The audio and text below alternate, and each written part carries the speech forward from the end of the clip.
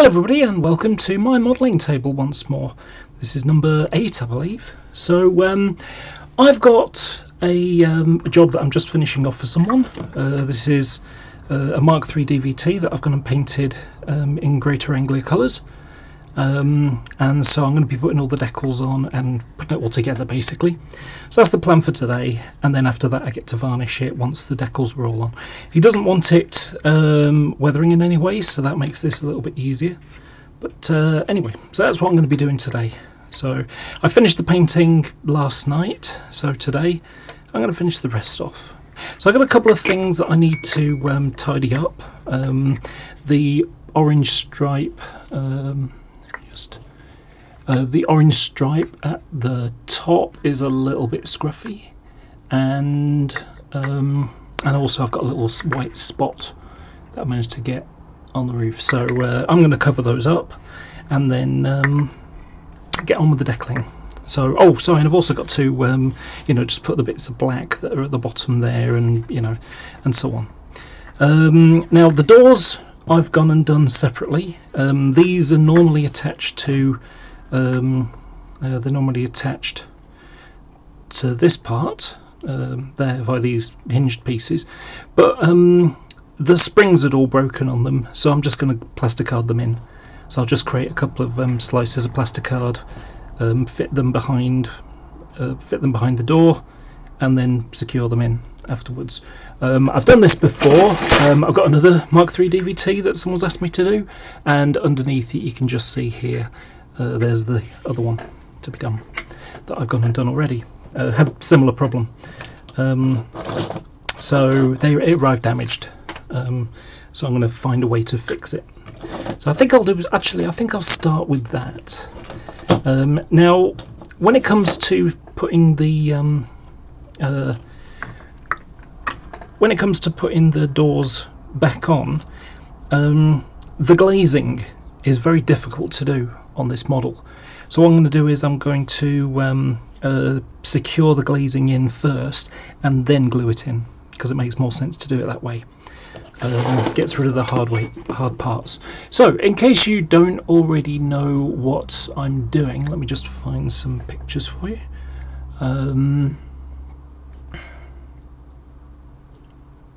Oh gosh, I forgot about that.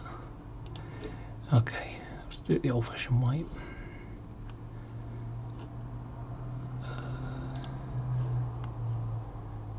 Trains, coaches, Mark III, West Coast Main Line,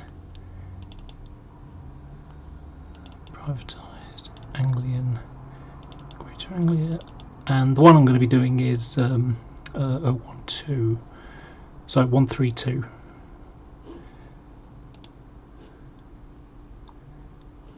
Okay, so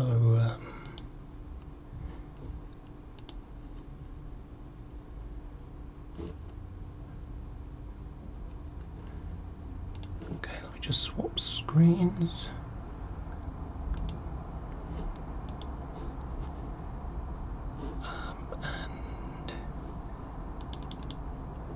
And it's this one here. So what I've got to do on this is I've got to put the lettering decals there, the number, the door decals saying no passenger entry, the front end numbers, you've got warning flashes, and also at the back you've got these. So if I just zoom in a bit. Now I've already painted the orange stripe, although on other ones it seems to go straight across, so that's how I managed to do it. But yeah, so we've got the C3 marker here. Now I don't think any of those come in the decals, so I may have to use one of my own for that. I haven't got the lettering above here or below there. So, but this one I do have, although it might be a bit out because it's not an ATZH, whatever it is. I forgot what the letter codes are on these.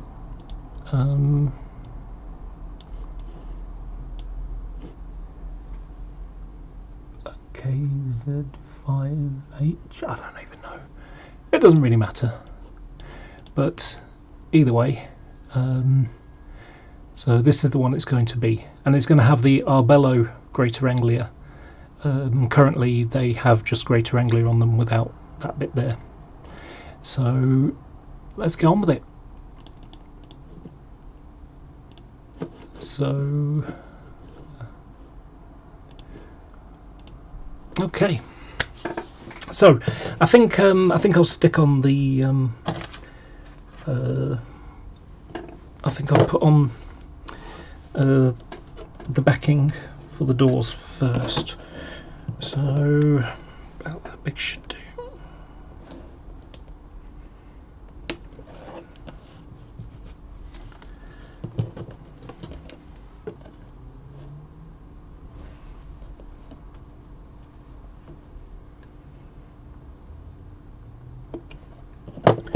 Hope everyone's having a good day. I decided that rather than sit at home and do nothing, you know, just be on the internet or something like that, that I'd give my audience something to watch. Let me just swap over. So yeah. Oh yes, St Michael's Hill here. Yeah, the last video I did was weathering up a Class 37, and that's who I did it for. So if you ever watch on his channel, you'll see soon an example. You know what it looked like on what it looks like on his layout, and what he thinks of it as well, I think. So just going to use this glue because it's a bit gummier.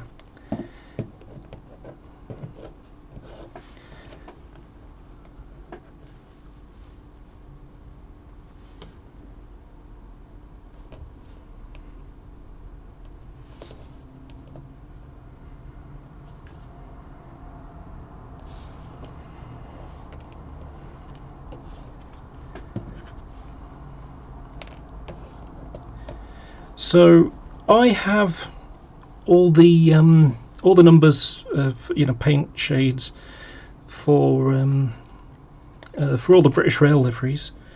I don't have them for Preserve Rail. Sorry, for privatised era. So in most cases, I just kind of make it up. You know, I've got a good eyesight for colours, so I can usually just make it up. So for these, for this, I used Executive Dark Grey on the roof. I used Executive Dark Grey with a little bit of black in it, so that's this with a bit of black in it, and it also looks like that on the back as well. And then this is Aircraft Grey with a bit of Flint Grey in it, and then, you know, the white is just undercoat. And then I've used Warning Panel Yellow, which is a good point. I've got the other, where's the yellow bar? Give me a second.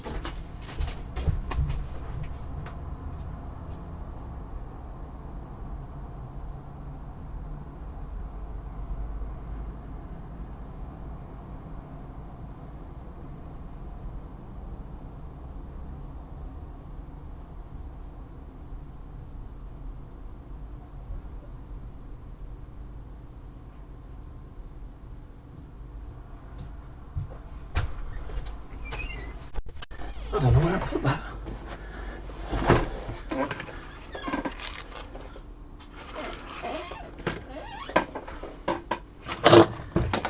I can't remember where I put it. I'll find it later. It's just plain white, yellow. Right. Okay. So just wait for those to dry. Right. So what I've got paper, you know, tissue paper. I've got, you know, obviously things like tweezers. I've got brushes which I'll be using to apply things, and I've got water. So pretty much all ready to go. But like I say, first thing I need to do is just touch up these couple of bits. So I've got a pretty good shade. Is it this one? Yeah. This one's a pretty good shade for doing executive dark grey.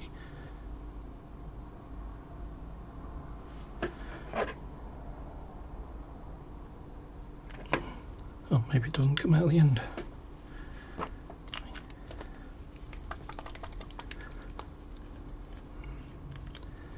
Let's see if there's some in there now. Yeah, there is. Okay.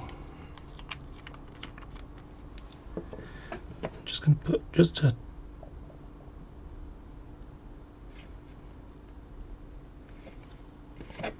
okay, that's really not coming out.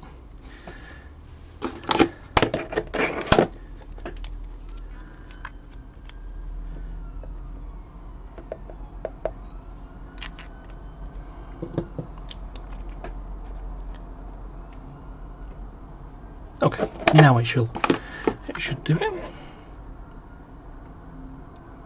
I remember where it is. I remember where it is. It's on the end of a stick.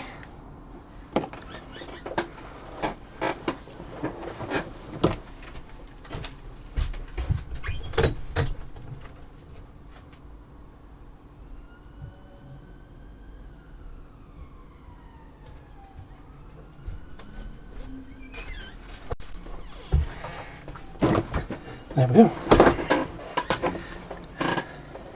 These little sticks, great for doing little bits, you know, and I've got loads of them.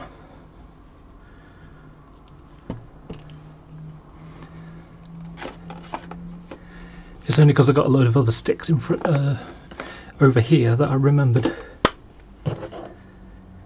Okay, so that little bit's gone. And I've also got a couple of little bits of white.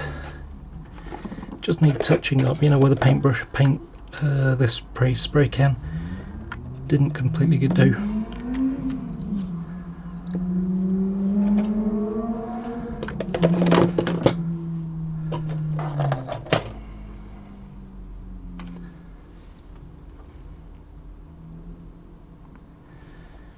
Actually, I think I'll get my visor.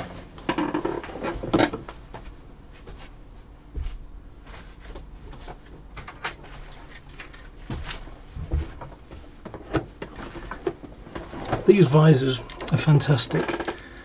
I also do wargaming, and one of the armies that I've got are the Eldar, which is 140,000, and on those models you have there are Eldar scouts who have cloaks, and I had my Eldar scouts looking really good.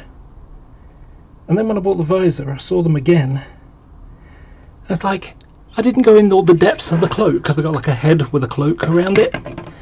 And if you can imagine, the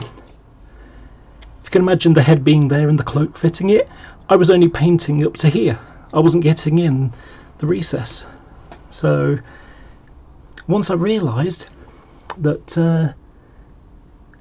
you know, it's like, oh wow. Yeah, I need to start using this all the time. So this has got a tiny bit of a bit where the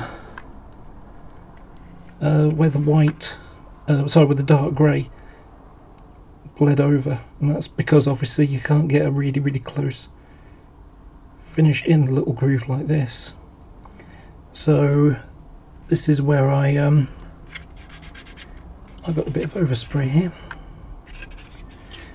Gonna cover that up a little bit as well.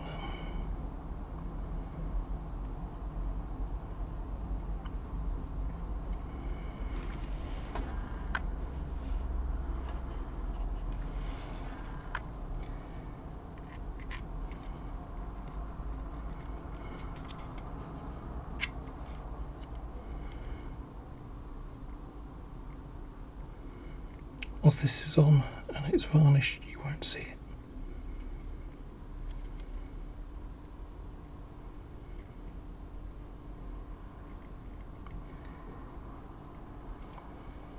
I've got some cheap masking tape and it's mostly no tack, not low tack, no tack. You'll stick it down and it'll stay there in general, but then you start airbrushing and it starts coming away. So I won't be using that anymore. And when I was doing the dark grey around the windows, that was one of the areas where it kept showing through a little bit. To do 2 coats of that. Okay.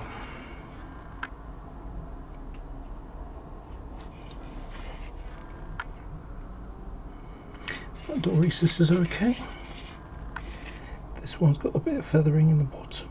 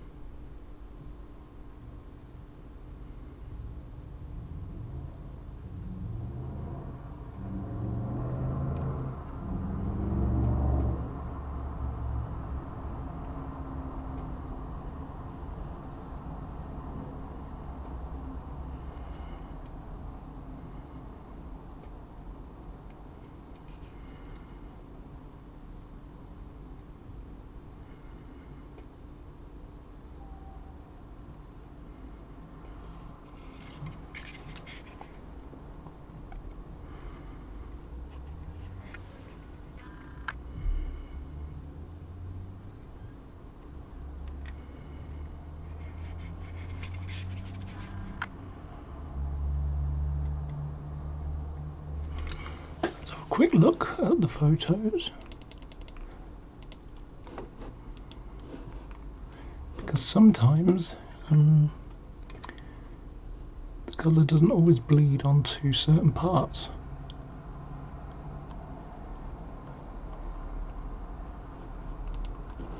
Yeah, it does go around.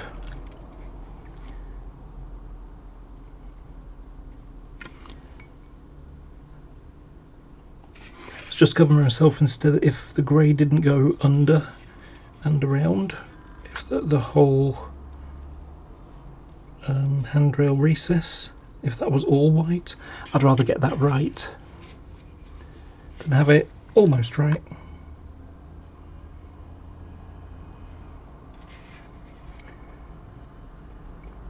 Reference photos are useful, things like that. You know, it reminds me something many years ago. So I've been somewhat skeptical about Model Rail magazine for a long time, and one of the reasons goes back to, I think it was like issue 6 or something, very old one, when they first started as a separate magazine other than, you know, the 16-page supplement every month on In Rail magazine. So so what happened was this was Chris Lee, who was showing how to do up a, you know, renumbering a Lima Class 31, and he had 31541 in Civil Engineers livery, and he was changing the number to 31549. Now it just so happened that I had a model of 31549. I'd done that job several years earlier, and so and also done, put some extra replaced all the handrails and put proper ones on, and the windscreen wiper washes. This is before I started putting roof fan and grill sets on, which I did do on a different 31 that I got rid of when I got rid of that loco as well. Difficult to get them absolutely spotless in places. Anyway, so what happened was that he says, in this article, if you're painting, if you're renumbering something, make sure you have photos of it, so that, because you get lots of little details that change over the years, and use them as reference photos, which is sensible. That's the right thing to do. But then what he did was he put a high intensity headlight at the bottom.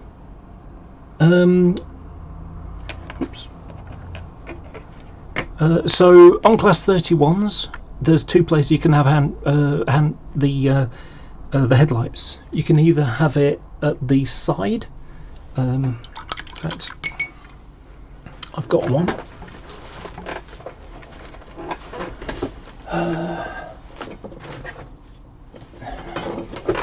Here, this one, very, very dusty, and I haven't got around to doing it yet. But yeah, on 31s you can either have them. Oh, this, by the way, this is the 31110 model, which I've upgraded, or I will be when I get around to finishing it. So it's got some radio pods on the roof. Originally it was going to have the standard things, but the bars come off, so I've got to remake it. But anyway, so on 31s there's two types of positioning for the high intensity headlight. You can either have it at the bottom, like this one is, or you can have it there.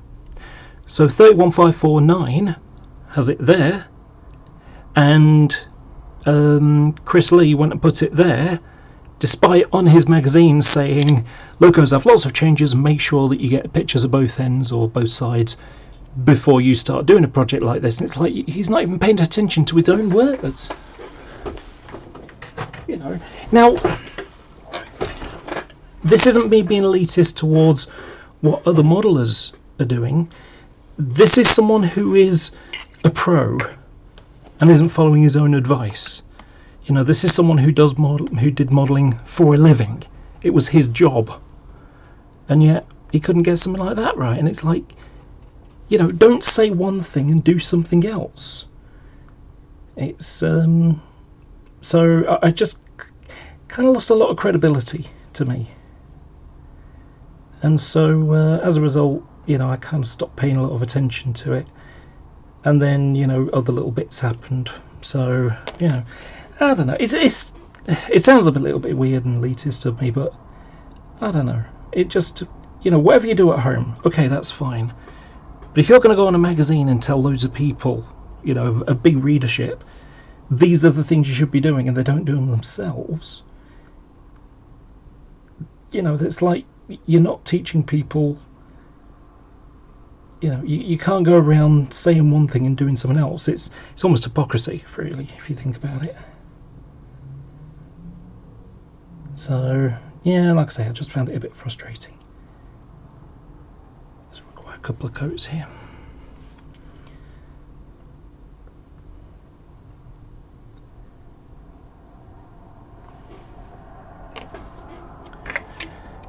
Yeah, would other people agree with me on that?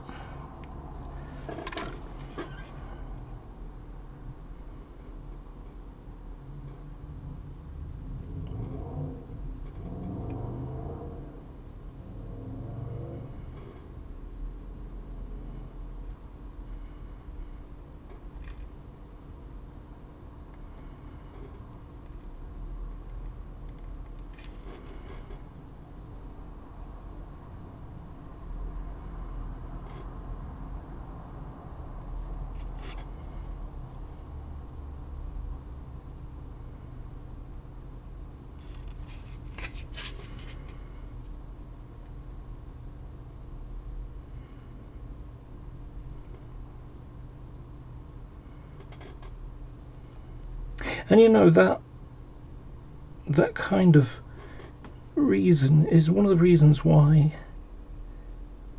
sometimes. So I get Rail Express magazine. Had it ever since it started in 1996, and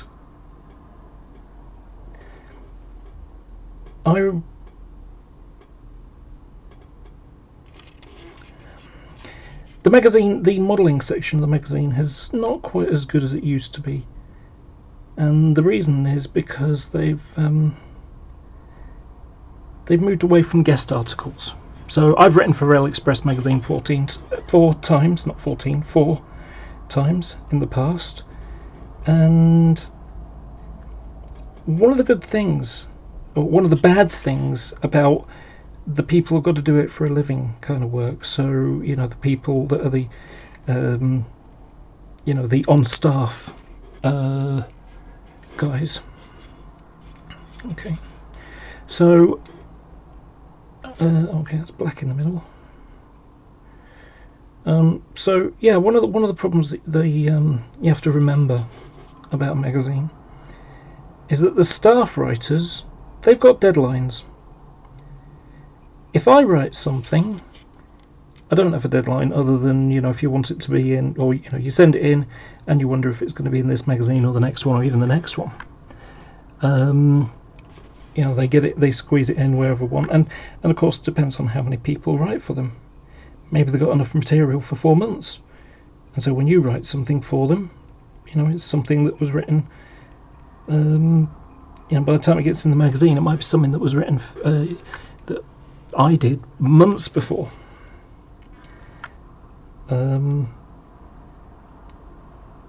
So when you you know, I mean, I bought copies of Model Rail magazine because it said, you know, they watch the pros build a DC Kits EMU, and they just built it exactly as it is out of the kit, and it's like, you know, they didn't do anything extra to it, and it's like, what, you know, it looks like it's something that was thrown together. We need to cover 6 pages or 2 pages, so I know, slap together that kit, that kind of thing, because at the end of the day they've got to produce enough material to fill the pages, and so if they're filling, you know, some articles will be fillers and some will be proper modelling work, so to speak. So it is a little bit difficult for them, but at the same time, if they put themselves on that pedestal, as it were, then they should make sure that what they're producing is, you know, the quality that they say, you know, they claim to do.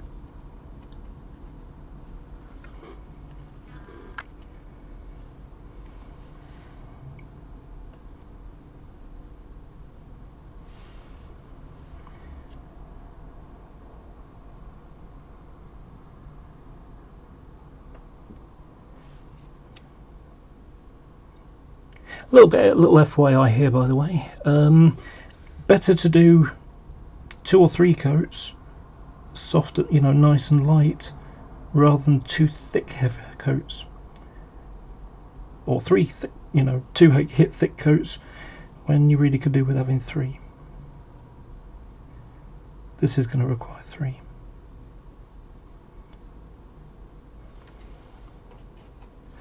Now, of course, I'm painting white on top of black, so obviously this one's going to require a bit more.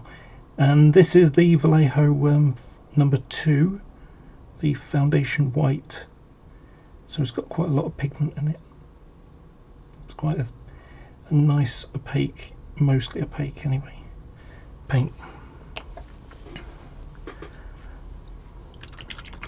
I know I shouldn't really be using this paint, this one, but that one's dirty and I'm doing white, so it makes sense to do that. Okay, I'm waiting for that last coat to dry, and The other one I'm going to use a bit of black.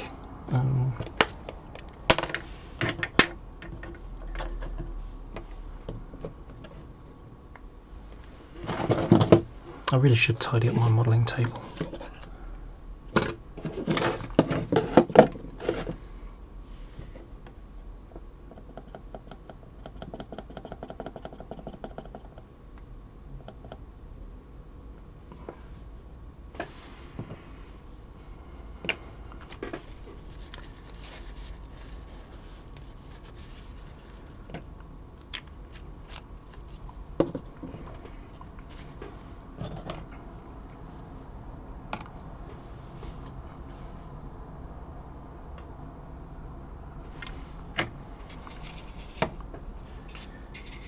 So what I'm doing now is the bottom edge of the skirting.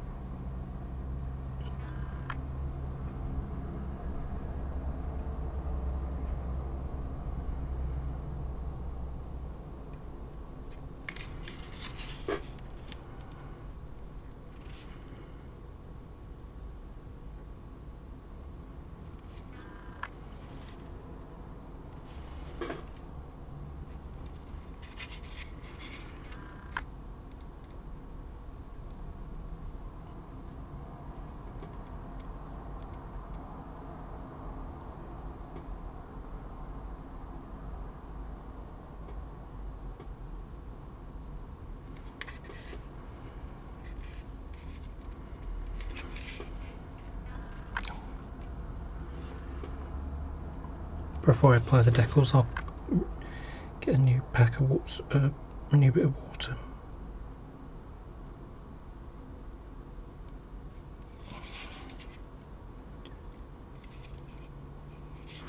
Okay, and I'm also got to do this.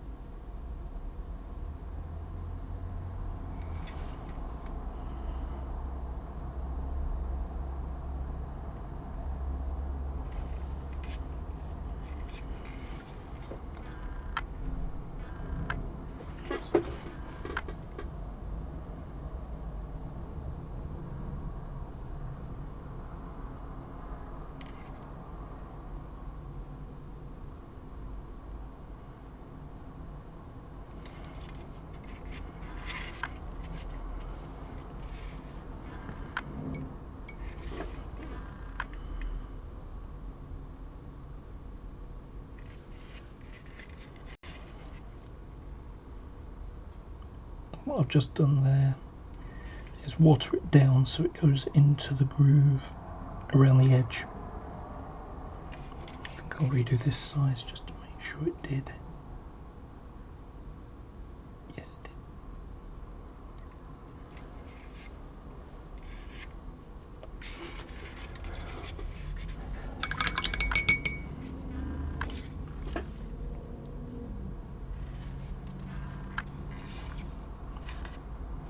Ugh, kind of smudged it. I'll have to repaint that bit white again. Easy enough job there.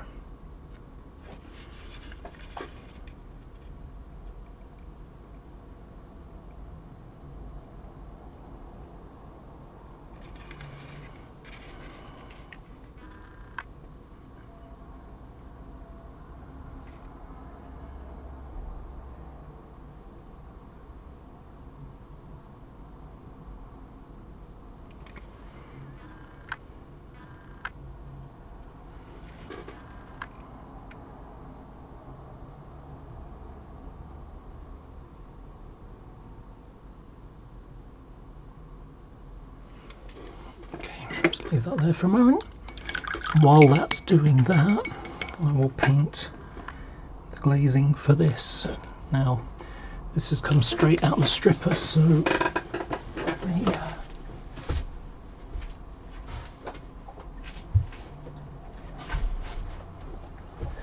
get some Q-tips and some IPA.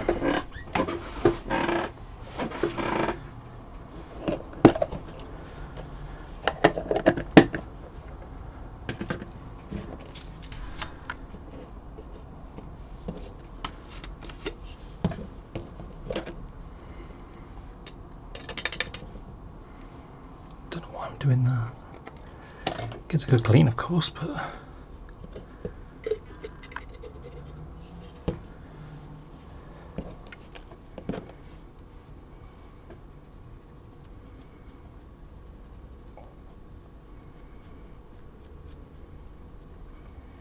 this is actually a repaint of a repaint.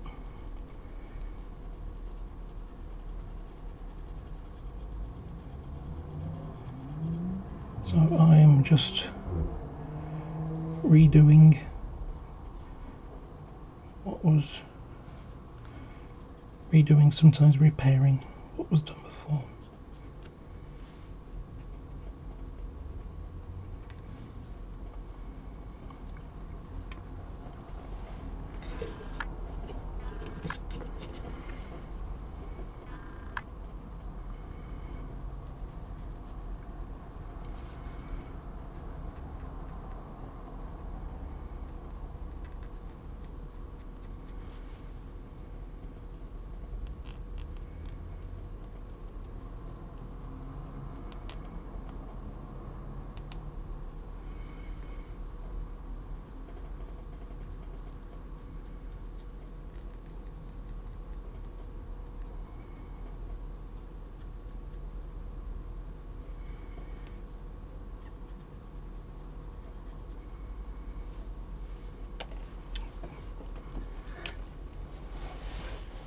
Problem with little bits like this, hard to keep them in your hands sometimes.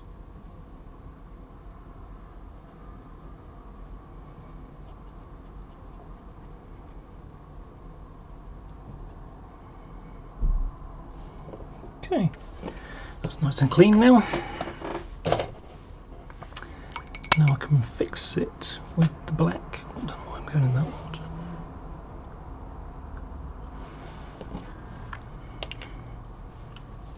Did it again.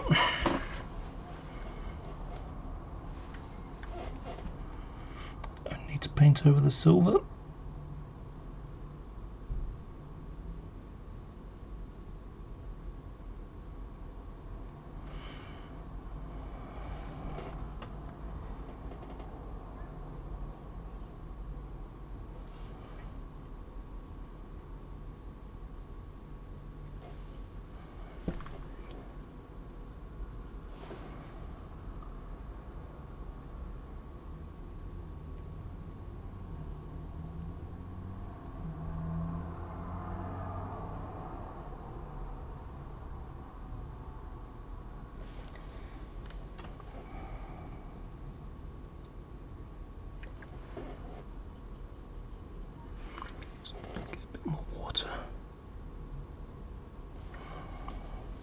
A bit more water means it will flow a bit better.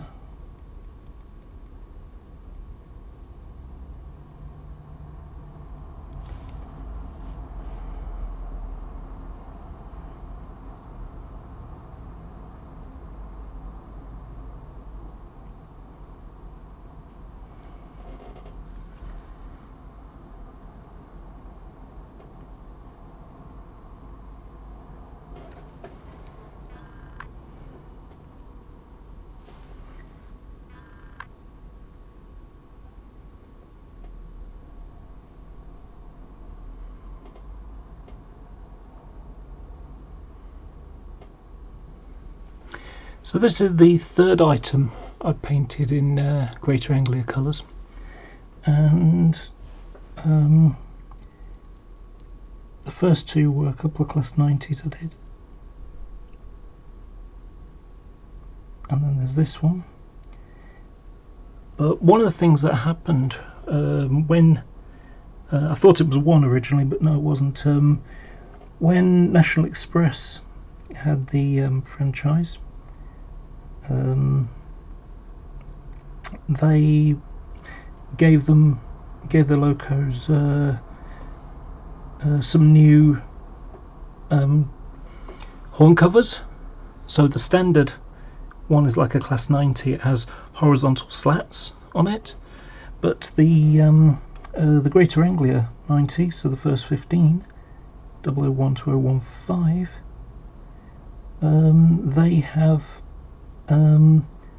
they were fitted with some new V-shaped ones, and the V-shaped ones are what is attached to the Hornby DVT.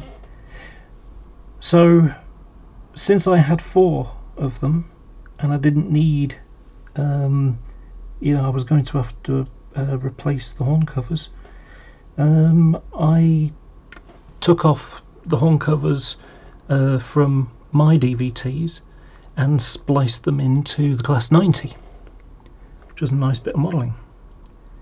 There's about a 1/4 millimetre difference. These are a little bit smaller than the aperture for the 90, but I made it work and it came out quite nice.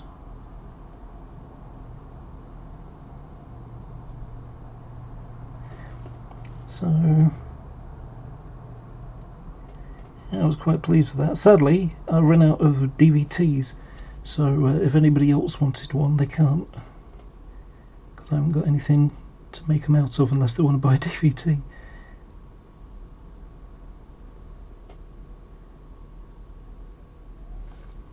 Right, I'm going to put that aside for now because I need to be able to hold it, and this other side isn't quite dry yet. So I'll put that down like that, and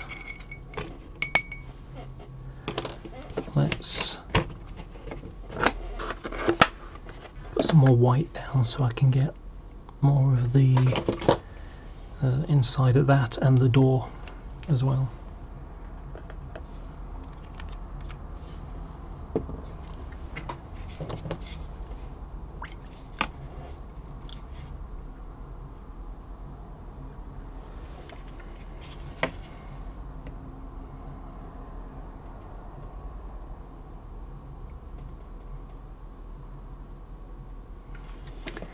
I hope this is in sight.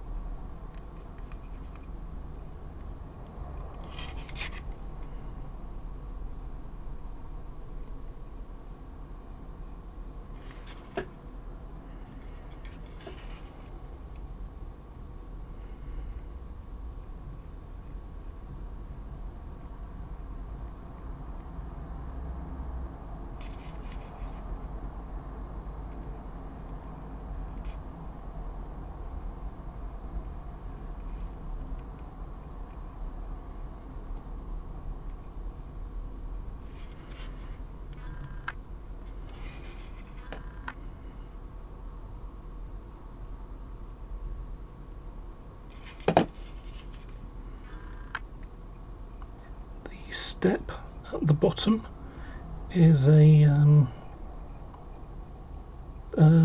is silver. It's easier to paint silver on a dark thing than on a light thing.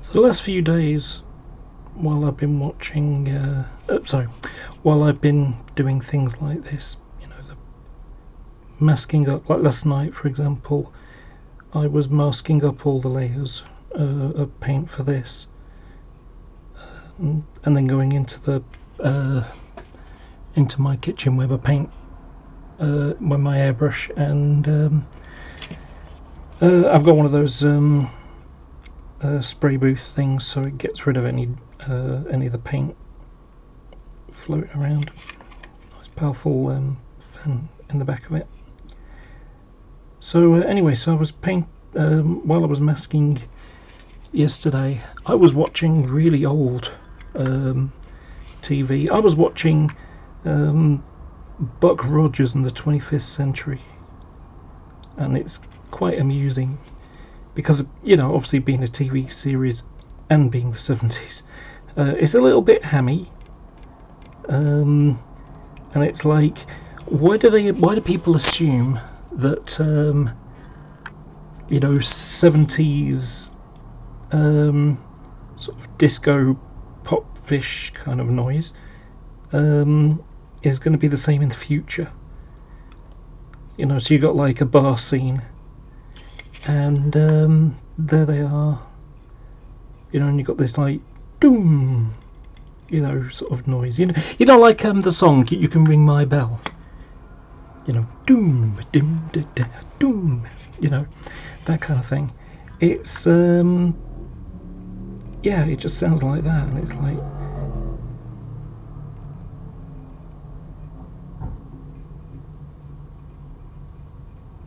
and not only that, of course, you've got the music itself for the introduction. You know, da da da da da da da da da da da da da. Boom! Da, da, da, da, da, da, da. I love that boom noise. Cheesy, 70s, oh yeah, but kind of cool as well.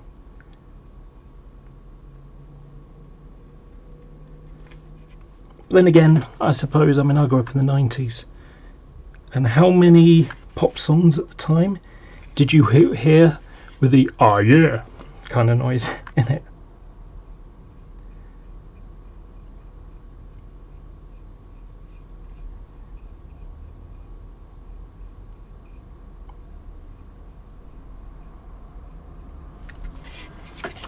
So yeah, that's entertaining, a lot of fun.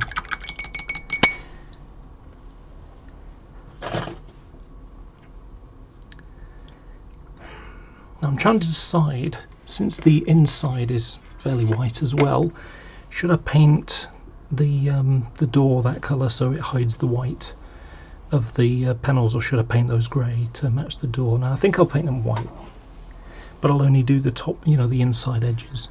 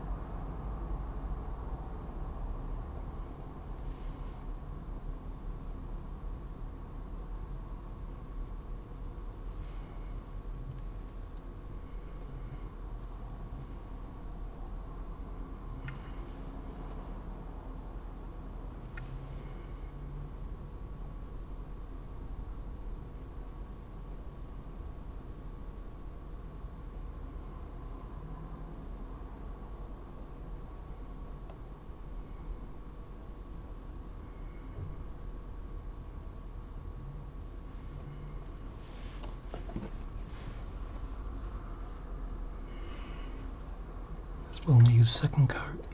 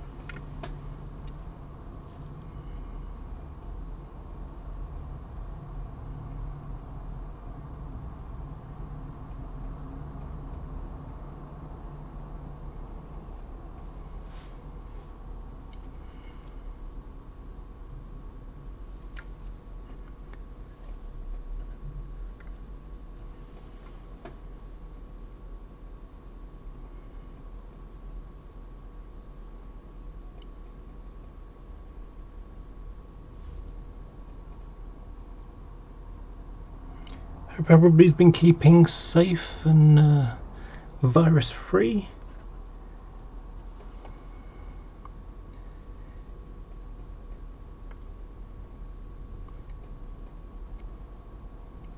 Yeah, I've been watching the news, and in America they've been releasing some of the sort of quarantining measures in certain states. If those states, if and some states never even put them on. And the one of the things that kind of made me chuckle is possibly not the right word, but you know, inwardly groan, I think, is possibly a bit more like it. And it was watching a video about America and how they were protesting the lockdown, and it was frustrating because, you know, it's like these people aren't immunobiologists. They aren't you know, what were they called again? Oh, I forgot what it is now. Basically, they don't even have the qualifications. And of course, they're saying it's a scam. You know, in fact, worse than that, they're saying it's a Democrat scam. You know, the Democrats, because American, what's it? You know, American politics is bipolar, to say the least. You know, that you're either on my side or you're the enemy. And so Republican means one thing and Dem means something else. And so it's like, oh, it's some, you know, it's a scam by the Dems. And it's like, what, you mean the Dems that aren't operating in China and Britain and all over the world? It's just a you know, it's just the Dems that are doing these things. You know, it's not real. It's just a scam. And the problem is that the Americans have been lied to so many times. They can't trust their own eyes anymore.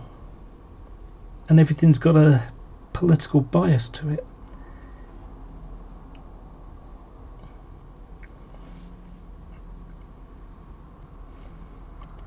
And then today we had Casey Hopkins on Twitter saying, you know, about Birmingham, if you look on the BBC News website, so she's gone and tweeted a picture of the BBC homepage or wherever, and it's like, yeah, the you know, the Birmingham Nightingale hospital with, you know, 500 beds in it, that's empty. And it's like, yeah, that's because the whole point in that is to cover in case it spreads beyond the what's going on at the moment. You know, this would be the equivalent of people saying, oh, why are we wasting all this space you know, on like floodplains? Why aren't we using this space to build houses on? And it's like, because it's a floodplain. Yeah, but it hasn't flooded here for, you know, like 16 years or something. Yeah. And what happens when it does flood? Because that's the whole point of a floodplain. You know, but they can't understand such things. So yeah, it's baffling. I really find it baffling when you get people like that. Okay, I am going to use a pale grey. It's not a grey, that's a green. There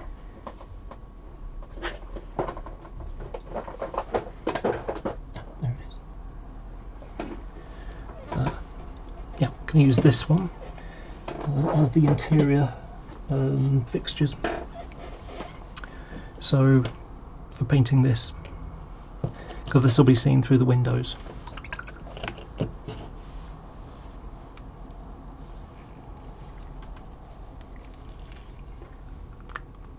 But anyway, to go back to the virus thing and the Americans. So they want it all opening up because, you know, someone telling you, some governor telling you that you should stay indoors and not go out. But I want to go out. I'm going to stop listening to them because this is a free country. And so there they are, out protesting. And of course there was one which was a pastor who was saying about, you know, how, you know, it's just a scam and, you know, don't worry about it and just come to church and give me my money, you know, tithe as you're supposed to. And because of course without people going to his church he's not earning any money. So what happens is it's like, yeah, keep coming to church, don't worry if you infect people, because you know Jesus won't let that happen. You tell you won't get it because Jesus. And sure enough they've got it, you know, because viruses don't care what religion you're in. You know, this isn't the Passover. You can't like go and paint the blood of a goat on your door so God can, you know, by the way, the omniscient God. The omniscient God knows which house are the good people and which are the bad people, so they don't kill your firstborn. No, viruses don't care about, you know, what politics that you subscribe to. So that pastor, dead. He got the virus, died. Because they don't listen to things like this, because they've got a bias that they don't want it to be true. It's not about what is true, it's about what they want to be true or don't want to be true.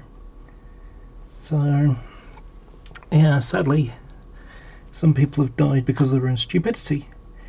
So you got these protesters and they're saying, oh, it's a free country and, you know, what was it? Give me liberty or give me death. Well, it would appear that death seems to be the thing you're going for at this point.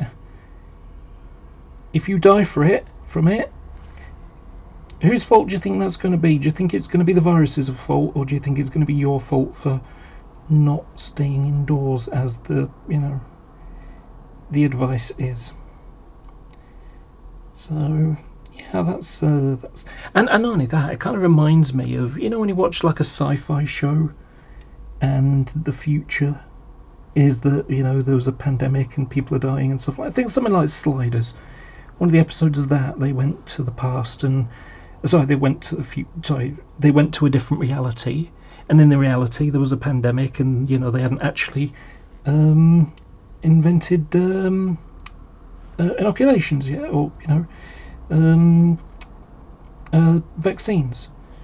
And of course then we've got those idiot people who think, you know, vaccines cause autism because some doctor wrote a phony paper back in the 90s. So now you've got measles and things like that are making a comeback. And things like that are pretty simple, and it comes down to the my mum's generation. She knew people who had rickets and, you know, and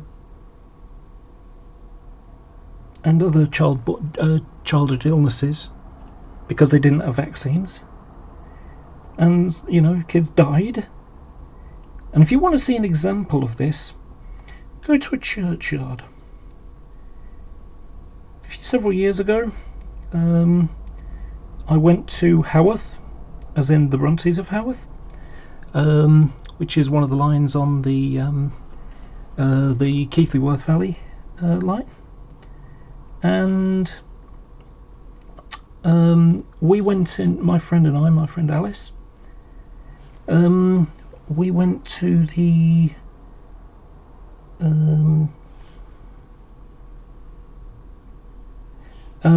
churchyard where the Bronte sisters are buried.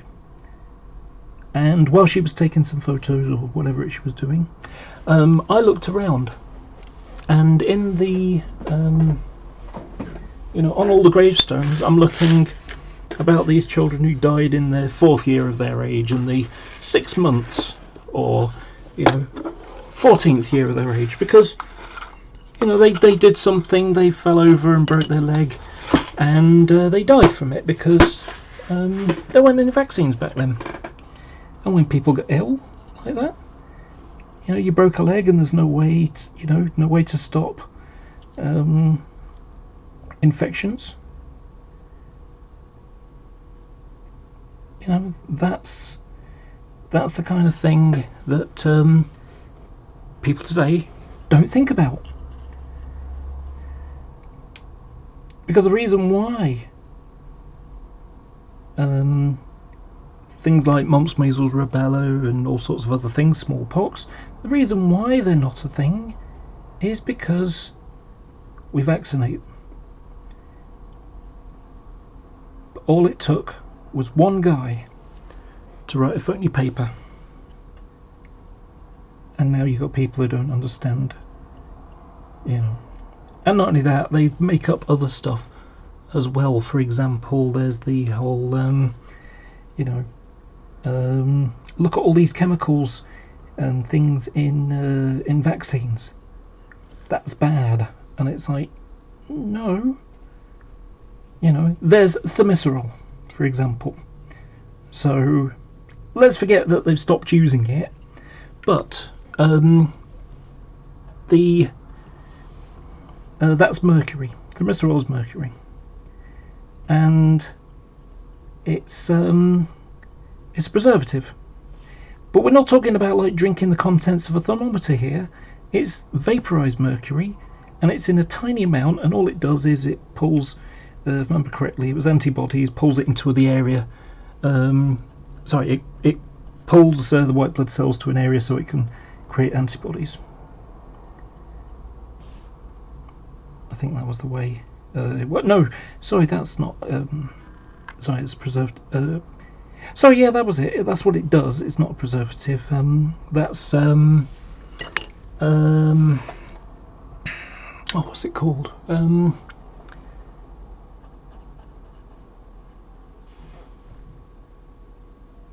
Oh, formaldehyde. That was it. Formaldehyde. Now, the reason why they use formaldehyde in vaccines, that's the preservative. But what's amusing about it, about the people that say, "Oh, look how terrible it is," yeah, the amount of the amount they're putting in is a tiny amount, and your body naturally, every day, produces I can't remember what the number was now, but it was a hell of a lot more. It's like 150 times the amount of thimerosal, of formaldehyde in a vaccine.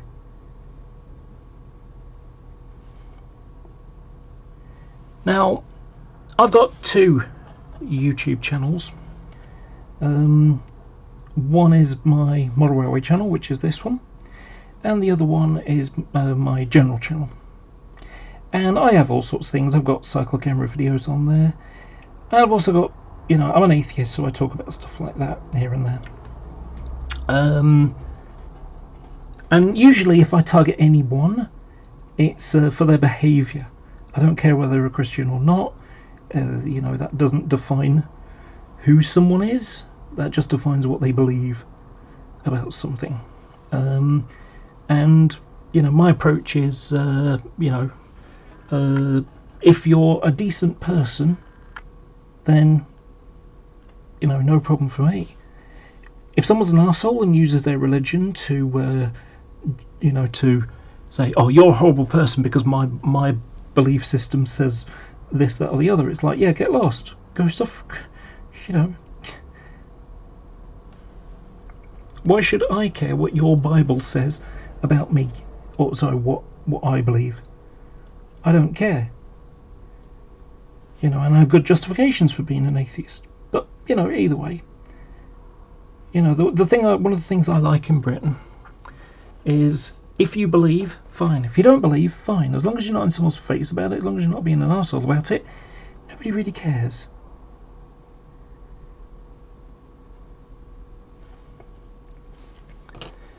You know, but I tend to use that same strategy for all sorts of things. you know,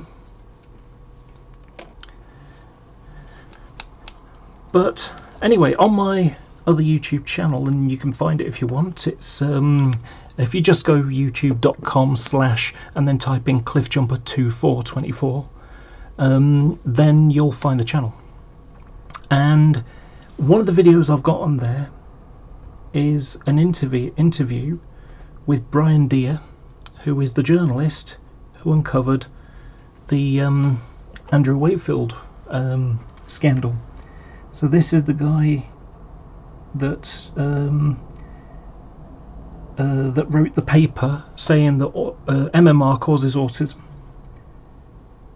And the thing about it is, it's actually a complete lie, and he knows it.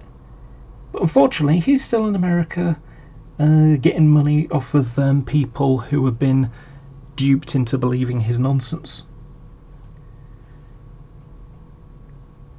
And the reality is that he's a fraud in a couple of ways. The first one is the medical fraud in itself. So first of all, his test subjects. So he was a gut doctor originally. He did, you know, he was a doctor for the digestive system, and he, you know, worked with children. And some of the children had autism, and it's like, I wonder if they're related. However, the I wonder if they're related is a part of fraud in itself. But during his testing thing, he did unnecessary surgery on small children to take samples of their gut to see whether this, you know, was a real thing. That's an unethical behaviour. You don't need to do surgery on a child just to see, you know, to examine what their innards are like.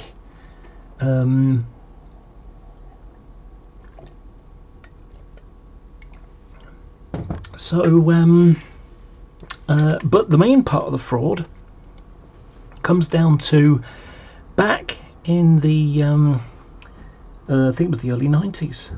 No, it wasn't the early 90s. I think it was the 80s actually. So there used to be 3 versions of MMR vaccine, and 2 of them, under very rare circumstances, could give children meningitis. So they stopped using it, and fair enough. However, a lady whose son got meningitis, she sued, and her real estate, she used her real estate lawyer, helped her. So what happens is, several years later, this real estate lawyer plus a bunch of other failed lawyers, and I say failed because, you know what, you haven't got anything proper to sue over, you decide you're gonna, you know, create something to sue over.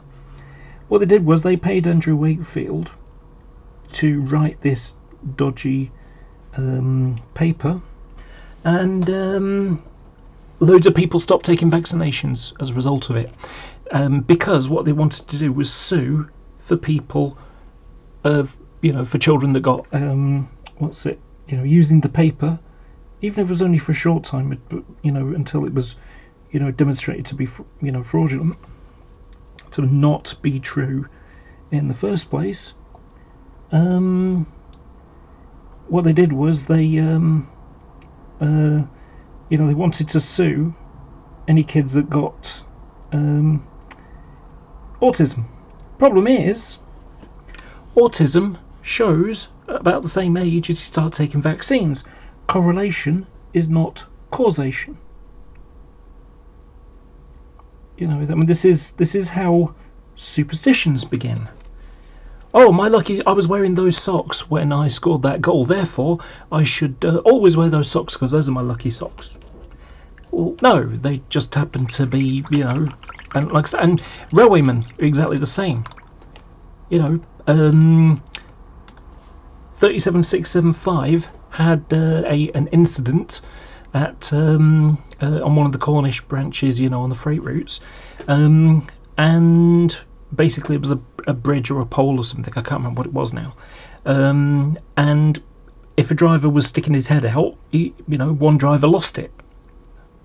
Was injured by this little collision thing. So, well, when it happened a second time with the same loco, they transferred the loco. It ended up going up to Crewe, and they ended up getting another loco in replacement. It was just silly, bizarre. The other more famous one is 47299, which used to be 47216, and a clairvoyant said that she had a dream about, she approached British Rail or Immingham or whatever. She had this dream about this big blue loco 47216, and it was going to have a collision, and as a result, none of the drivers wanted to drive the thing. So they ended up asking permission to renumber it, and that made people happier. And then, sure enough, it did have a collision. Now, doesn't mean to say it's related, of course.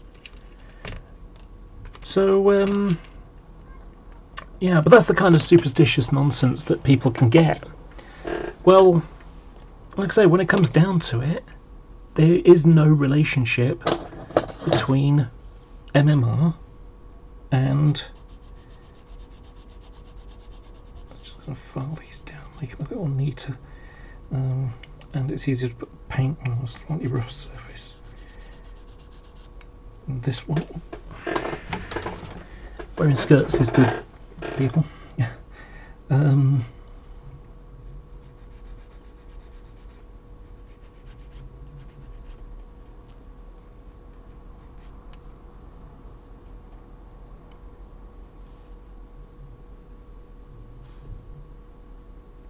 Huh.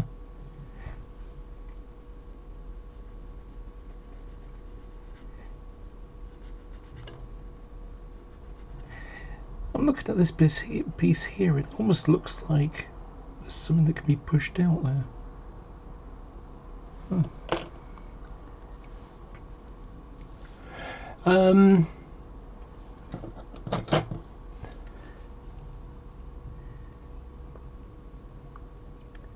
But anyway, go back to the vaccine stuff. So,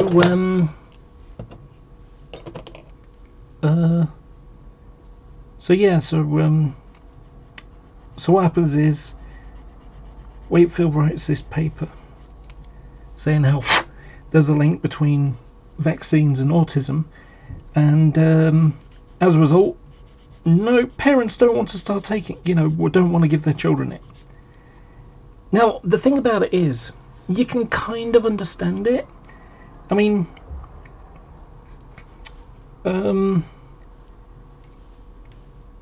if you don't take it, they definitely won't get ill. But if you did take it, if they got it, if they took it and they got ill, that's going to have the parent thinking, look what I did to my child. The fact that they didn't do it to their child, is beside the point. But it's, the point that's being made here is that, you can imagine, if they thought, oh my gosh, what happens if I did this to my child? What happens if there is a link and I give my child this, get my child to have this vaccine when I go to doctors, and they get it, and oh my gosh, I'd be devastated. So they stopped letting the kids take it. And sure enough, what happened? There's cases of measles. There was something in South Wales some years ago, and suddenly everybody wants to take it. I wonder why. So yeah, that's the kind of issue that I'm talking about with stuff like this. Such willful, gambling, basically gambling with someone's life to make money. That's a low standard morality, in my opinion.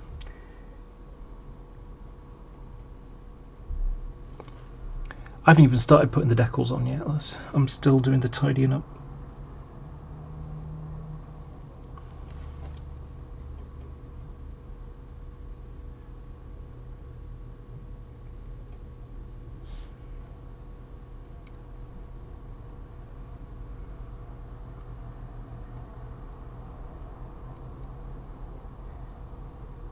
Oh, and the reason why Wakefield did this, he patterned some testing kits.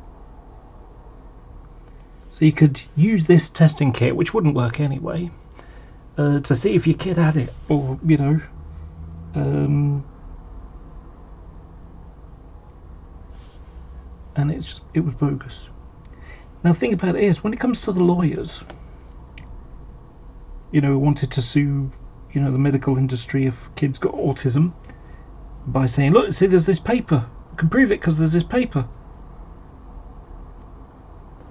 Because it doesn't matter whether 5 years later, 10 years later, 6 months later, when the scientists test it, this theory, this paper that has been written, and they don't find that there's a correlation, because this is how academic papers work. So I studied psychology, and for a psychology study to be scientific, it has to be ROC. It has to be replicatable, objective and controlled. So I'll go to the sort of, I'll go for the middle one and the last one, then go to the first one. So replicated, objective. So I'm not trying to make something happen. When you write your paper, I have a hunch that this might work. Let's see what happens. So you do it and you see what happens. And if it comes out that it wasn't the way you expected, that's not the way, it didn't happen the way expected. Okay, well, let's tweak it this way and try it again and see what happens this time, and so on. That's you're not trying to make it go one way. So for example, if you notice that it seems to be going in a different direction, you don't start saying, no, I can't ever do that, so you change how the thing works halfway through. That will be the controlled part. If you add an extra thing in there, then you're skewing it off. It's not controlled anymore, because instead of it going where it was going and see where the end result is, you're now trying to push it in a direction. That's not objective, and it's also not controlled. And the controlled part is, make sure you keep to specific standards. So for example, let's say I've got chicken in a box, and I want to see how long it's going to take to go off with the amount of bacteria we have in the normal atmosphere. So what happens is I give it a supply of normal atmosphere, close the box. If you leave the box open and allow flies to get in, if you have a box that has fluctuating temperature, so some days it's hot, sometimes it's colder during the night, and you need it to be at the same temperature all of the time. And so if you don't do these things, then you're going to get all sorts of things that pop in there that shouldn't be in there. Flies getting into it, well, it'll go off quicker with the flies getting into it, and they'll lay eggs and things like that.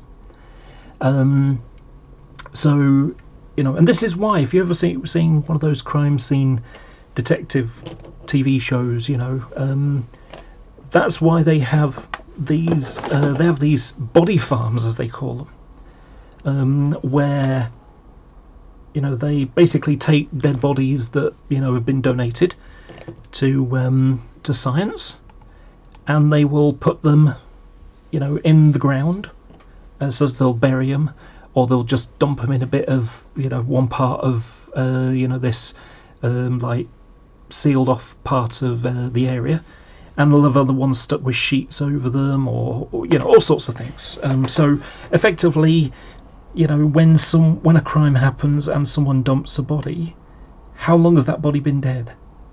So they're able to look at all the different ways that a body will be, and of course, not only that, they'll also be able to see how long it takes for the flies to get to it. So if you ever watched early episodes of crime, what was it called again? Yeah, CSI, the original TV show in Vegas.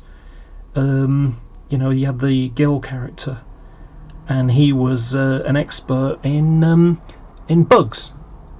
because his job was basically, how long is it going to take? You know, this body has been here for this amount of time. Okay, well then, you know, this is, sorry, try again. The bugs have spread. They've reached this point in gestation, so therefore this body has been here for X amount of time, and that's based upon the science that has been done in the past. I think that's fine, actually. Door, back door. So, so yeah, that's how these systems are done, so that yeah, I'm rambling. So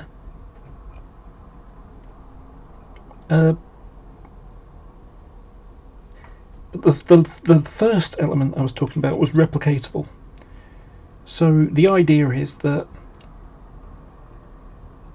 I do something and you should come to exactly the same conclusion. If you follow the stages that I do it, then you should reach exactly the same conclusions I reached. And if it comes to a point where, this isn't doing exactly what I thought, you know, the study says do this and I did that and it didn't work out like that. That's not what happened. So you run it again and it comes out with the same kind of thing. Now you can say, okay, that evidence, you know, that scientific paper isn't, you know, you can call it into question. That's not doing what it's supposed to do. Why not? You know, and an example of a fraud. Have you ever heard about the pit down man? So it's basically a fraud that was done by some was it paleontologists? I can't remember now. Ones that look at the past, anyway. You know. So they found, you know, some remains of some, you know, human ancestor, and they said, "Wow, look at this! Look, it's amazing! Look how amazing this is! Look what we've done!" And it turned out that they'd used, you know, like a pig's head or something like that, you know, or pig's jaw, and stuck it on a human jaw, or something of that mark. I can't remember what the actual thing was in the end. But it was that kind of a thing. What, and also I've heard, you know, the religious anti-science people say, oh look, you see, this is what happens, science screws things up and they get things wrong and so on. It's like, yeah, who uncovered that was a fraud? You know, science people commit fraud. Yeah, that was an example of a fraud. Yeah, well done. Guess who exposed the fraud? Other scientists. Other scientists said, hang on, this isn't doing what it's supposed to do. So what's happened with the whole MMR causes autism, MMR vaccine causes autism, is that other scientists tried to achieve the same thing, and they couldn't. And so they said, hang on, something wrong here. So they called it into question, and so that's why Wakefield eventually was struck off.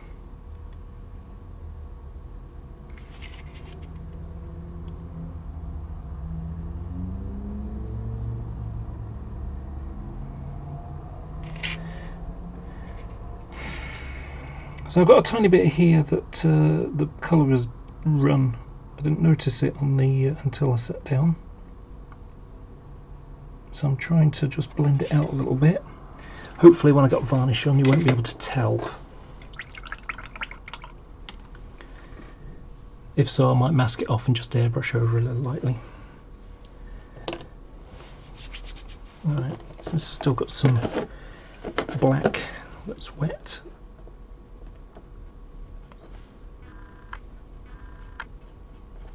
I'm going to do these, and to do them I'm going to use my stick.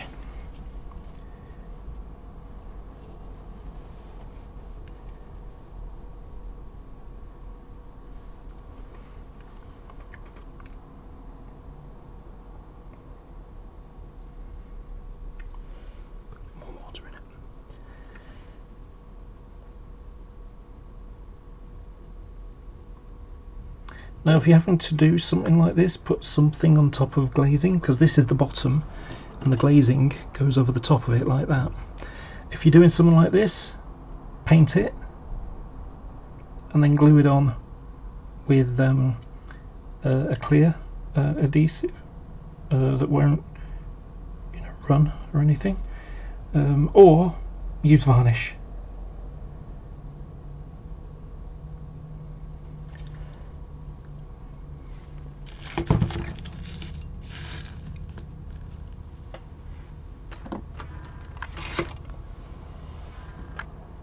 I just touched it with my arm.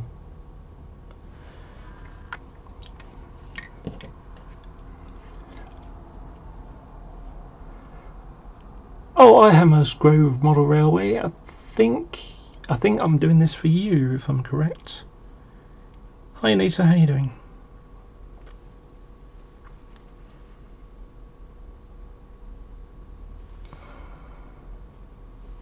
Still haven't done anything for you, Anita. Nor done all the research to find out about the how to draw the decals.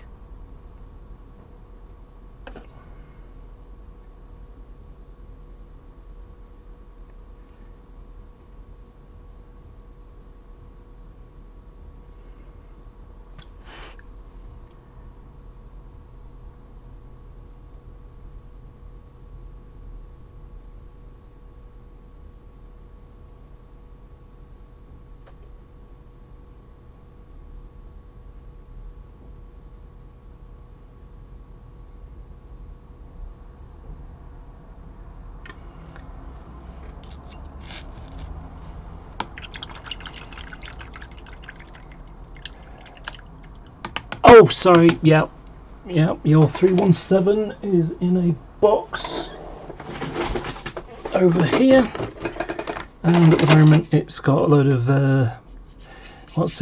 filler over the joint, which I need to sand down. So, yeah, the thing that I want to do is,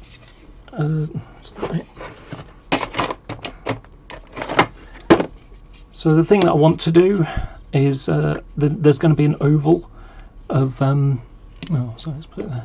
There's going to be an oval for the headlights, because this is going to be 3177 for those people who don't already know. And the problem is, with all this, everything being closed, I can't get some ovals done for me, because I'm trying to make an oval myself that's so tiny. It's going to be incredibly difficult to get the curves exactly right, and not just one oval, but 4 ovals that are all exactly the same size, in, you know, very precise. Now I could make one. I could, like, you know, use some plastic card and just keep making ovals until I get one that's perfect, and then have some masking paper and just stick my finger on it and draw around it.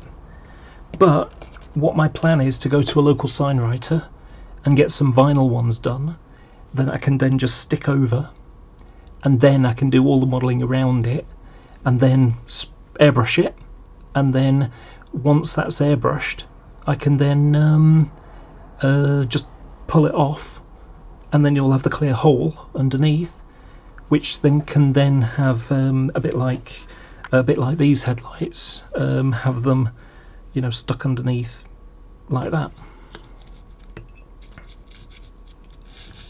So yeah, that's the plan ahead.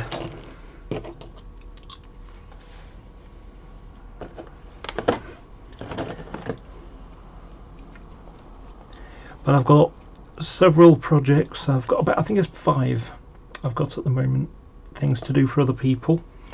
That's on my modelling table, as it were. And once I've got those done, I can do my own. So that's why I'm wanting to get them done.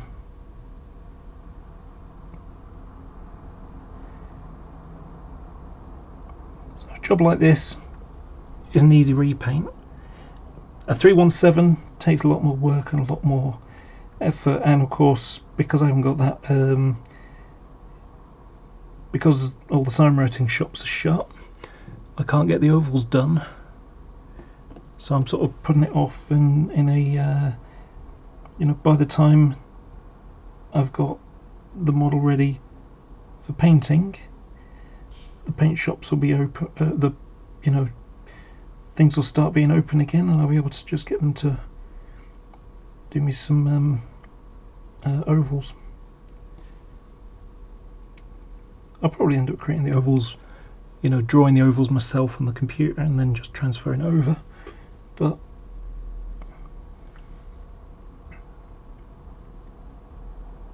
because really all I need to know is the height and width of the oval itself, and it'll be easy enough to do.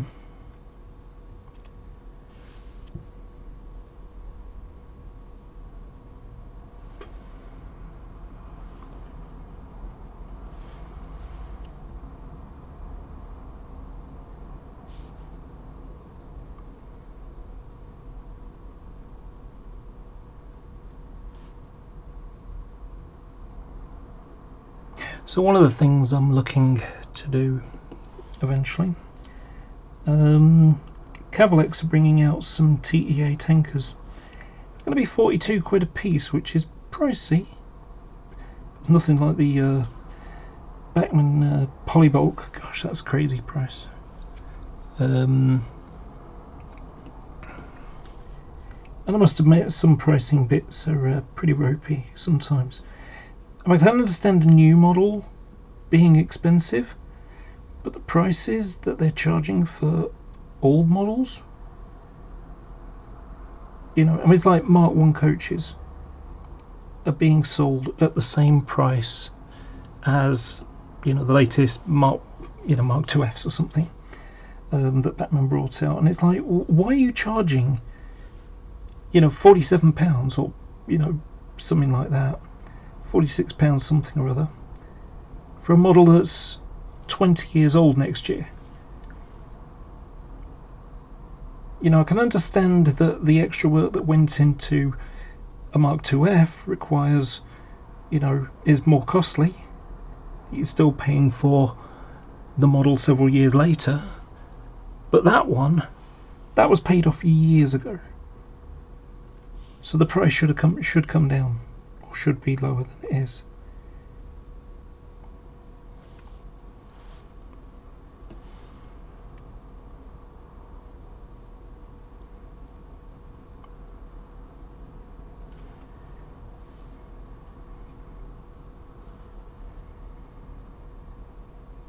To go back to something I was starting to say and never got around to finishing, watching the news with Americans wanting the lockdown removed because they want to go out to a restaurant and stuff. They don't like being cooped down, you know, cooped inside. It's like, yeah, people are dying. You know, one of them's got a sign up saying, "Look, give me liberty or death," and it's like, yeah, it looks like you're wanting death then. You know, it's up there with cake or death.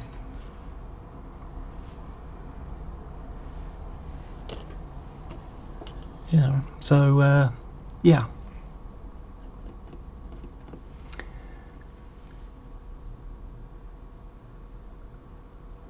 The painting is somewhat finished with yours. I mean, I haven't gone and put them all together again on your coaches. The loco still is unpainted. I painted it and then ended up screwing up on sticking the yellow one, which was the last colour that I was sticking on. I ended up, I can't remember what it was now, I got a fingernail on it or something like that and created a sort of groove in it, like the paint was a bit too thick. So I ended up stripping it down, and I haven't got around to repainting it again. But largely because I'm just trying to get other stuff done. Yours is unusual because you know, it's unusual livery, it was unique livery. Anything British Rail, anything like this even, not hard to do, but that's an awkward livery to paint, and so I just haven't had the opportunity to redo it yet. But I'm trying to get the repaint stuff done first, then I can focus on getting that 317 done. That's my plan at the moment.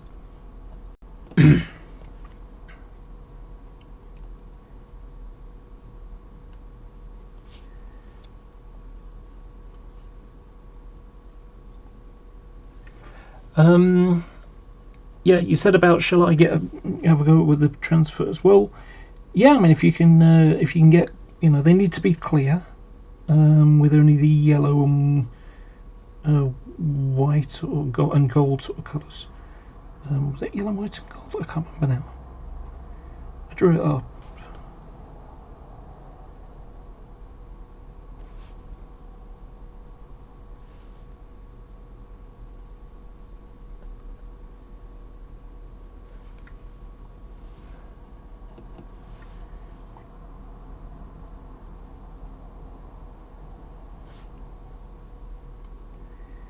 Trying to design some new transfers. That's a tough one because it's something I've never done before. So it's not something that I can just do, whereas this is something I can just do. I mean, I'm painting this. I'm not thinking much about it. It's the reason why I can talk, because I'm not having to think about it. This is rote stuff.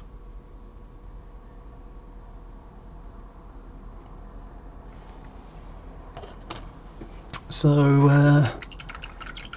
right, I've still got a bit of that black left, so I'm going to use that to paint around this.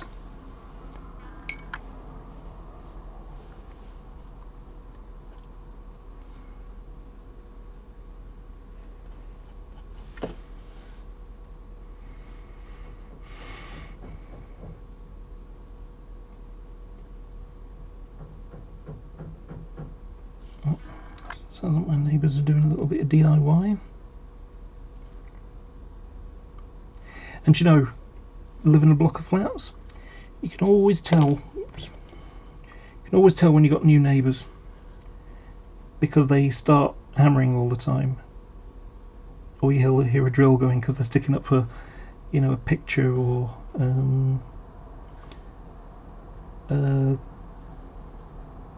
shelves or something or other.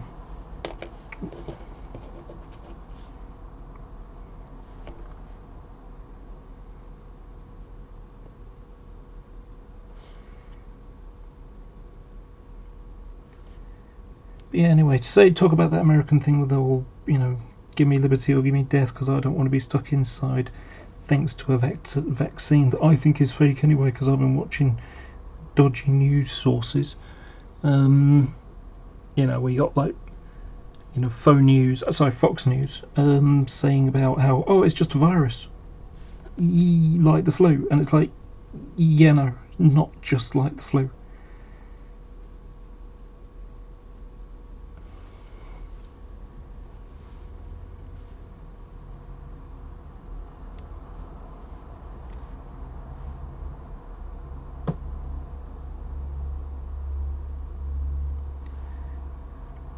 And so when you watch stuff like that happening, they're basically saying, I have a right to go out. If I get sick, well, that's my choice. Yeah, the whole point of lockdown is so that you don't infect other people, you mopey idiot people.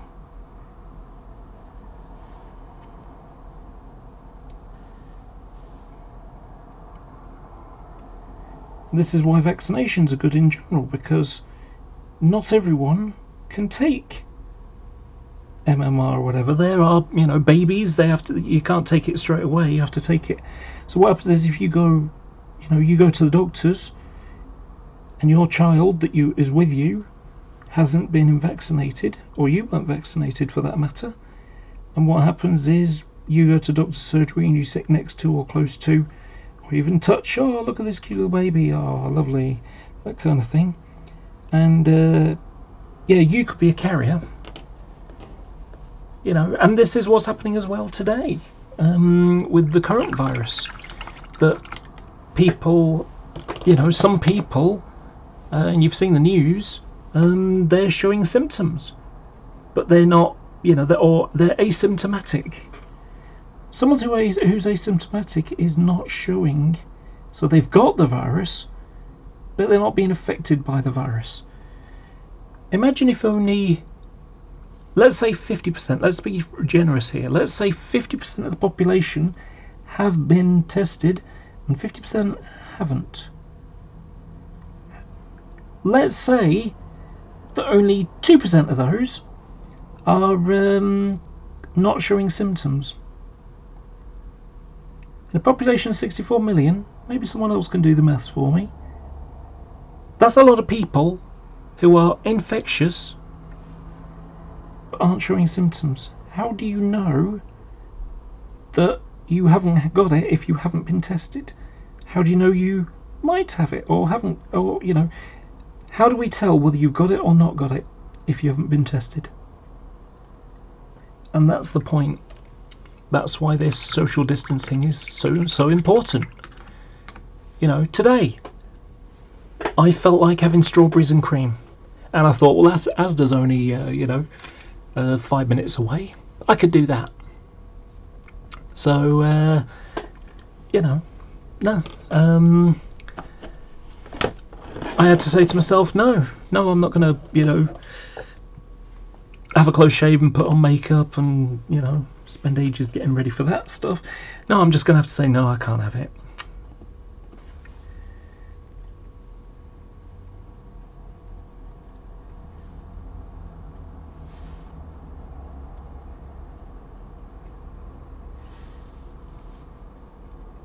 Earlier on today, I looked at the local newspaper and streaming news, and in my area you got, you know, a dozen faces smiling from pictures, and it's like, these are the people who've died in your area, kind of stuff.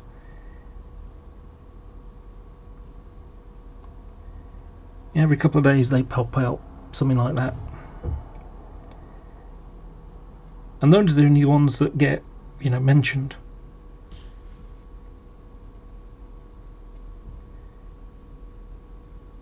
I mean, as I was saying a little short while ago, I haven't been tested. I could be completely free of it, have antibodies. I may not even be able to infect anyone, but I don't know that, because I haven't been tested, and you know, it's I mean, the only thing I have been tested for recently, I got a bit of thyroid condition at the moment, and the condition is going down, so I'm getting better. Starting to get back to normal, but I've been told that I need to take the medication. So I had a blood test a couple of weeks ago. You know, when I phoned up to ask about it, because, you know, before this whole thing kicked off, you know, I had a blood test because I hadn't had one for a while, and then, you know, it showed that I was showing an overactive pituitary gland, if I remember correctly. So basically what's happening is I've got an underactive thyroid, and as a result my brain is gone crazy and is trying to generate loads of it, you know, loads of the hormones coming out of the thyroid. So and that, you know, when they see that in the blood, it's like, okay, you've obviously got a thyroid problem, therefore your body is creating too much stuff. It's going into overdrive, so we need to fix that. And of course, for someone like me, who's going to be, you know, going to be taking hormones eventually, I can't start taking those until my normal hormones are being produced. So until my hormone system is working normally, I can't take those. Sorry, I can't take you know, the transgender hormones. So, you know, had to get that fixed. Anyway, so I phoned up my doctors, because when I went to the doctors, he said, right, okay, take these pills every day, one a day, and you know, we'll monitor your blood level. Come back, you know, get in contact with us in about 4 weeks' time, so we can get your blood test in 6 weeks' time, because my doctors, for some reason, they only have a 2-week window for appointments. So you know, this is a important thing. Having a thyroid system that's not working properly, bad for your health. So well, I feel fine, other than having you know, feeling exhausted a lot. You know, so I could end up doing this for 4 hours and then feel sleepy and go to bed, and then go to bed for 5 hours, and then not feel sleepy anymore. Get up and you know, and then end up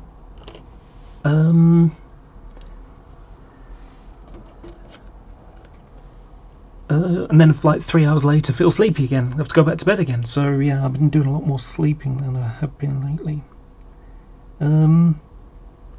which has affected my modelling output as well, of course. So I phoned up my doctor, because it's like, I phoned up the doctor's surgeries rather, and I said, okay, well, I've got a bit of a problem here, because you know, the lockdown started, and I've been told to get in contact and you know, to get another appointment. I said, but you know, like, I'm not dying or anything. You know, the doctor's surgery has probably got more important people to look at than me. And I was told, no, this is important. You need to come in, and we'll get a blood test.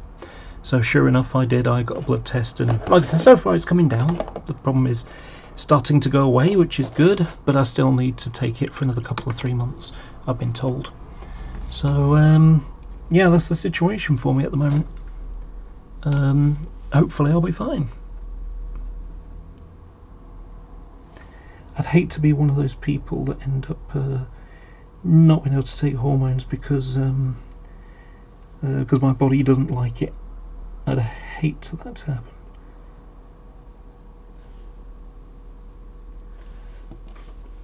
And a part of that reason is because fake silicone boobs, not terribly comfortable.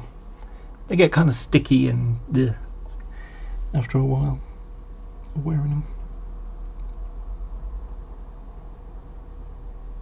And when I say sticky and tacky, I just mean, you know, just your normal body. It sweats and, you know, secretes fluids and so on, and you know, it's a you know, if they're stuck there, it's like, you know, they're just, it's not like they're dirty or anything, it's just, you know, they stick to your body, or you know, they get itchy behind or whatever. So yeah.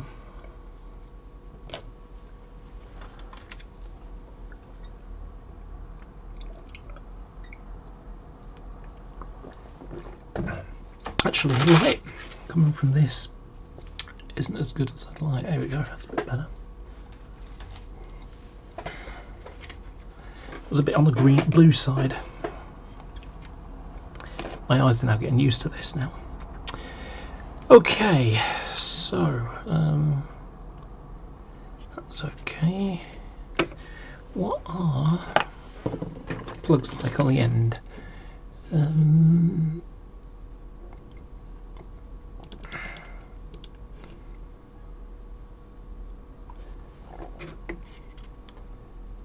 It doesn't have the electric training it doesn't have the electric treating socket in there, which it would be nice if it did. I think this is okay for now. Okay. Right. I think I'm ready to do decaling now. So, right, I'll be back in a couple of moments. I just need to replace my water, because this is starting to turn elephant green. It's certainly grey now between the black and white.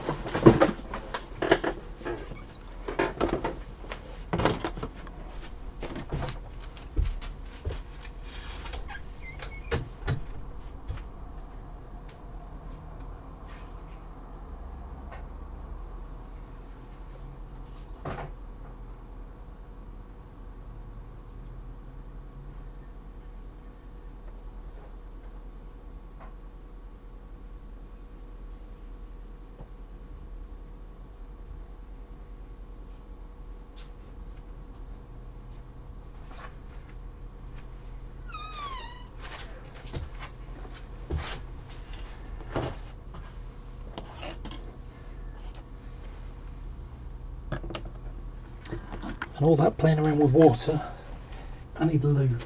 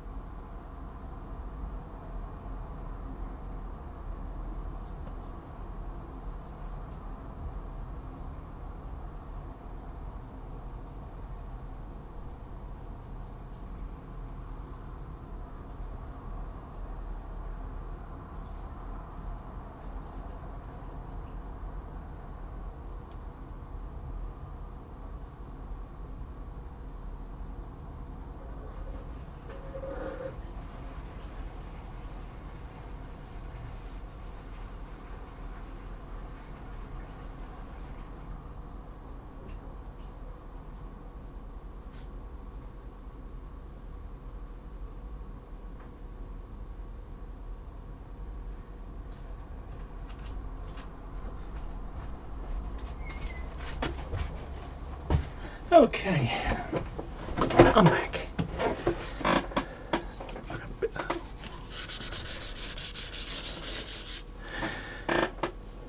Okay, I'll just shuffle these over here for a moment while I do the general decaling on this. Okay, so this one is going to be 132, if I remember correctly. Let me just double check. Wait a minute. There, 132. Okay, so what I've got here is some Railtech transfers, and these are just great for doing the job. So there's 2 packs of transfers in here. There's actually 3, but those are mine. So these are DB Schenkers, DB Cargos, sorry, 90026 in the black Great Central livery. So what I've got is about 5 of these, and you know, they're old. They're going to end up being thrown in the bin if I don't. So I thought what I'll do is I'll just spray one up, spray one blacks, paint the orange lines on it, and then have it as a Grand Central one, and then sell it on, because you know, I'm sure that eventually someone, you know, Batman will bring out a Grand Central one, maybe next year for all we know. But it doesn't really make a lot of not everyone is going to have, you know, 150 quid for a loco. So if someone is okay with the Hornby one, in the same way so people still like Lima 47s and so on, if someone decides that so if I paint mine up in a, you know, modern livery, then I could sell this on and they could have something that costs them 50 quid instead of you know, 150. So it makes sense to do that.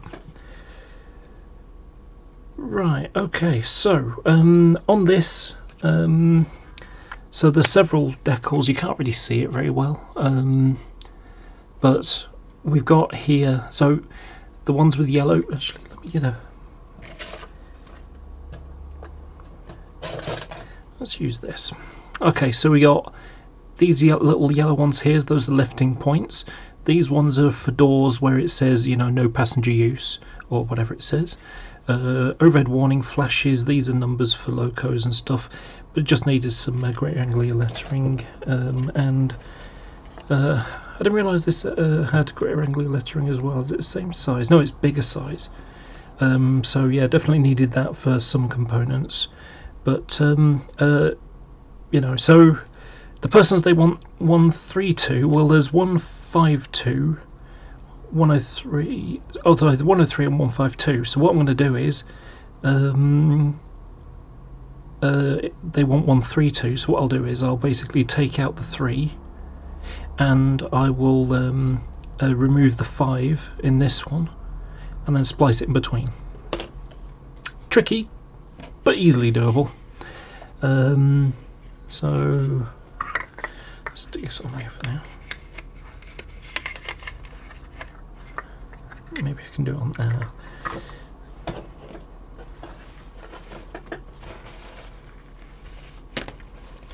so I don't scuff any of the paint. I'm going to do it on top of here.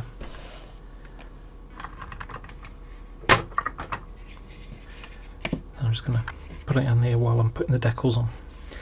Anyway, so first thing I'll do is the numbers. Once I've got the numbers out of the way, everything else just goes on easy. So I've got a micro one of these, but I can't find it. I can't remember if I moved it across the other side of the room or on this one. But okay, so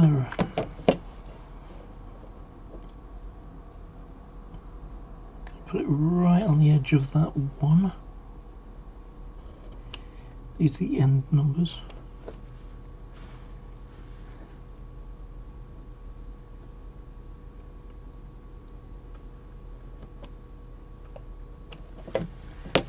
That's taking the 5 out of that middle one.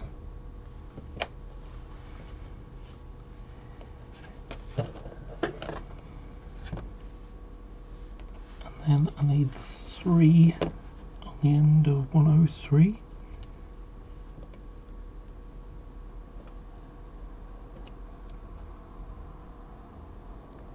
And that's a separate.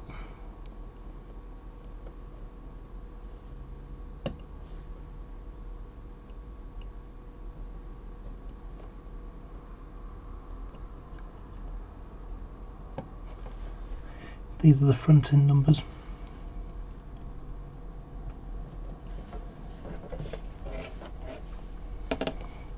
One thing I like about Realtek is that he puts 3 or 2 transfers on, it depends on what it is. So for example, for these you can see how there's 3 sets of numbers. So if you screw one up, at least you don't have to buy a whole new sheet. So that's a good thing.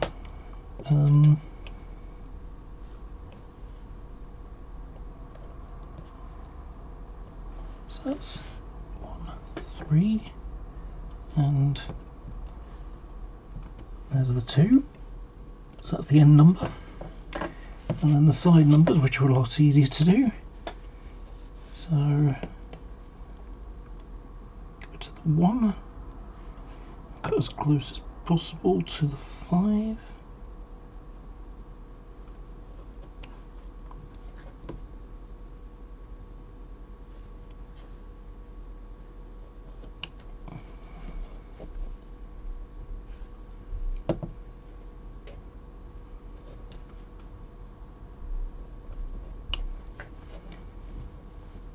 And then I'm going to do the same again because these are the body side numbers.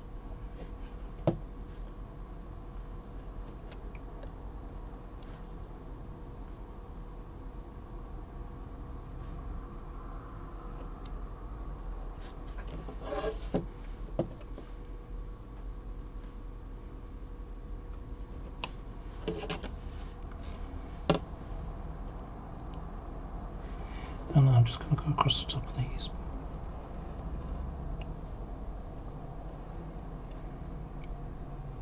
So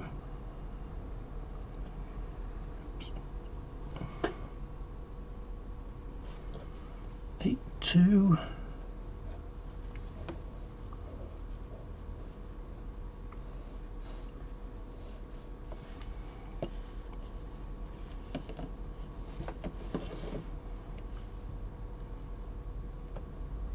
And then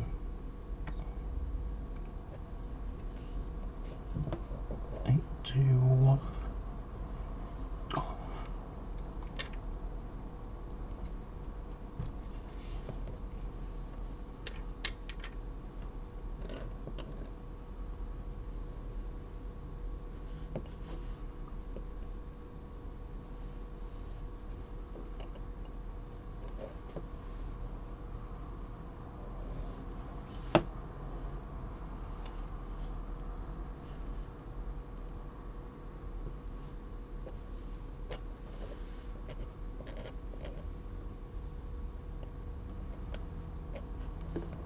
Don't need the 5s.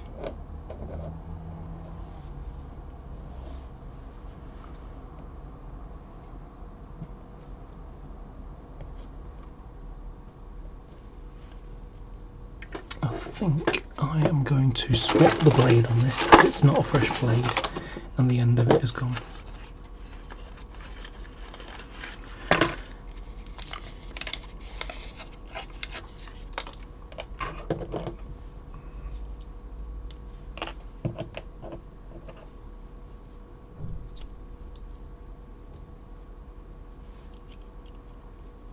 Thinking about buying myself an extra blade, an extra knife, because there's the other type of Swan Morton ones. Those are ones that got the sort of the thing on the side, so you just push it in. They always scare the hell out of me because you have to put it on and like you're pointing towards the pointy end.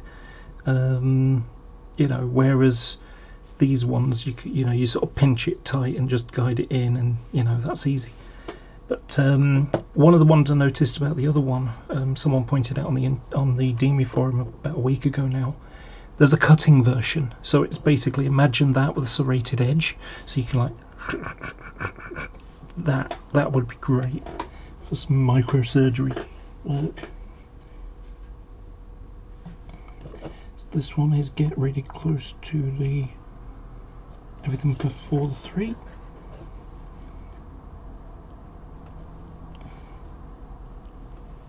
So 1, 3, 2, and then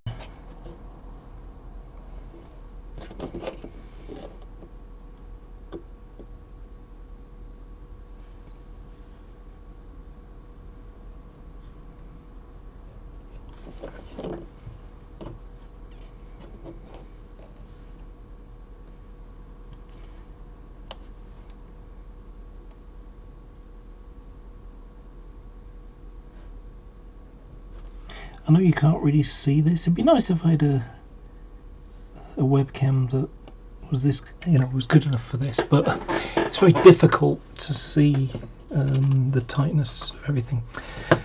Okay, so I'm going to do these ones first. So I'm going to do the front end number first. So let me have a quick look at the photos.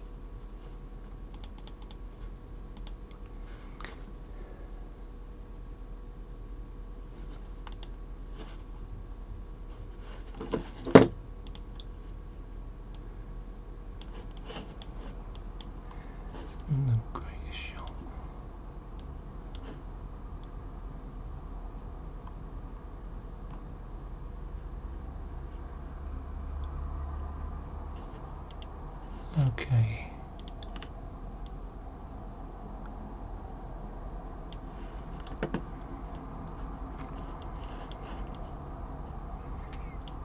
So we just change screens for you.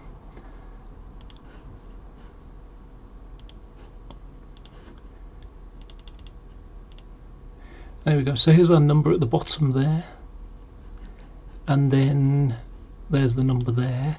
If you can see, it lines up with the bottom of the door, and it seems to be the number 2 seems to be halfway through the through there. And I'm going to paint a little bit of silver underneath the doors. These are the kick steps, and it says, I don't know, it looks like anything personnel there or something, but anyway, yeah, so that's on the decal sheet for the logo. This picture does answer one thing. You can see that this is grey, and you can see on the front there how that's black on the front of the skirting, which is what I did first before.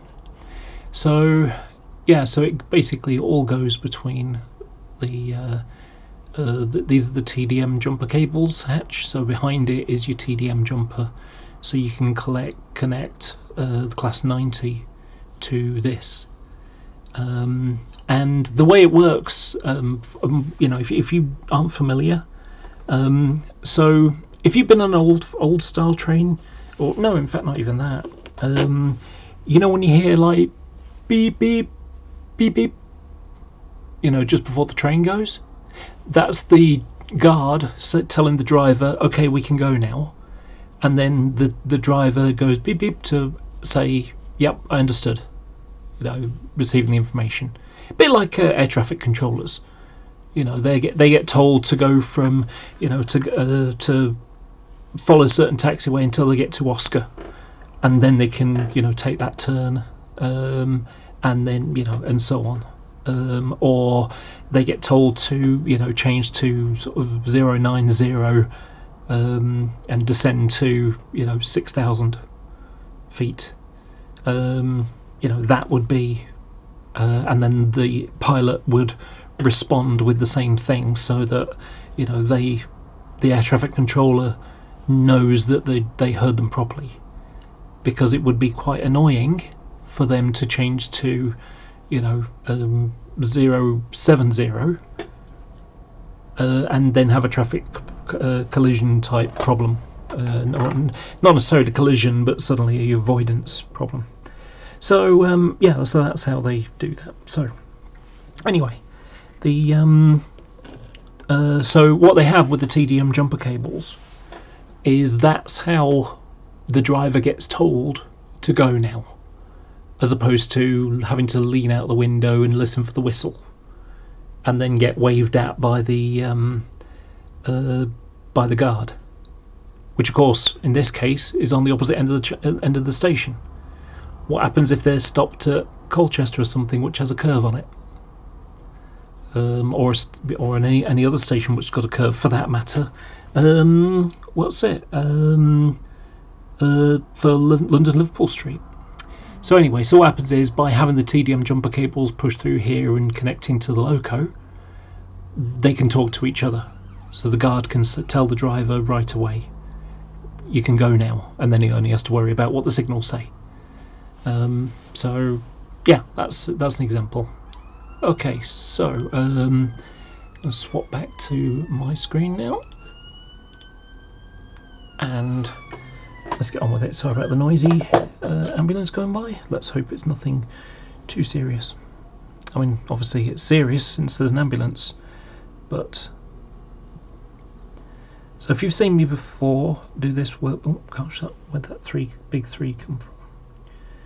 It's supposed to be behind.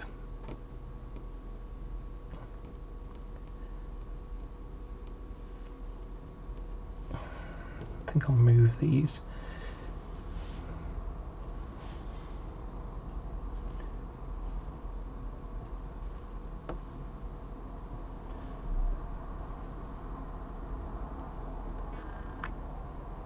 I don't really want those getting damp at the same time.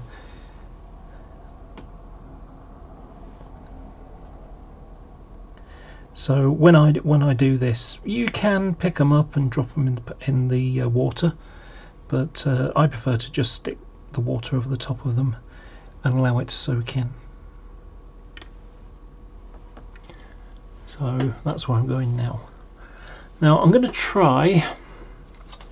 I'm going to zoom in, and I'll try and get it so that so you can watch me putting the numbers on, but I may end up moving out of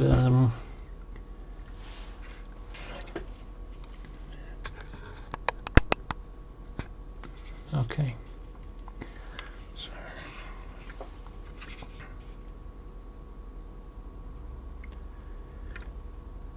Okay, that's in vision. Right, let's see if the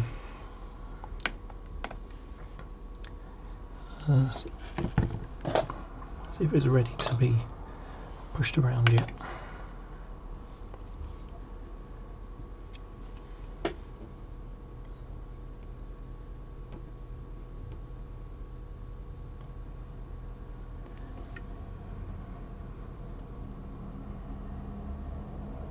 Yep. Okay. So the numbers off.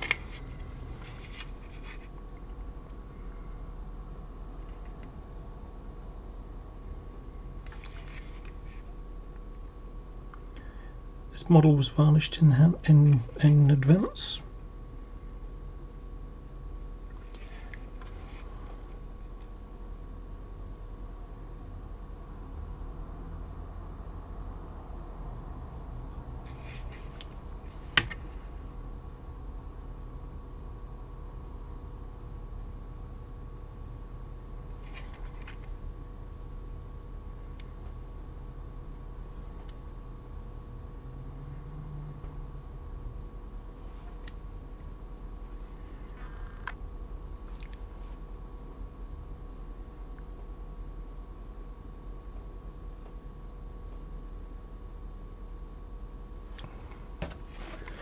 and then I'm going to just roll over with my thumb to just soak up any water, just push it down nice and hard.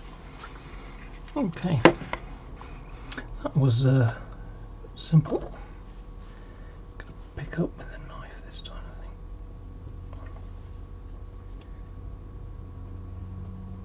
think. Pick it off the end of my paintbrush. I'm gonna drop it on, and now nudge it.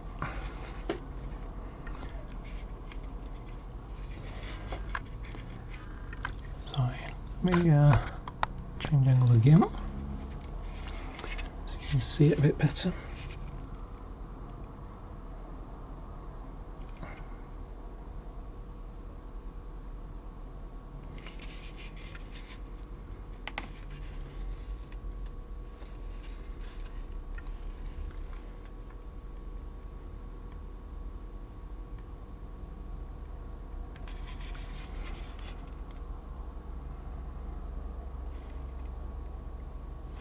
Like that.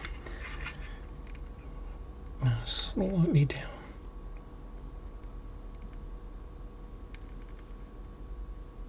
Like that.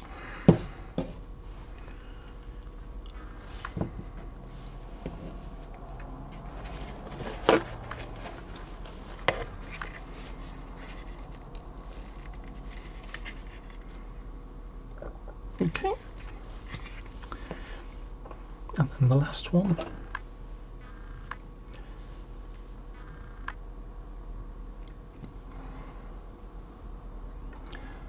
By the way, you can see why I use this for painting in, because it's already got mess all over it.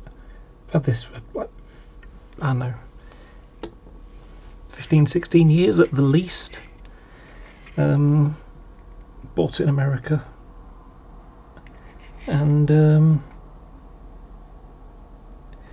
I think, if I remember correctly, I think it was curry that spilled on me, and I couldn't get it out. So it's not something I can wear out in public, but it's perfectly good for airbrushing and modelling. I mean, just to use an example, where imagine if one of these light cluster pieces went and I was painting it, and it rolled off and landed on my lap, caught on my dress, you know, rolled out my fingers, and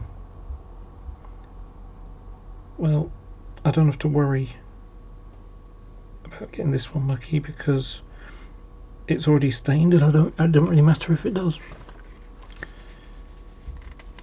Okay, well, that was nice and quick. There we go. So let's see if we can get it to focus in. No, it's not focusing yet. I shall do it manually then.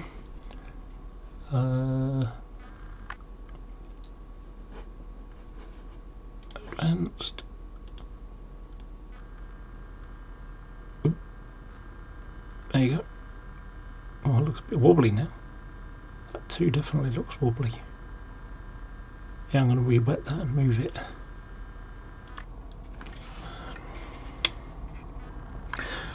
Yeah, I see it now.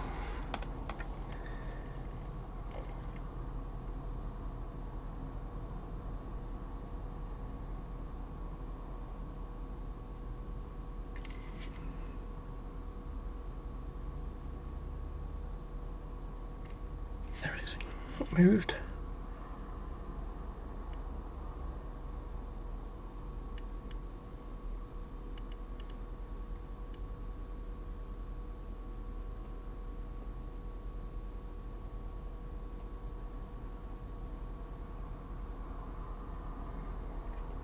Okay. Just roll over it. Yep, it stayed in place. Maybe when I rolled over it didn't do it, but let me just change the autofocus again. And there you go. That's a tiny number. I mean, you can see there's the side of my finger compared to it, so yeah, that's tiny, tiny, tiny detail. Yeah, I haven't done my nails for ages. Okay.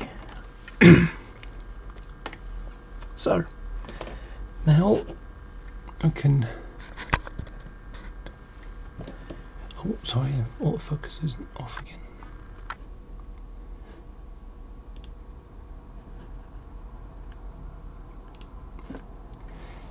Okay.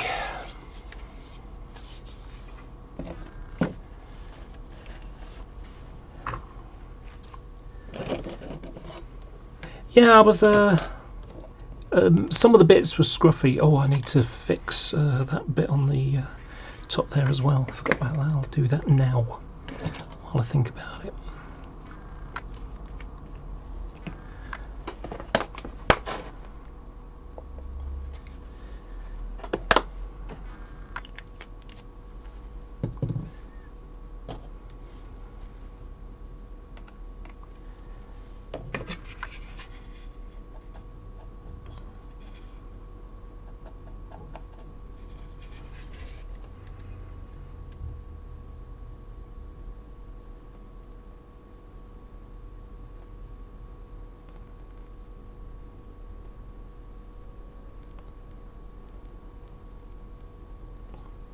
Yeah, I did notice that the curve. Oh, sorry. Need to zoom out.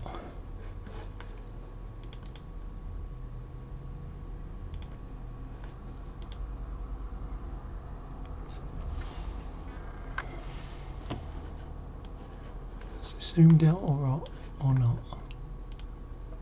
Yeah. Yeah, the curve around the top here wasn't very good on the previous one.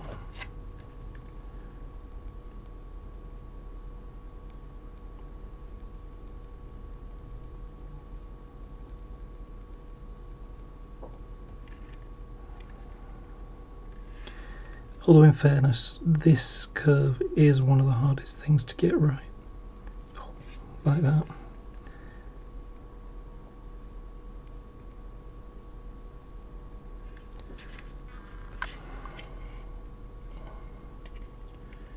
And I've also stuffed up slightly. I've gone and done this. Now hopefully when it's got varnish on it shouldn't make a difference.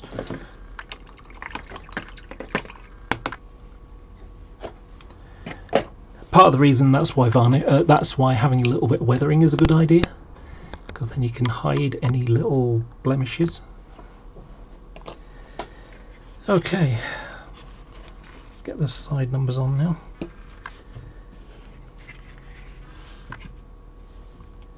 Oh yeah, sorry, and before I do that, let's stick a little bit of that orange on, because I've got a little bit of orange, a bit of white stuck on the end of the curve.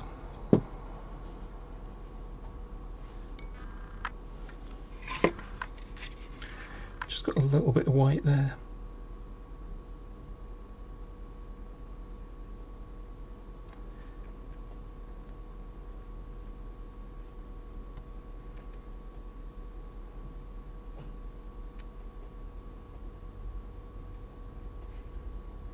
Okay.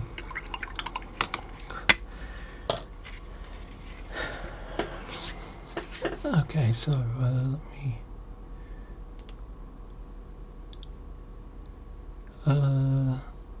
right, I'm going to zoom in again.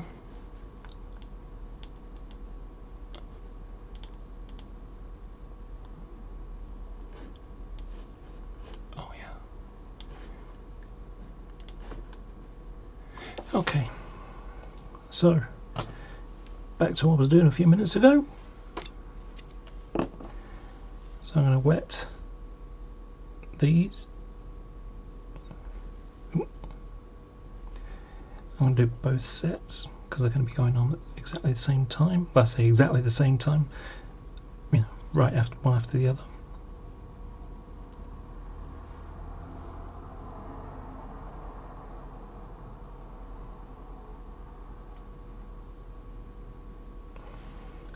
The reason why I do it this way with the water on the mat is because in the past I've had, you know, occasionally, most of the time it's fine, but occasionally what will happen is you leave it in the water, you go to pull it out and the transfer ends up sitting on the top of the water, because water has this kind of sticky, you know, thing. If you looked at it like under magnifying glass, it lifts up, and then when the tension is too much, then it flops off.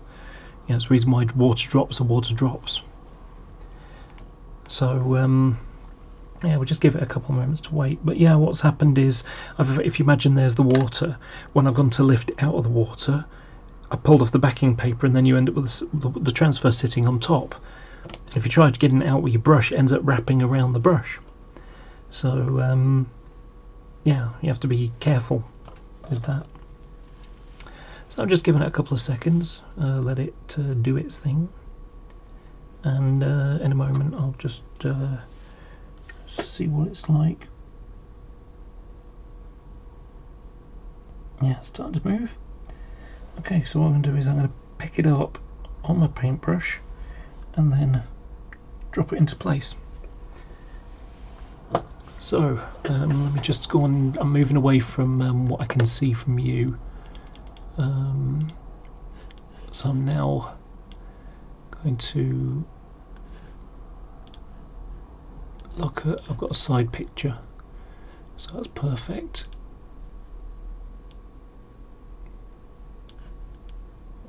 Okay, so let me just swap it over for you. So if we look at this, you can see how the number is in alignment with that, and it would appear the 1 is in alignment with that. So I'm going to use that as a reference point. So it looks like that is down to about the 1 on that. Let me get my tape. Let me get my, what's it to the screen? Yeah. Yeah. Okay. So let's jump back to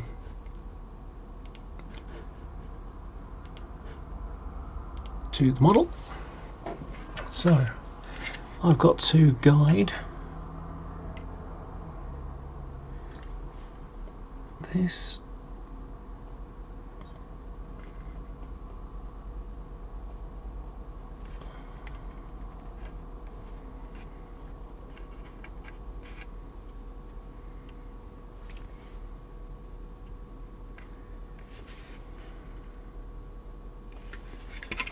sorry, didn't realise I was out of alignment.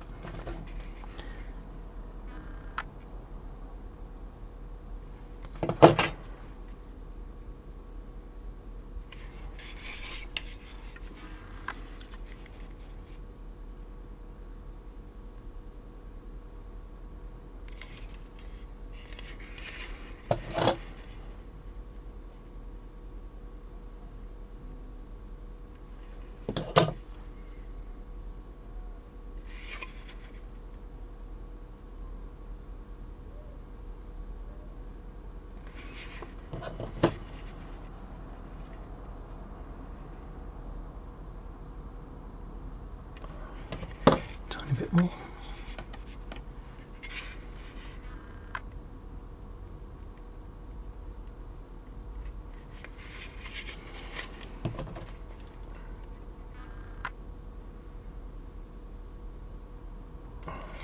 Tiny bit more.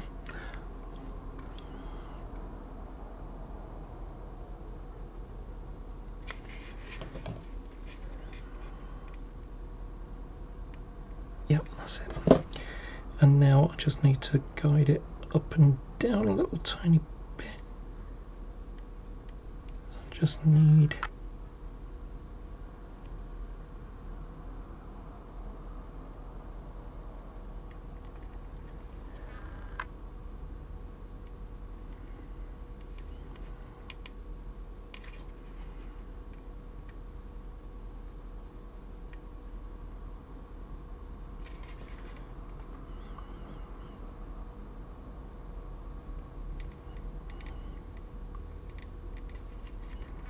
tough this because one little, there we go, perfect. Look at that.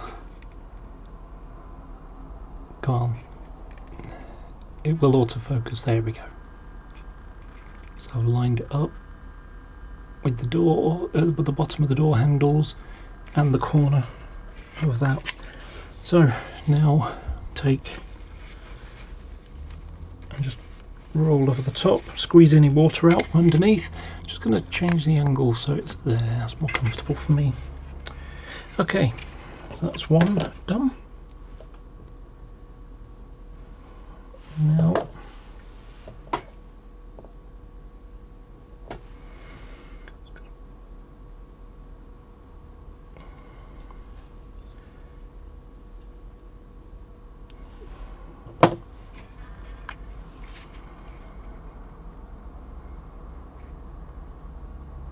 and you know, you're lucky that I checked, or sorry, you're lucky that the numbers on the decal sheet match the numbers that, you know, that 132 was on the oh sorry, 103 and 152 were the numbers on the decal sheet.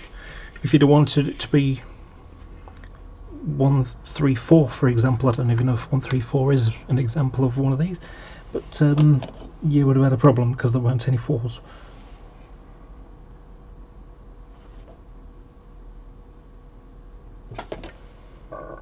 Excuse me. Pick up the last number.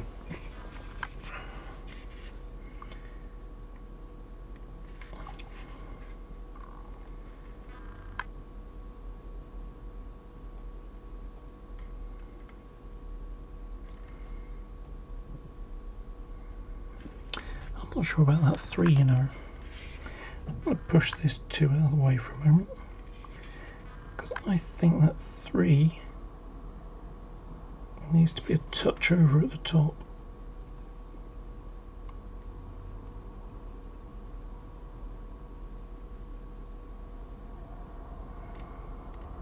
Yeah, that's it.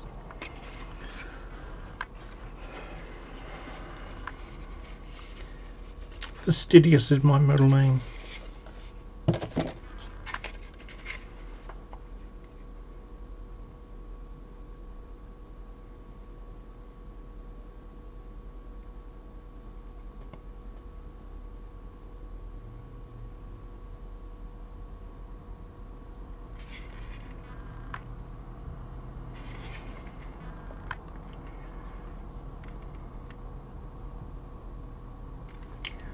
Okay, there's the 2.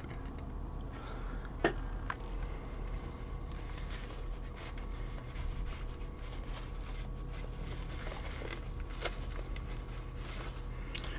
we go. Okay, so don't know if you can see this, and I'm going to have to do the autofocus again, or undo the autofocus. There we go. Now I've got 132. Okay, so now I can do the other side. Oh, wrong button. Oh, just press the same thing. Okay.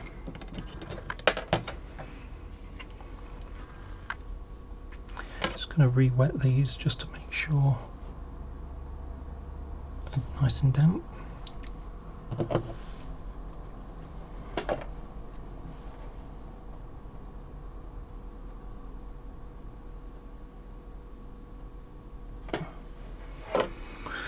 Let me just double check on the photo.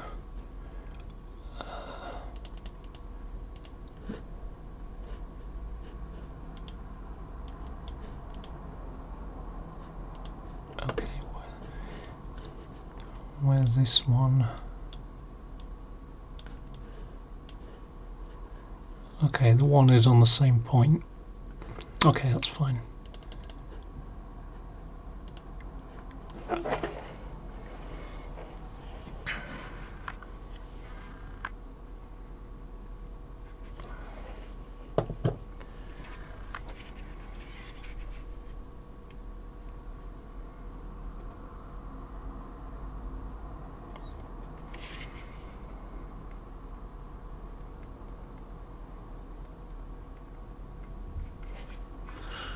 going to pop a little bit of water off it, just so it's not flapping around too much. And now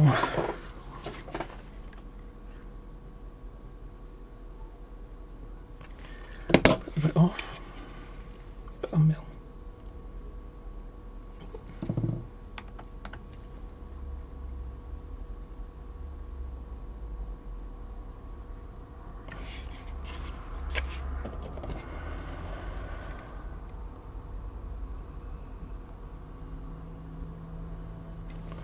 Oh, crikey.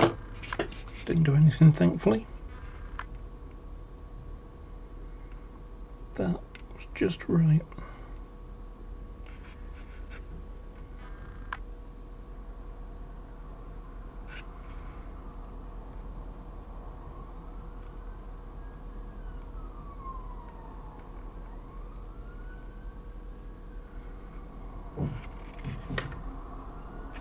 Yeah, that's good.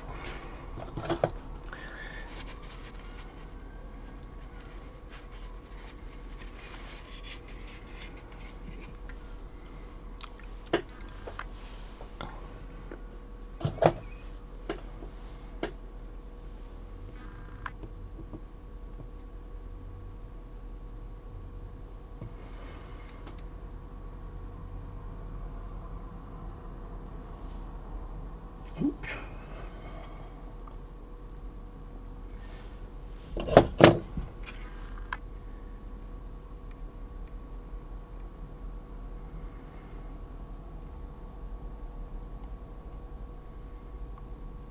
Is it folded?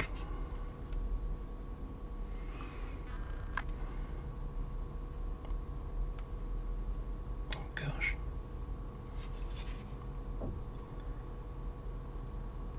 Gonna fold it.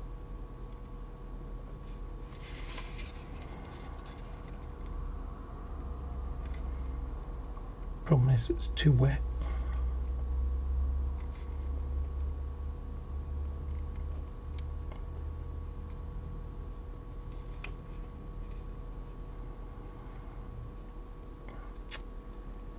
I hate it when this happens. I'm gonna have to do it the old-fashioned way. Stick in the water. Did that come off? Yes. I don't see it. And it would fall back. Oh, there it is.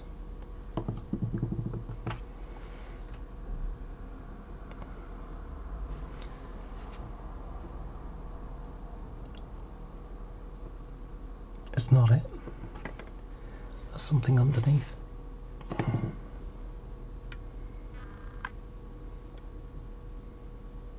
Oh, there it is. There it is, and it's... Come on, pick up.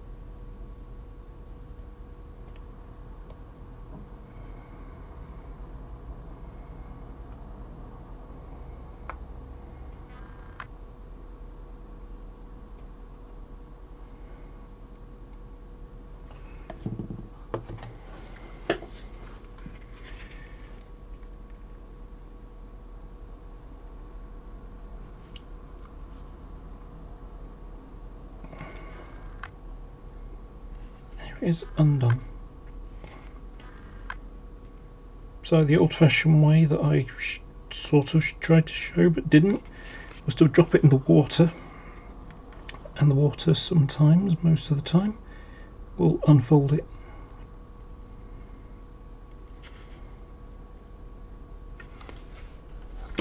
Oops. I can't tell whether I'm on screen for you.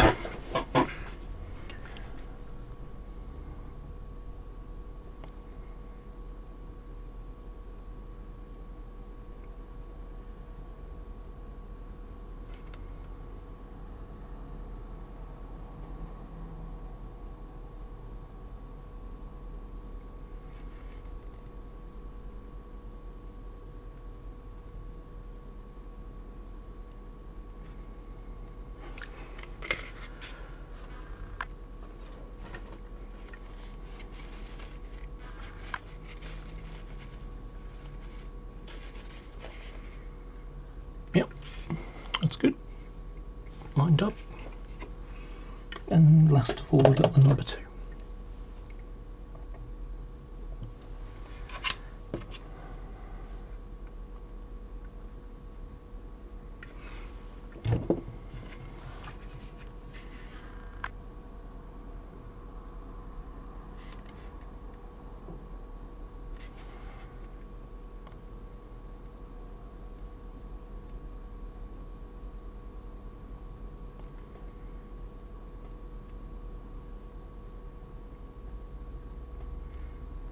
Oh.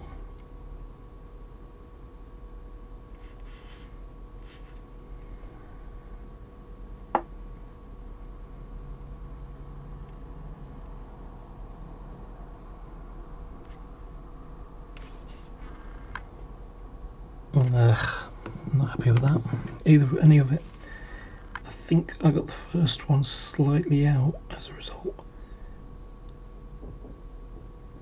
It's like it's going upwards slightly.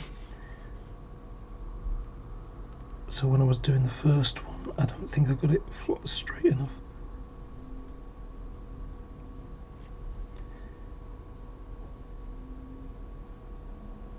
When I looked at it on an angle, it looked like it was going upwards like that. I'm exaggerating. Oh, sorry. Let me sort of hold it in a way.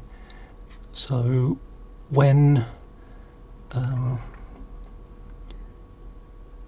trying to, it's difficult to look at the computer at the same time.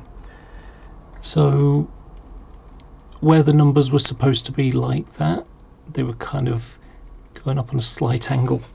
So if you imagine it's supposed to be like flat, but it was on an ever so slight upwards angle. So I'm just going to redo it. These will stay. Okay. Okay.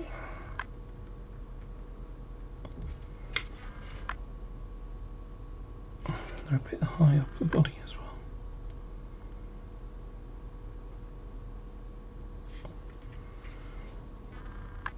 Okay, the height is good. Just needs the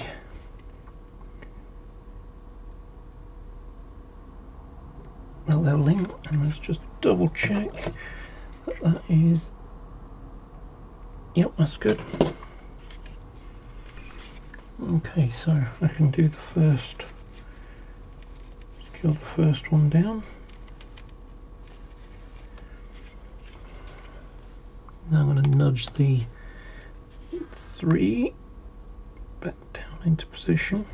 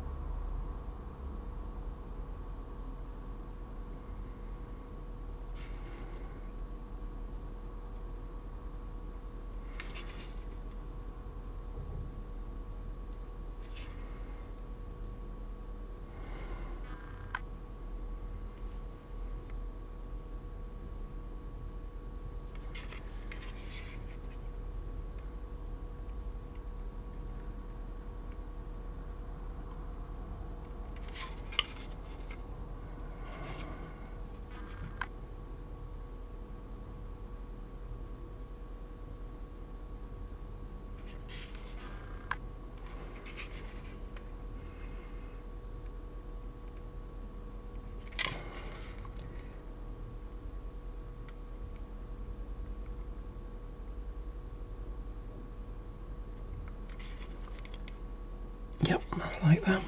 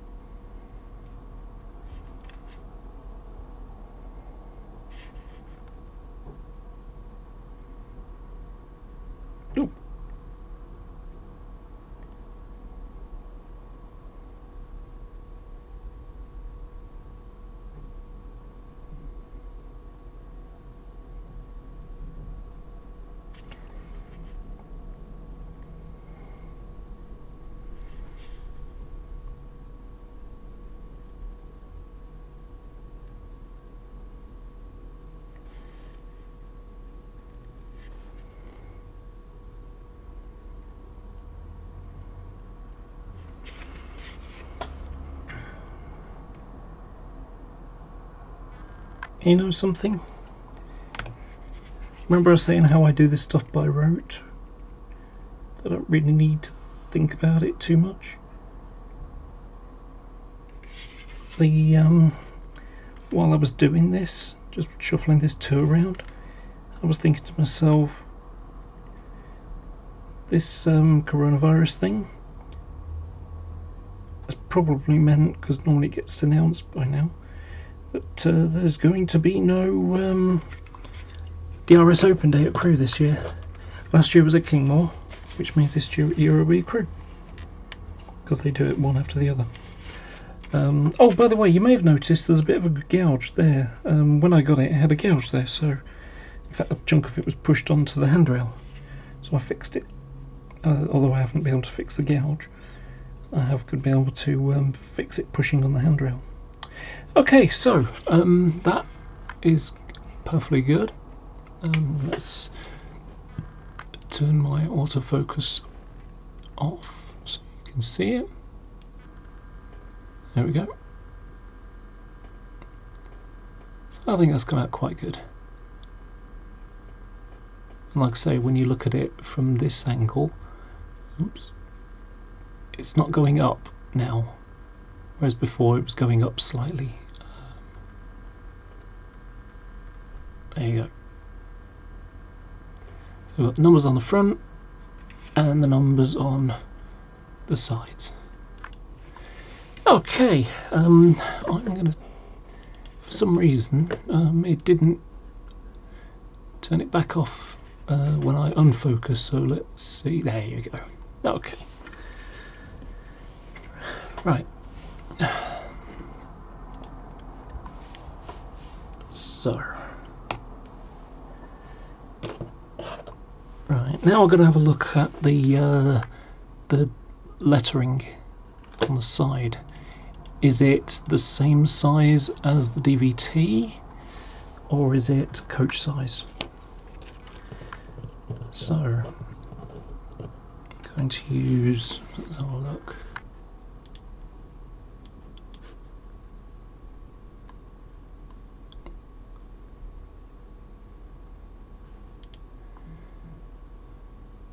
I'm going to use this picture, so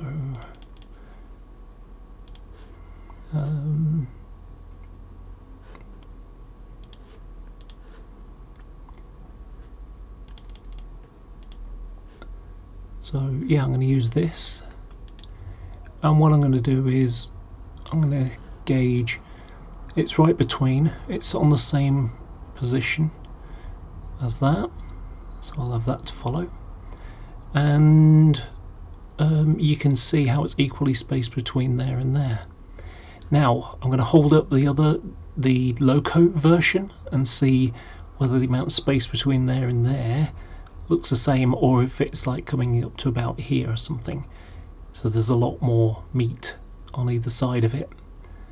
Let's see how it looks. So back to that, turn on the webcam, and there we go.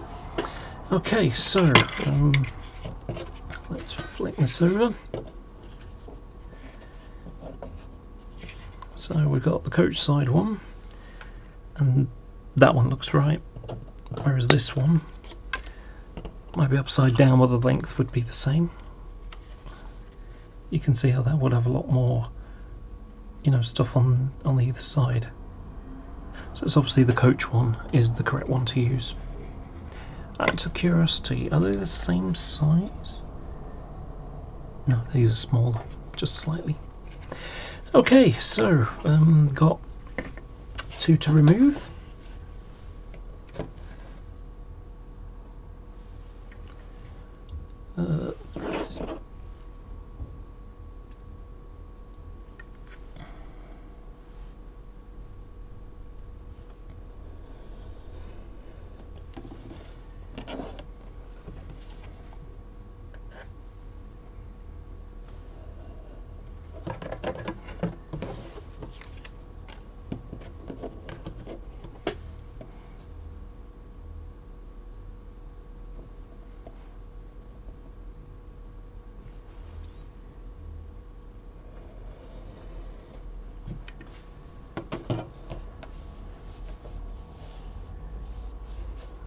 Okay, so because this one's a bigger decal, just moving my feet around.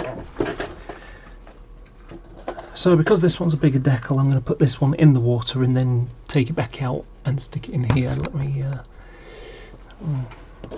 move that. Okay. Pick the ending out. Just going to hold it under the water for a couple of seconds.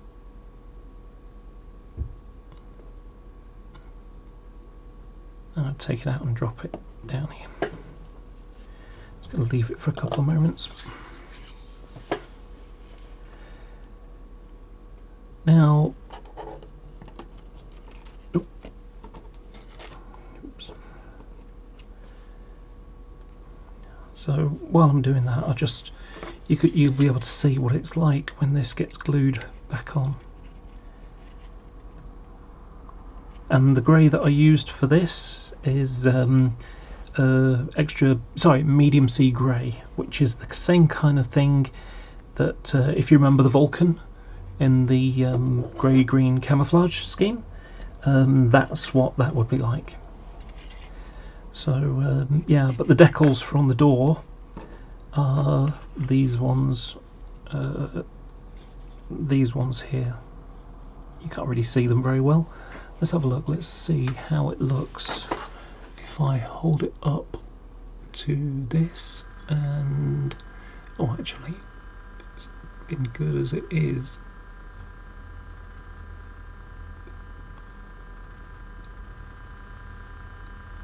There you go, you can just about make it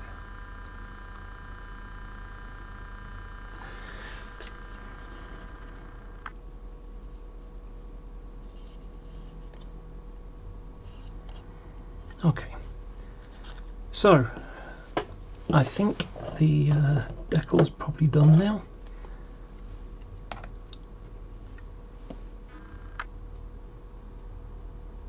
Yeah. Okay. So, bigger decals, a bit harder to do, especially long straight things like these, and the reason is because these are the ones you want to slide. You can't really pick them up because they'll end up folding and wobbling all over the place. So what I'm going to do here, if I can grab my fingers on it, oops.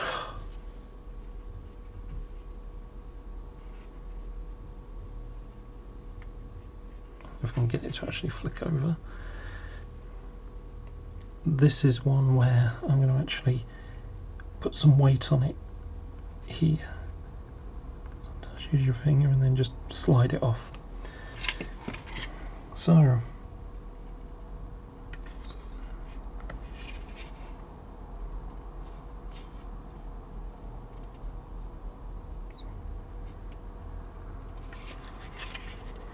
I'm putting a fair amount of water on this so I can guide it into place.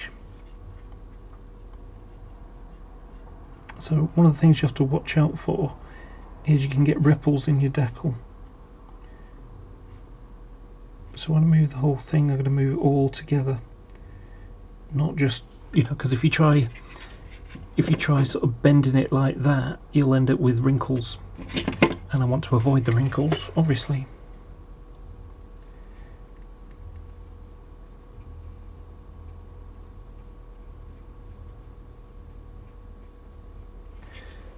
So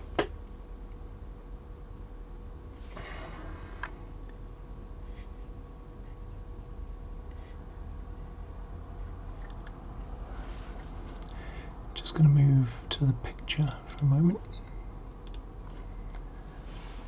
So it's on the wrong side anyway.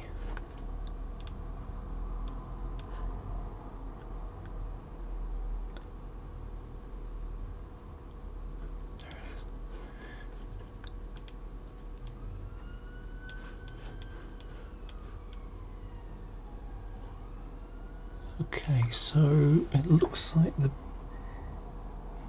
bit is there, and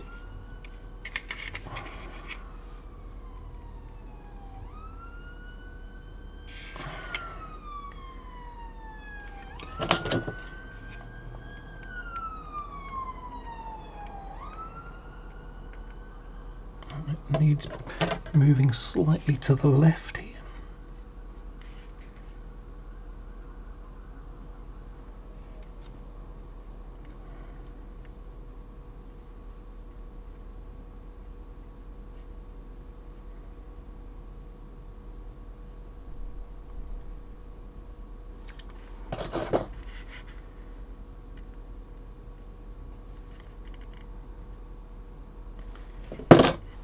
A bit too far.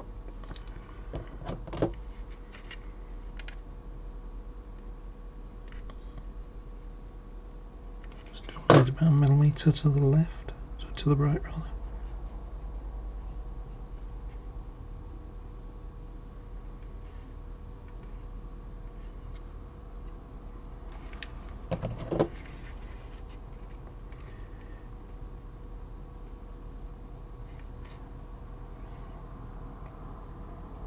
Needs to be 5.5 mil. Okay, so the positioning is right on the lateral axis. Now I've got to get it straight.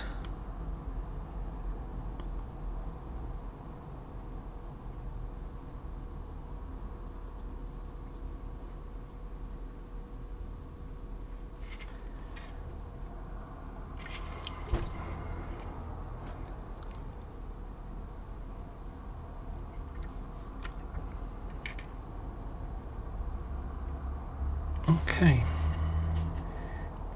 I think that could be being up ever so slightly, down ever so slightly.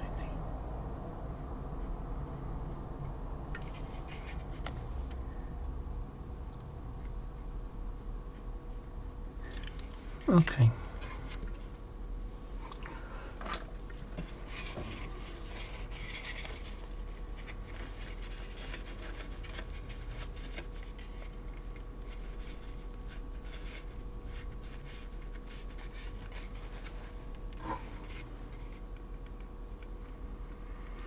Now I'm looking to see if it's got any wrinkles, and it doesn't seem to have. A little bit on the bottom where it's not fully set on. It's good now. Okay, so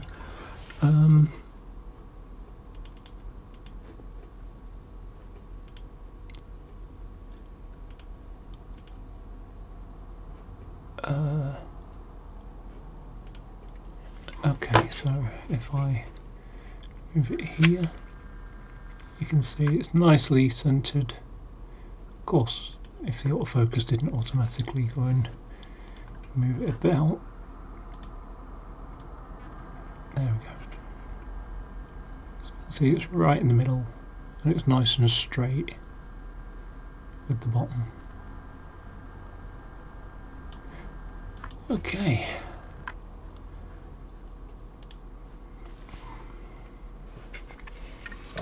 Now I've got to do the other side. So this one, same thing. Stick it in the water for a couple of seconds. Just allow the water to sink into the backing film. Just leave it to absorb for a moment. And I think while that's doing that, I think I'll put one of the overhead warning flashes on now. In fact, I'll put both two on now.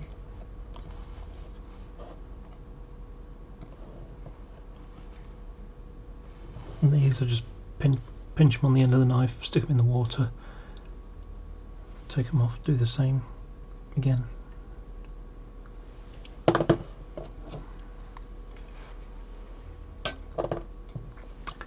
So let's have a quick look at where it is. So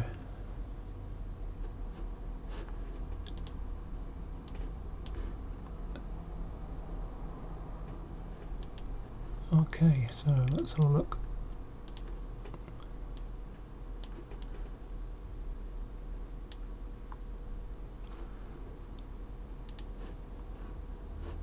Oh, cranky wrong button. Okay, so if we look at the real thing for these warning flashes, you can see how it's on the same point as that, and it's at the bottom of this. So it's not fully over. It's similar to the end of that, but yeah. So it's about half a mil away from this on that line. So that's the reference point I'll use.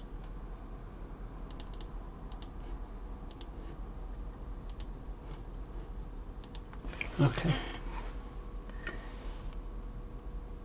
Yep, those moving.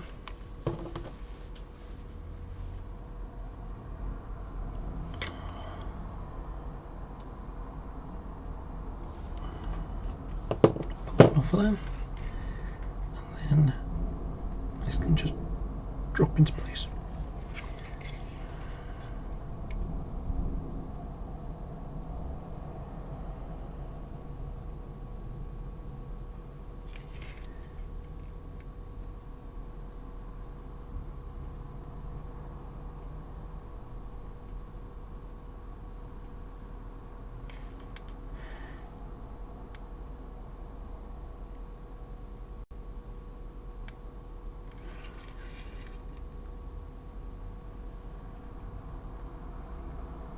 Okay, easy.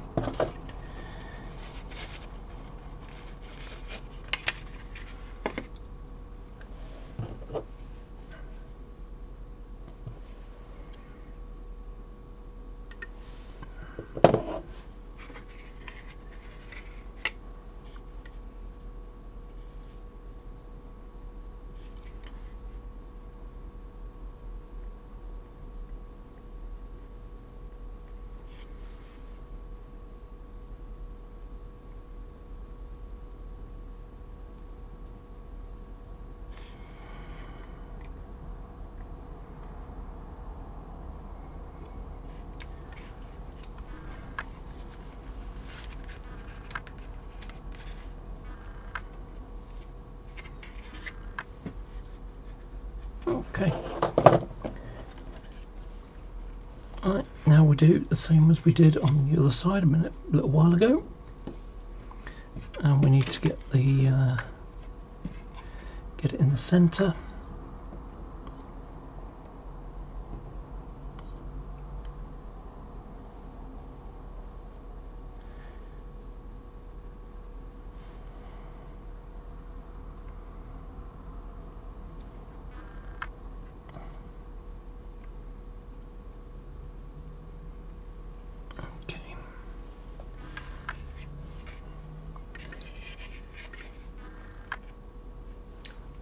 I want a bigger brush for this because I want to carry more water.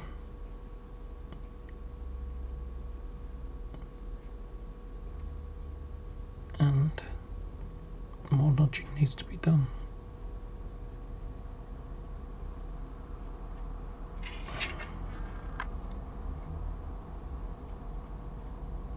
Okay, so first thing is to get it 5.5 mil from the end.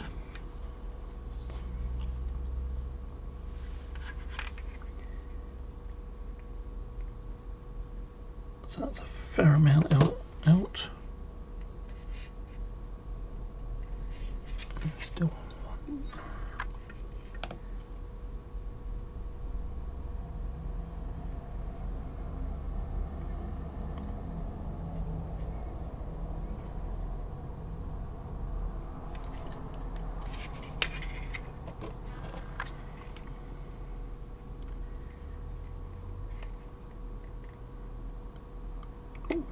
Just nice.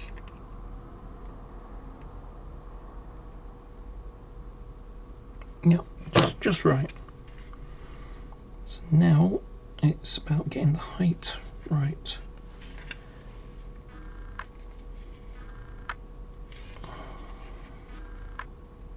Actually, I'll just measure it. The grey.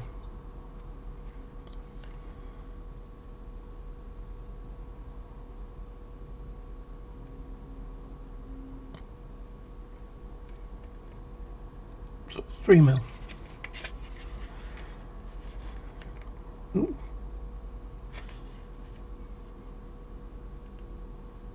Okay, that's just right at one end, but this end a little bit too low.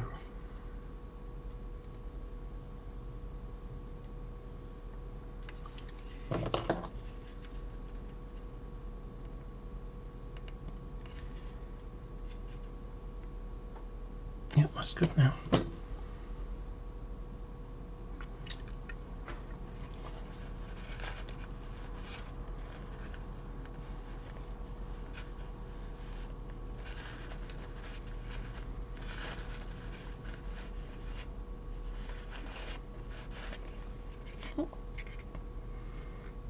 Okay, that's really nice, that. Happy with that. Okay, I think I'll get the doors bits done now, and then after I've done the doors, I need to paint them silver. Not the door itself, just the handle. So I'm going to take these ones. There's 4 of them because there's 2 on the driver's door and 2 on the guard's door.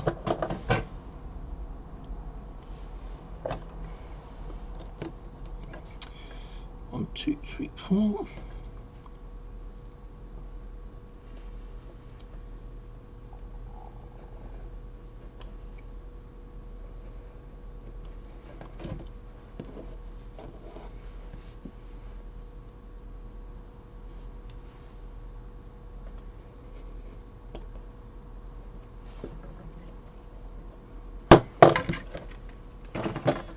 And since I'm doing 4, there's 1 left on here in case it goes wrong. Again, good design.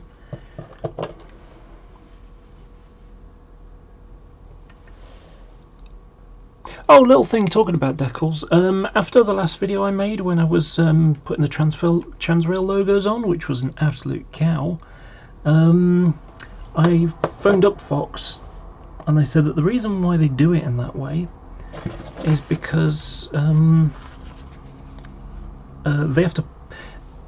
they hand print them effectively. They've got a printing machine and they have to put it on exactly the right space, so each colour is done separately on the Fox Transfers printer for the old stuff at least. She said that they've got a new machine now, and you know, but anyway, on the old machine, so the way they did it was they put the paper on, and then the printer would basically stamp the colour, that, you know, the one thing that they're doing in one colour, and then it would do another colour, and then it would do another colour. But they were done on separate days, because if you print one thing on top of another and you've just printed something on, it's not dry yet.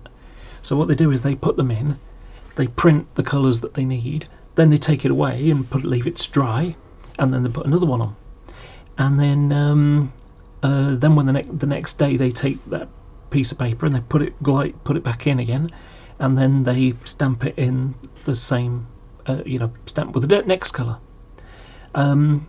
Well, apparently she said that so with the Transrail logo, and you got the blue and equal distance apart, so you got like the red ring, and then you've got a little bit of white between that and the blue with the T on it. So she said that it's incredibly difficult to get it in exactly the same place every single time, and that they would waste about 80% of them, because, you know, you'd end up with the circle a bit too close in one part but not next to the other. So if you imagine like this, you've got it's like drifted over here, so this one's got a wide amount of white between it and this one's got a small bit, so you're trying to get it in the middle. So they do it like that, and that makes it incredibly difficult to get on. I don't know if anybody else, if like Railtech has done them and how he's done them, but you know, it's like, yeah, that's really, really hard. I think I'll do one set. I'll do the door first on the body. So I'll drift that on there. Let's hope I haven't got it upside down. Nope, it's good. Now, I do need to just double check where it is located exactly. So that's just at the bottom of the curve on one end, and on the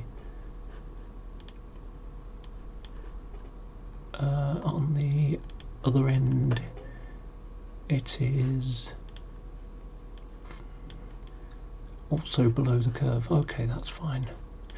Right, now I know where that goes. I can get on with it. Oh, sorry, off camera. Just drop you down a bit. Okay. Got a couple of bits of dust. So this goes below.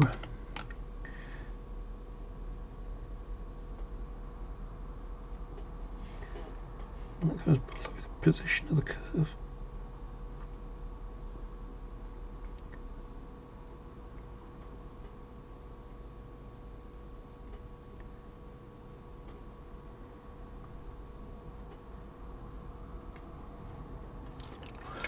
Okay.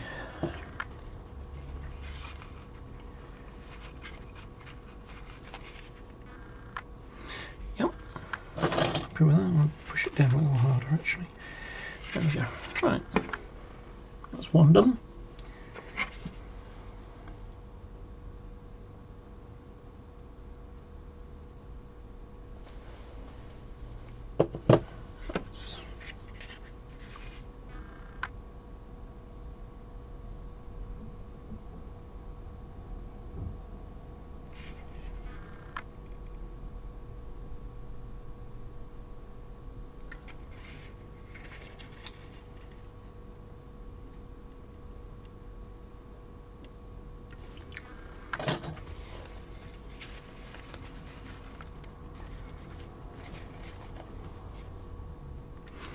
Okay, that's those two done. And now I've got the door handles, sorry, the door, cab door ones.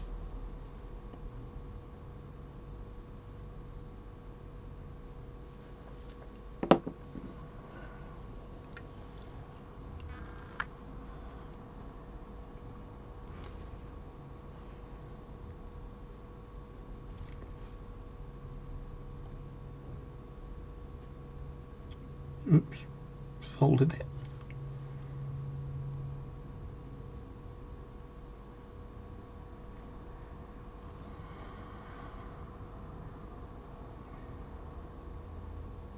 There it goes. Unfolded.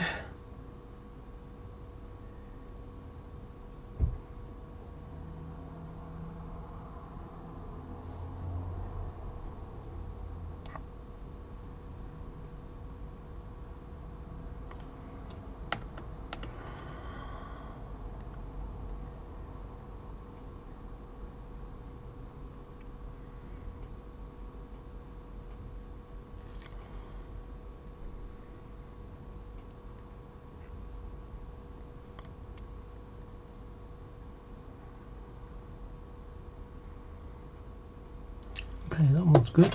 I think for the fourth one I will bring it down for you so you can see me doing it. So let's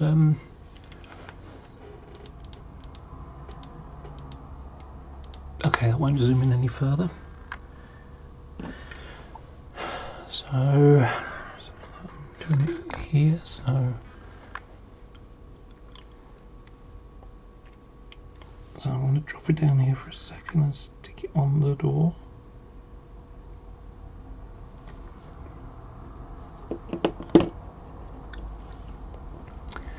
And now I'm going to do it up here.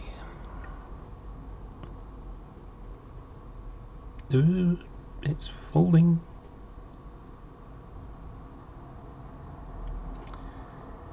Alright, now I've got to unfold it and it's gone underneath this time. Oh gosh. Well, it's unfolded though, that's good.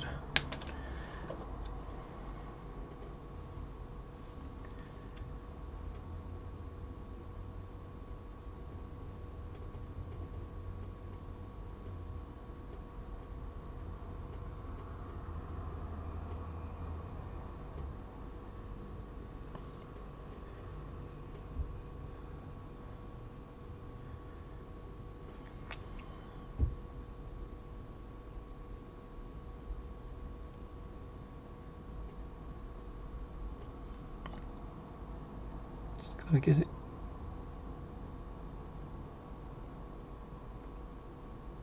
straight.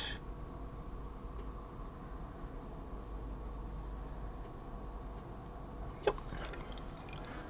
And then cover it with a toilet tissue. Oh, I think that's going down a bit.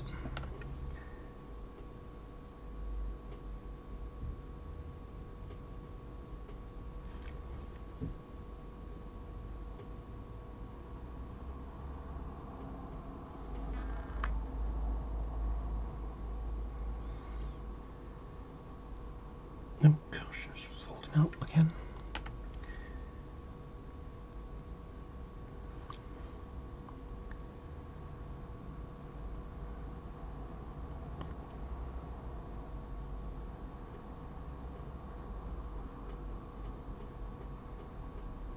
These ones are tough little ones.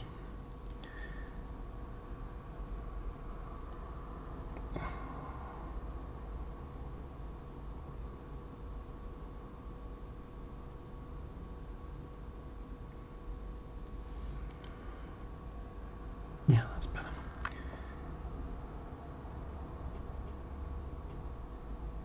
Oh.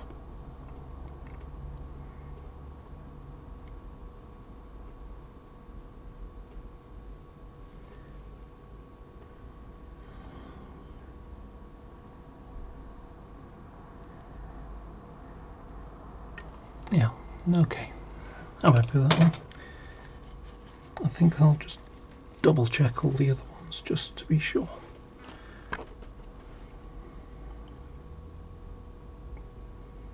Yeah, I think that one's going down a bit as well.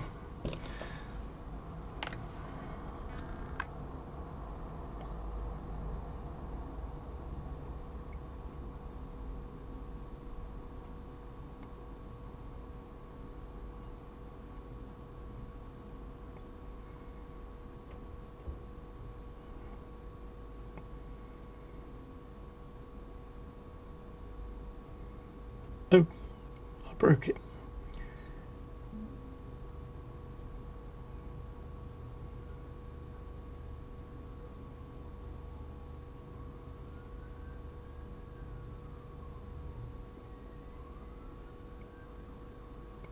Ugh. It's caught up in the...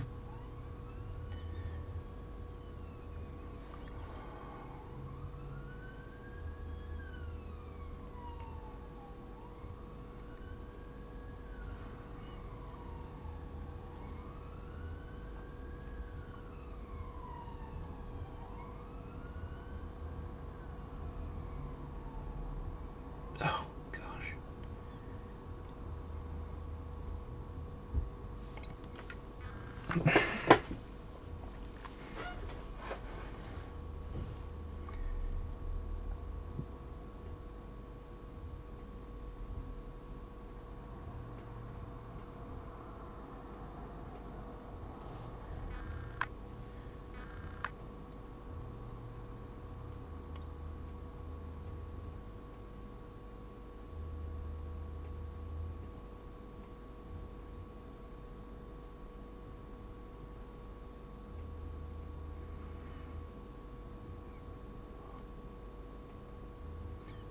This one's a tough one. It really, really is.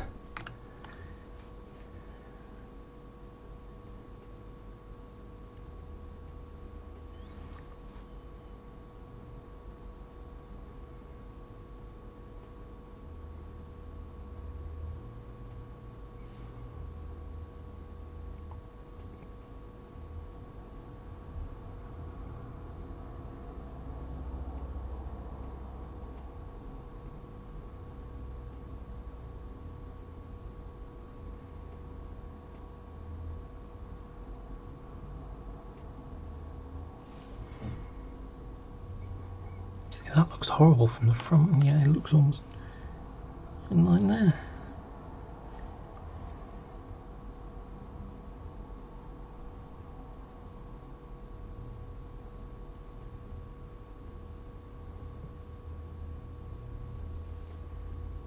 Okay. That's good.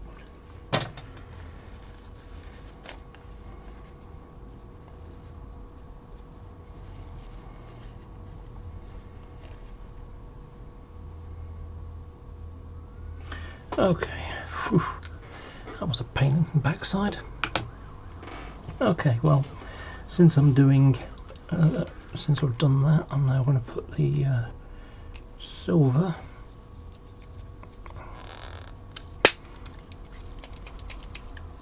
on the door handles. So this is a Games Workshop Mithril Silver. I've had this since I first started playing the game, and that was in 1996. So this has lasted me a long time.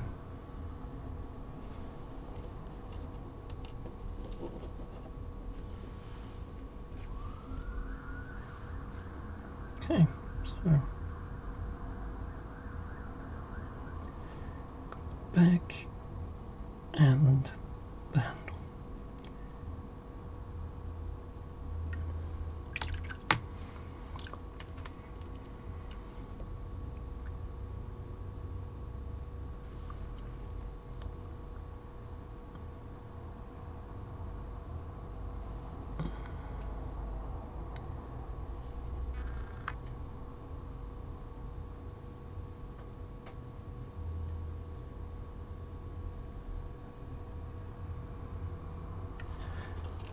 This one. Oops.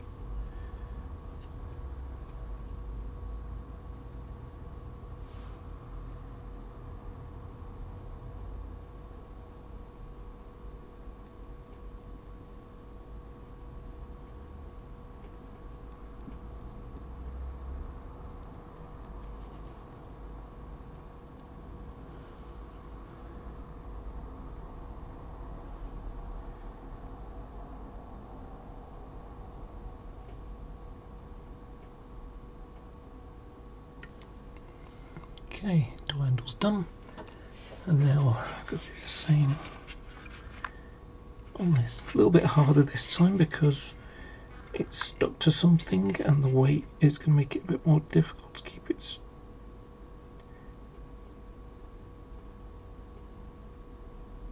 steady.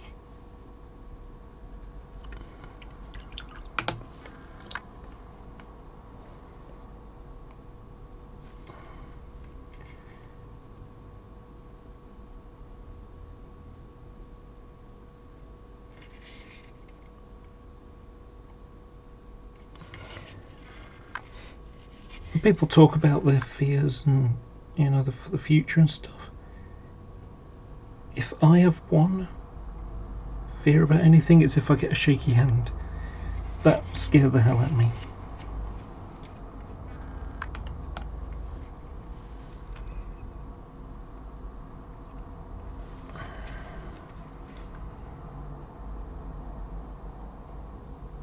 Now, that a little bit shaky, but fortunately I can get away with it.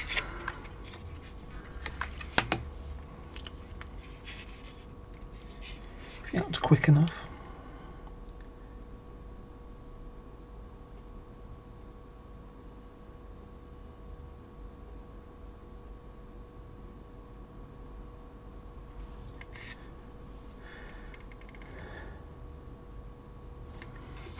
And then I got the bigger ones to do at the bottom of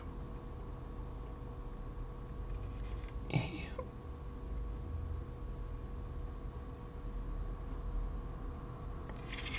I'll do the inside of the bottom of it as well.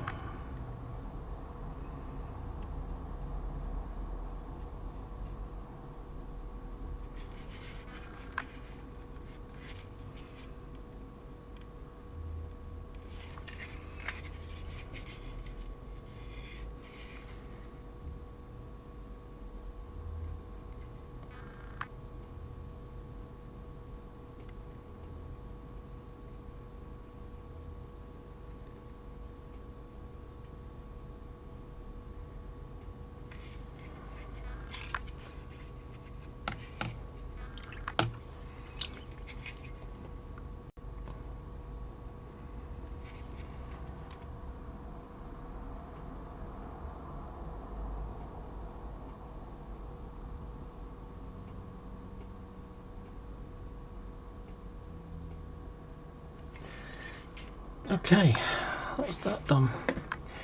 And now I've got to do the same on the inside. So it's still looking a bit ropey. I think I'll do another coat of white, but this time very soft.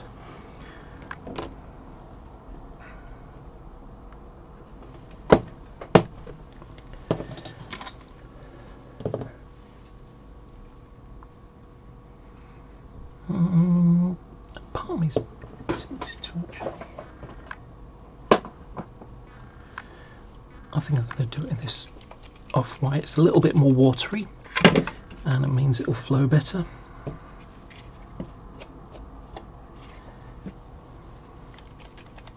can see how it's. You can hear how it's a bit more watery.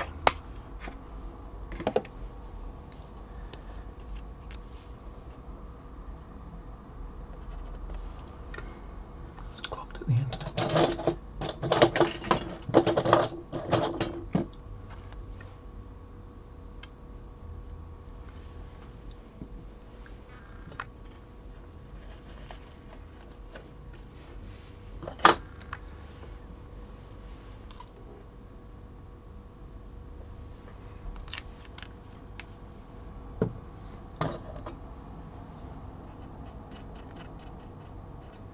Oh, it's a bit too. That's too watery. That was too watery.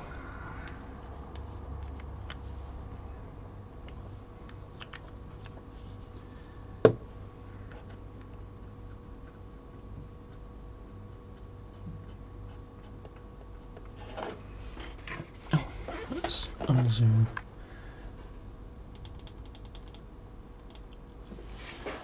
Okay.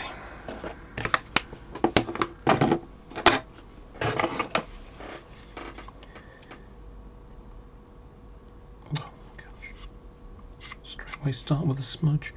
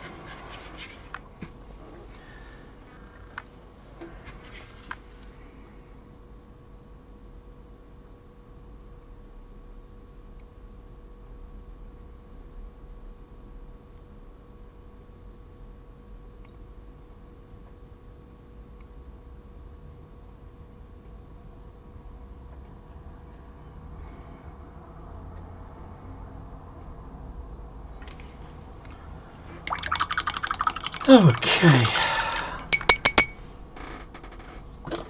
Right, I'm just going to leave that to dry for a couple of minutes. And while I'm doing that, I'm going to go through my bits here, because I need a C3 back piece.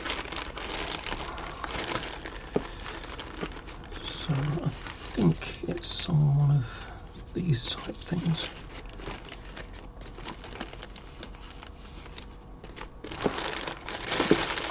I had a bit of an accident like the last week. I went and knocked over my decal, so I ended up all over the floor. So a bit of a mess at the moment.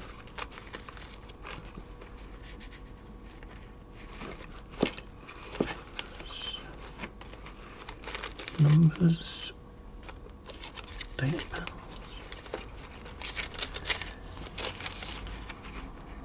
Intercity markings.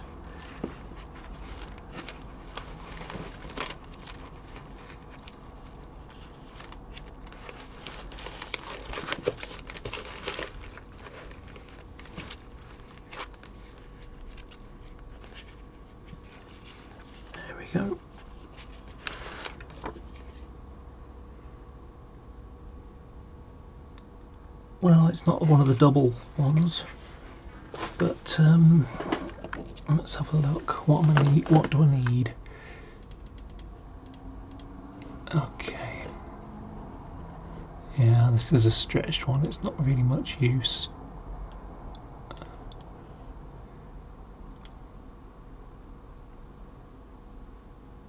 Nah, that's no good.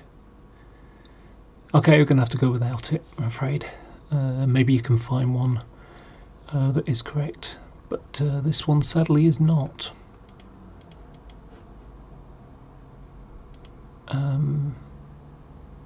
Okay, let's zoom out. Oh, it is zoomed out.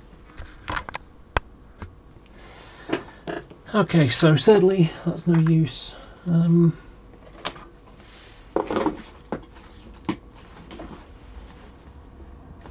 Yeah, the data panels on the back of that is like, if you can imagine one of these, kind of ones, except for it's like 2.5 times the length, so it's like a long strip, you know, like that, and it's got C3 written underneath. So I'll show you a picture.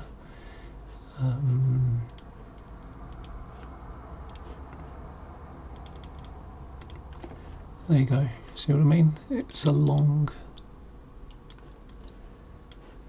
strip. So it's got a black square with some white lettering on, and then it's got all data for this vehicle.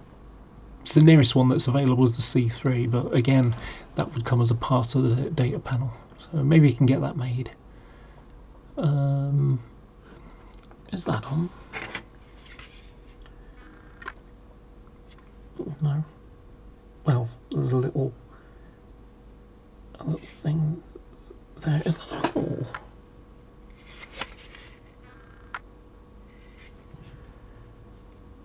I can't tell.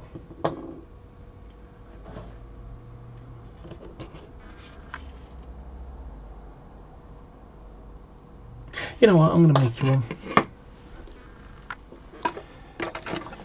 Looks like there's a hole, but hard to tell. Stick these out of the way.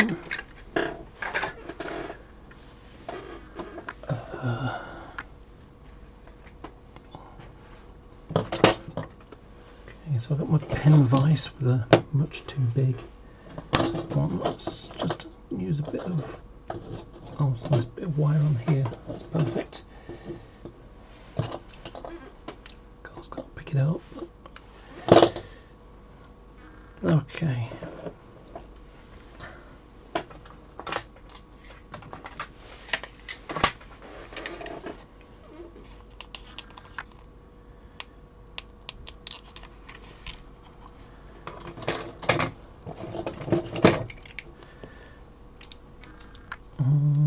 Should I go for this one? Yeah, I'll go for this one.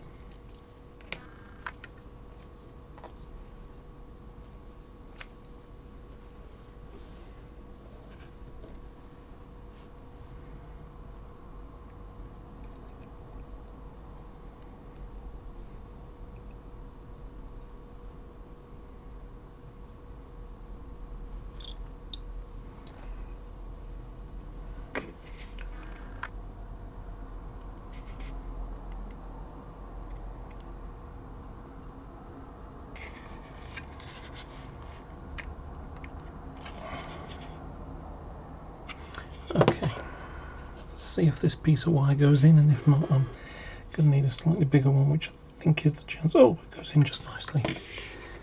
It's a bit too big actually, but I've really pushed the hole out rather than fixed it in.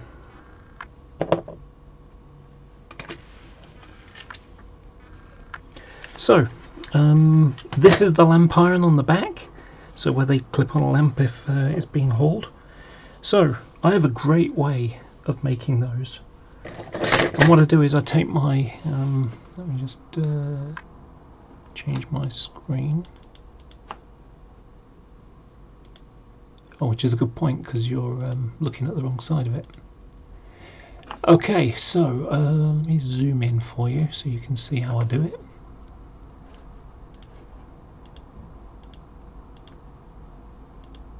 Okay, so what I'm doing here, what I'm going to do here is put the lamp iron in that little hole that's there. So here's my way of making lamp irons. So I've got a piece of 0.5 mil, wire. So I get it in bundles. So buy them in bundles like this. This is a florist wire. No good if you're going to pull with it. If you want to replace the tension lock couplings with a piece of with a piece of wire or something. Now this is no good for that, but what it is good for is details where you're not going to be touching it. So what I do is I take a pair of pliers and I stick it in. These just happen to be about the right length, so I just stick it in till it gets to the end. Actually, let's give it a filing first. Get it flat.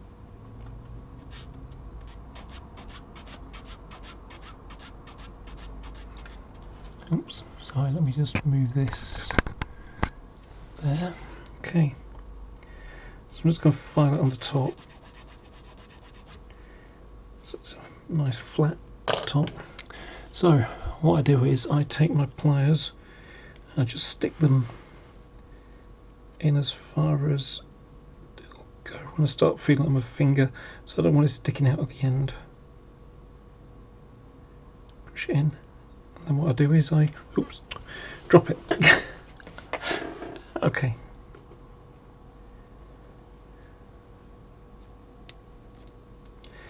Okay, so stick it in on the inside. And now I'm just going to squash it, squeeze it, and now it's kind of flat. If you notice, if we move it up, you can let's change the autofocus.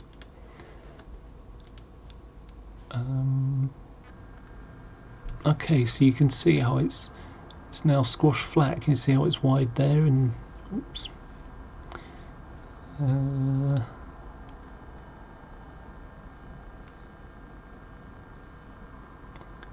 Trying to rotate it. Okay, so if we look, you can see how it's flat now. So yeah, I'm just going to squeeze the top of it because it's not quite flat there. So I've now got a flat piece of wire, and I'm struggling to get the focal point. There we go. So you can, and if I rotate it, you can see it's thin. Okay, and now let me just autofocus again. And now put it into the kink and then just bend it over 90 degrees. So I've now got an L-shaped lamp iron.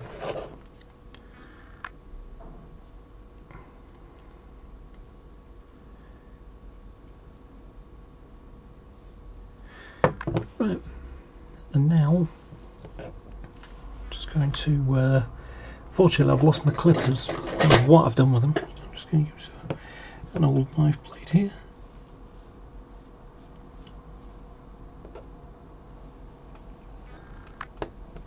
Cut it off.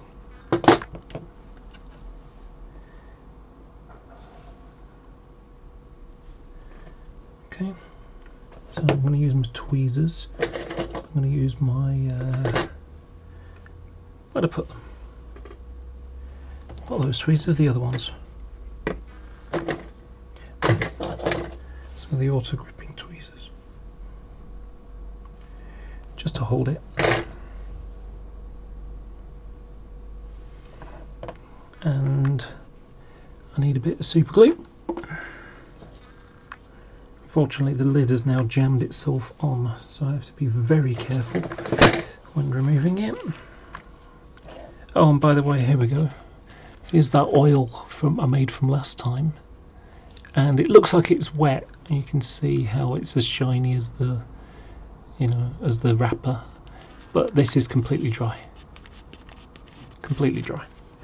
Anyway, oh sorry, I need that. So just need a tiny amount.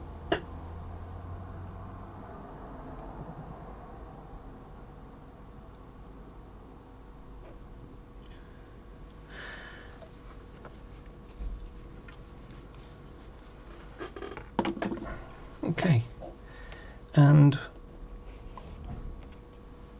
going to start by putting a little bit inside the hole.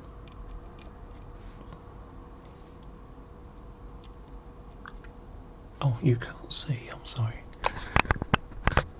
So I've just put a little bit inside the hole.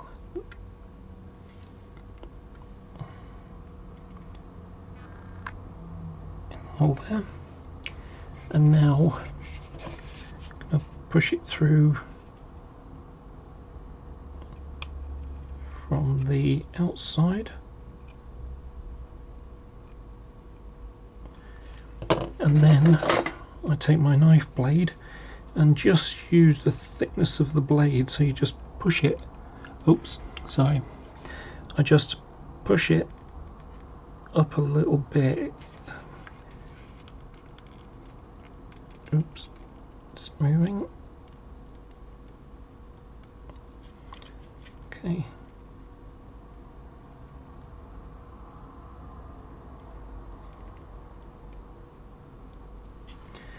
And then I'm going to leave it for now while it glues. And by pushing it in and then having it out a little bit, it's going to suck a bit of that super glue into the hole. And just use your tweezers to just make sure it's straight. So I've now got a little silver lampine which will be painted black later, and let's turn off the autofocus so I can actually show you. There we go. So you've now got a little raised lampine. There you go. Little raised lampine.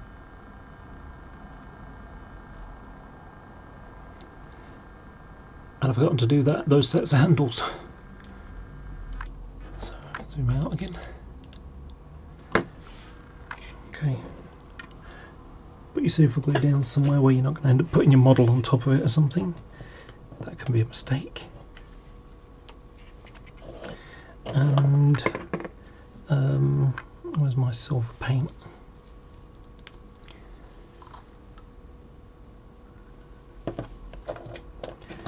The lid fell off years ago. Sorry. Whenever the lid fell off, I always want to do that.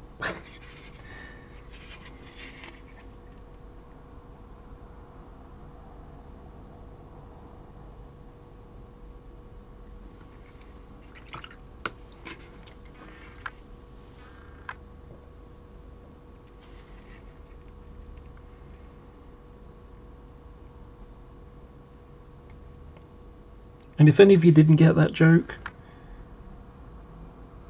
that's a joke from War of the Worlds, where he's talking about the cylinder, like 2 feet of shining screw projected from the cylinder, when suddenly the lid fell off and then the music starts to come in. So this bow wow, and it's just whispering, and then just gradually grows. And also, if you listen to that music beforehand, it's got this ticking, like a tick, tick, tick, tick, tick, because it's like dum dum dum dum dum dum dum dum dum dum dum, and it's like dum dum dum dum dum dum dum dum dum dum dum dum dum dum, and it's just got this constant ticking going on,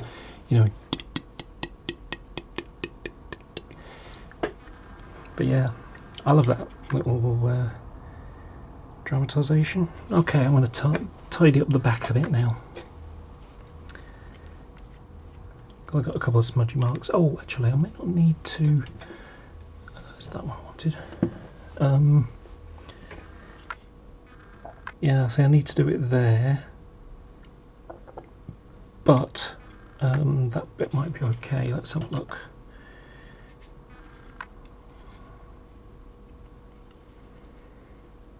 I'm going to tidy it up anyway. I do need to do the black, so that's an important one.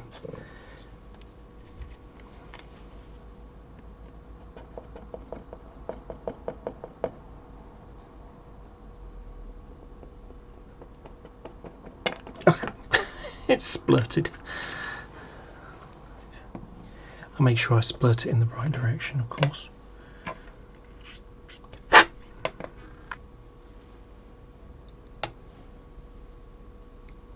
I'll do the back of these as well.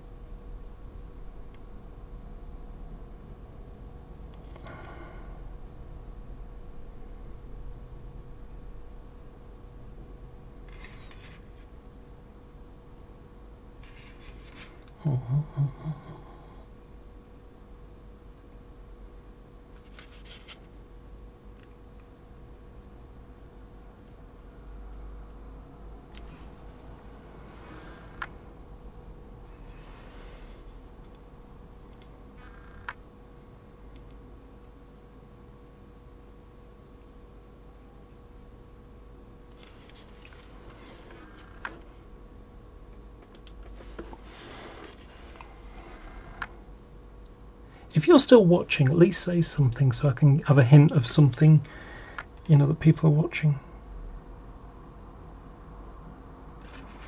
Something I can feedback off.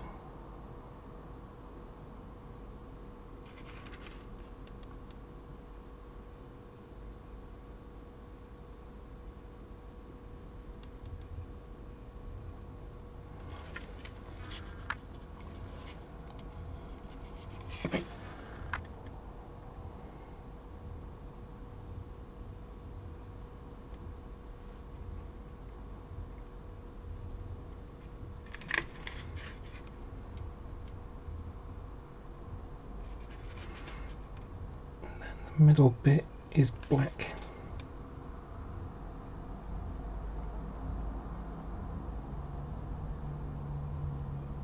Fortunately, when I mention black, I'm not like the guy from, you know, from the fast shows, like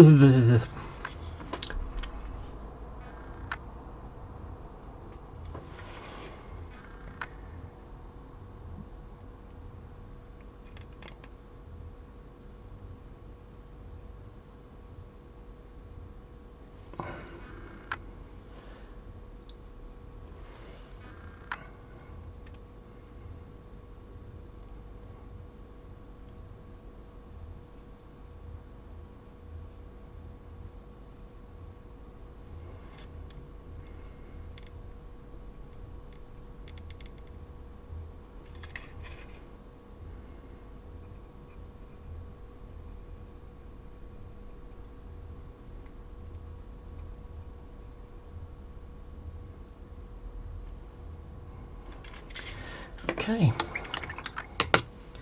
And then the last bit on the back of that is the bottom silver bit.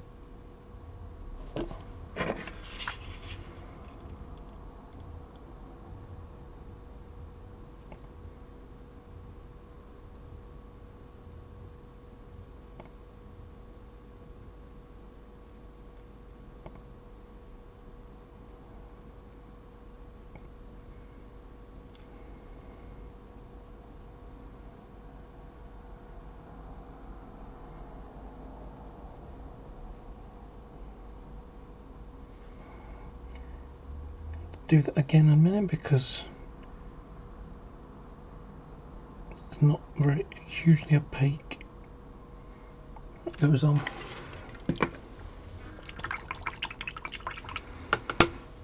Okay, let's have a look at any more decals that need putting on. Actually, I'll swap screens so you can see what I'm looking for.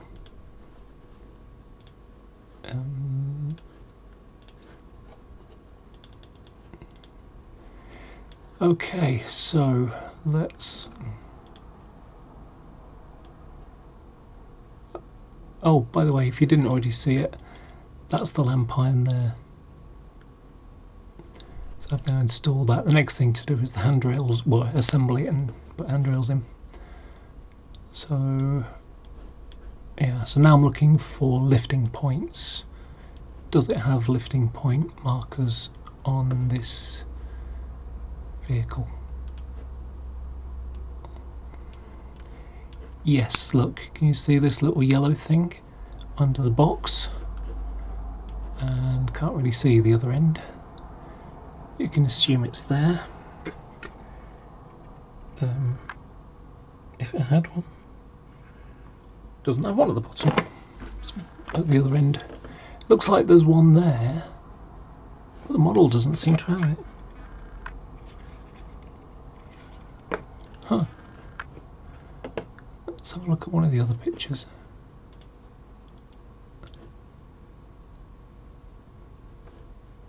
Yeah, you can see it quite clearly there, and the model doesn't have it on. So if you look, there's the lifting point, so you'll remove these and then lift. There's probably rings in it. 56s have that. And then there's another one. You can just see the yellow marking below it, but it's not there.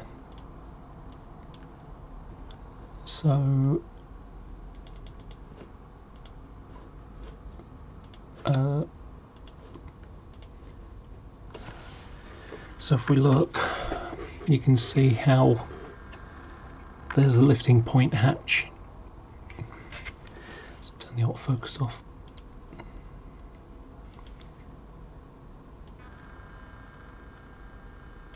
Okay, let's try to get a bit closer. See how... There we go. Okay, so if we look,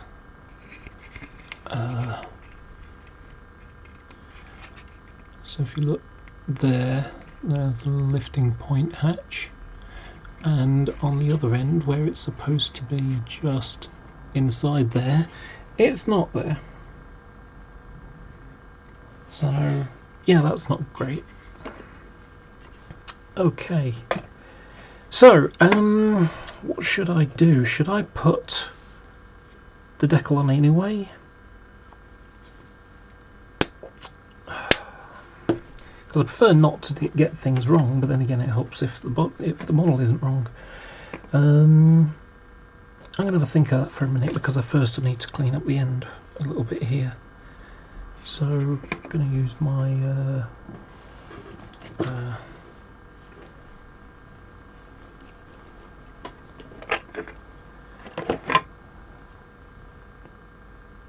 that's the dark green grey, isn't it? That's olive drab, that's not right at all. That's black grey. Did I move it?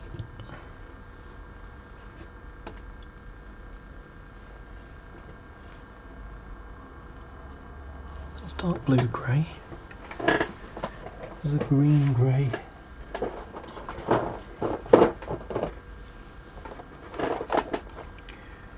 Can I put it back?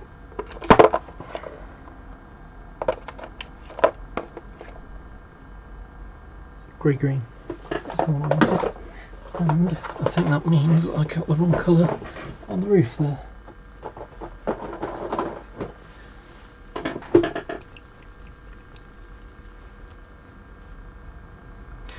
Actually, while I think about it, what I forgot to do, it's clogged up again.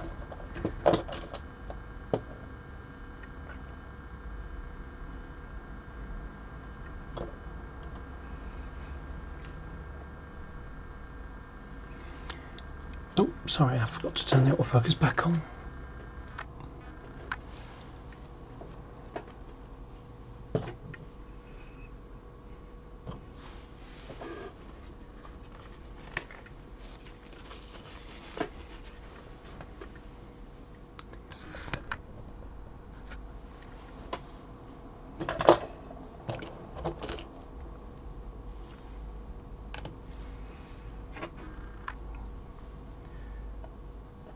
want to paint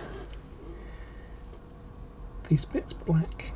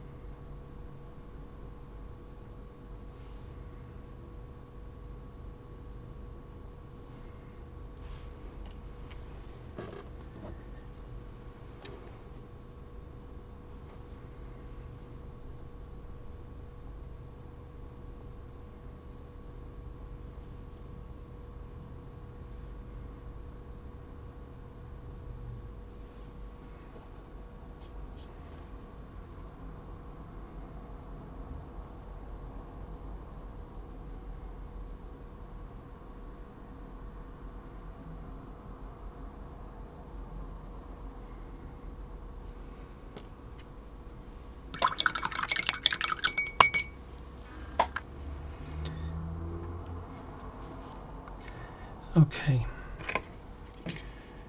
so my executive dark grey version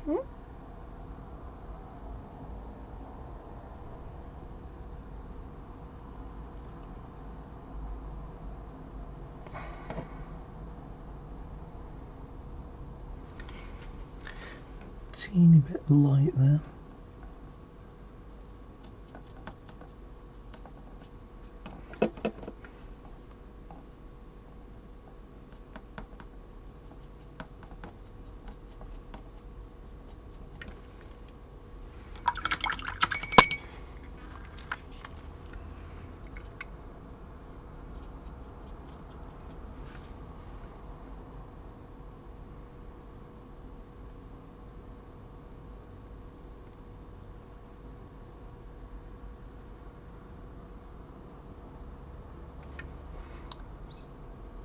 Still a bit light.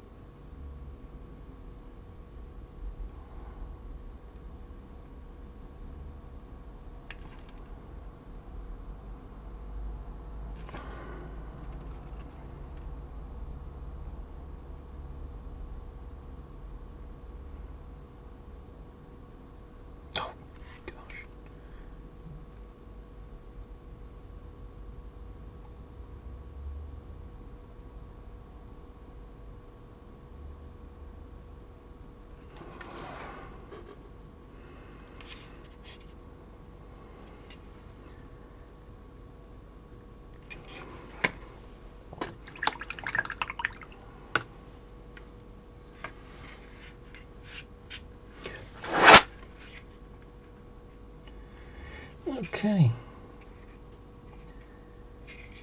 right, so while I've been doing that, I've been thinking to myself, what am I going to do with these decals? I think I'll put them on because they're there, even though the model part isn't there.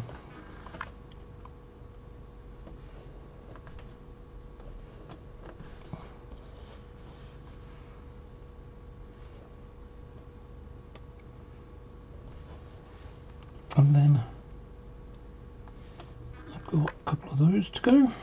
The warning panel flashes, so the warning flashes, and I just need to double check, is there one next to the corridor connection end? Yes, there is. Okay, so I need 4 warning panel flashes. Sorry, warning flashes. Okay. So I'll cut another 2 off.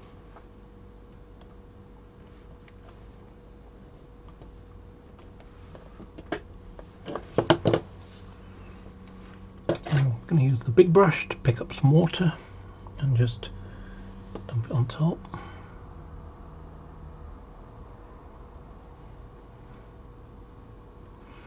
I'm going to get these ready as well.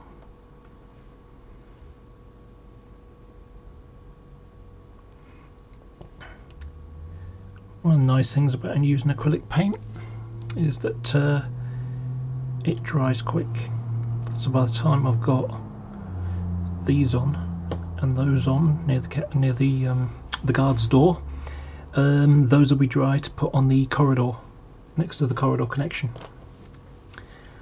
So just drop those off there.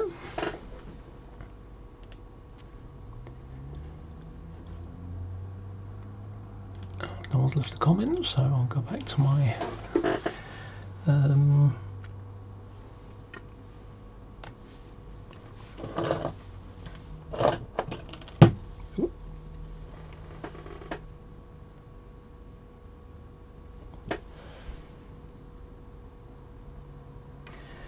okay, got one that goes here.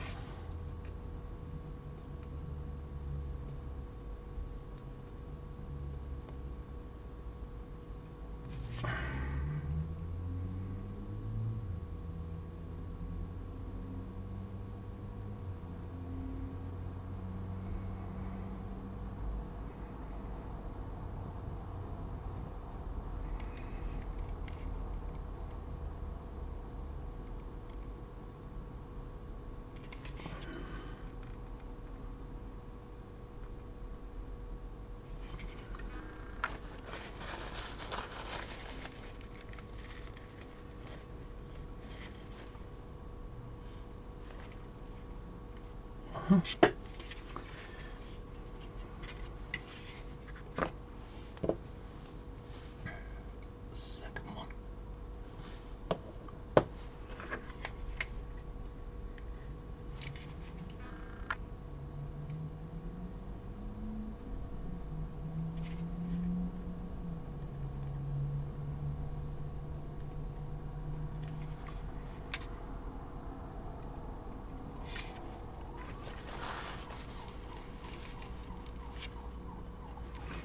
Oops, what's that?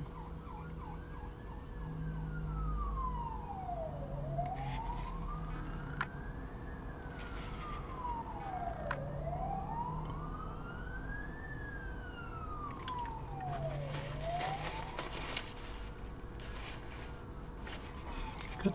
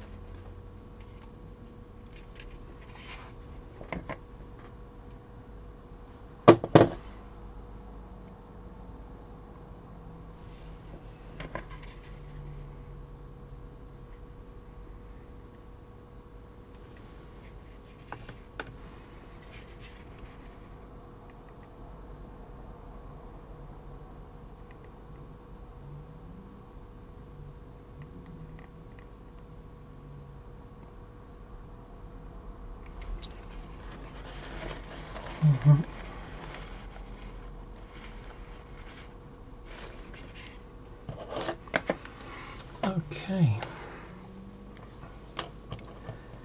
Right. So now I've got the side ones to stick in there, exactly the same as the other ones are.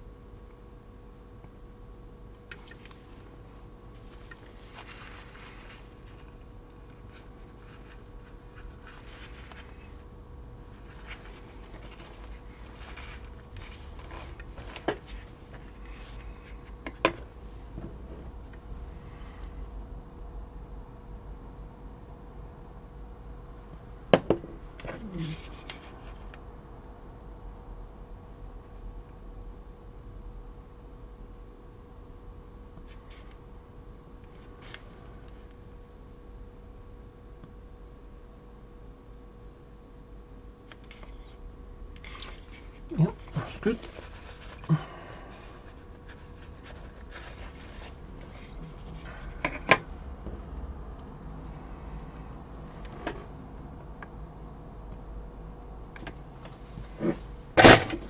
Oops, my transfers were sliding off. There's a little stool thing next to me.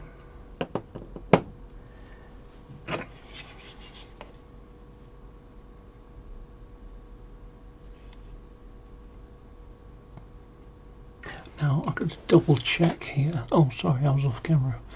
I need to just double check. It's in the centre, okay, so halfway between the corridor connection. Okay, let's pull my camera down. Let's zoom in a little bit. There we go, okay. So when I do this, yeah. Okay, so what I'm going to do is I'm going to just place the corridor connection into place, and then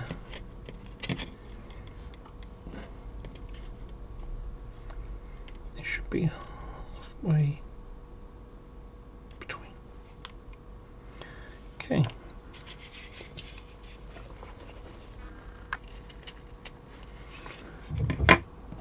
And this side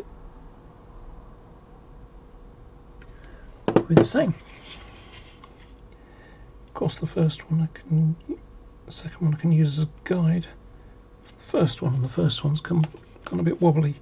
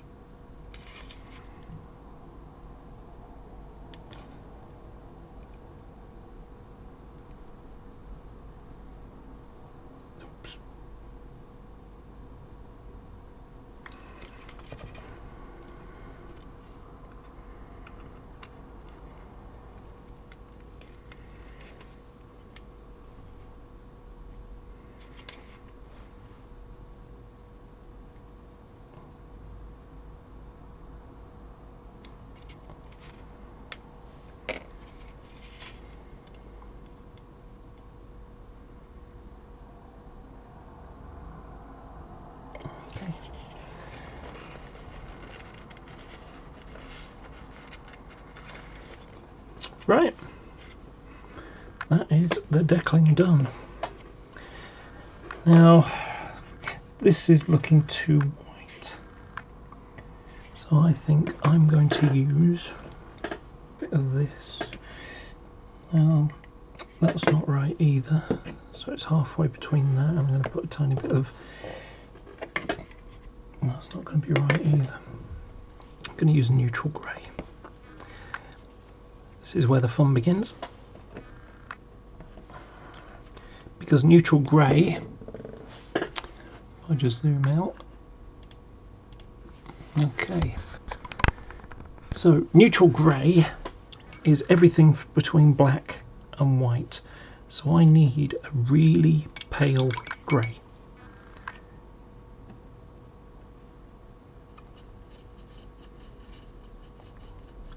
Too dark.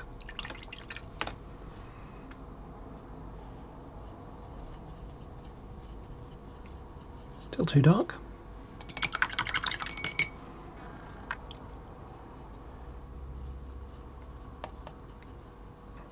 Still too dark. Getting closer all the time. Oh. Maybe still too dark though.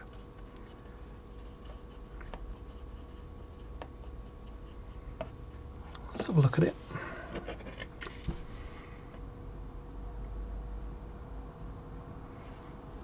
Oh, it's darker, but still chewing up too much, so now I need to tone it back down again.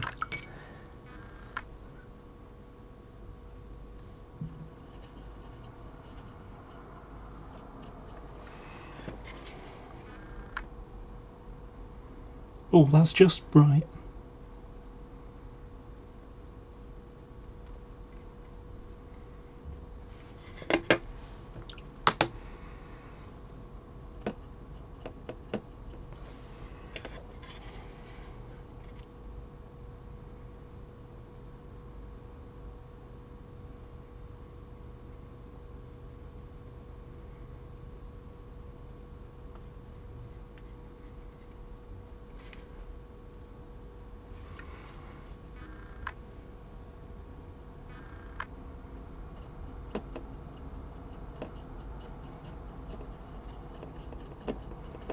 Running out of it.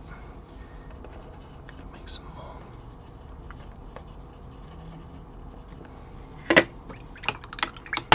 See, the thing to bear in mind is that this livery is not white. It is off-white. Airliners are painted in pale grey. A lot of people think it's white. It's not. If you have something that's perfectly white, it weathers really quickly. Just normal general dirt. So it's too dark now.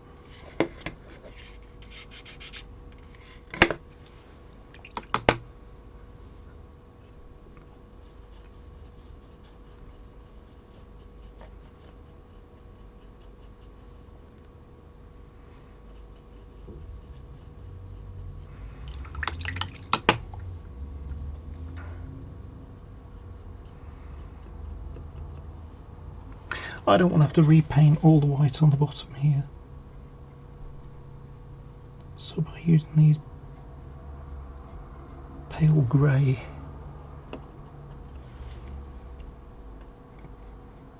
just have it blend in just nicely.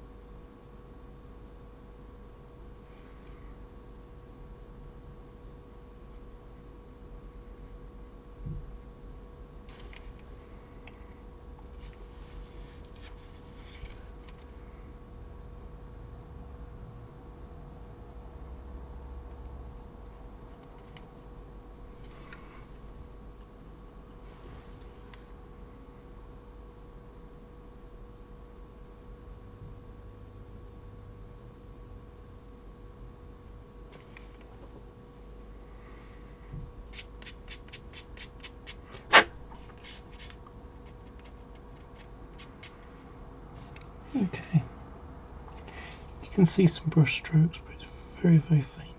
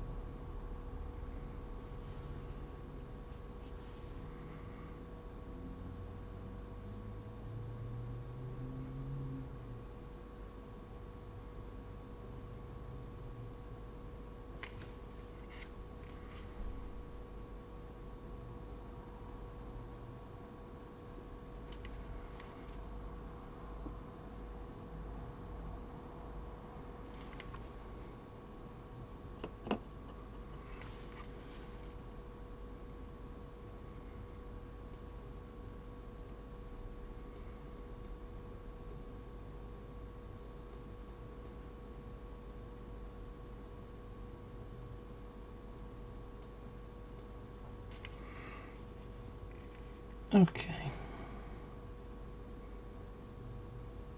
just about make out brush strokes, which I'm not happy about, but it's certainly better than having this sort of dark smudge across it.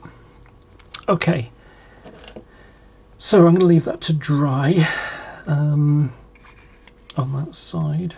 So while I do that, because it only takes about 5 minutes, I'll set that aside, and I'm going to put the windows back in this.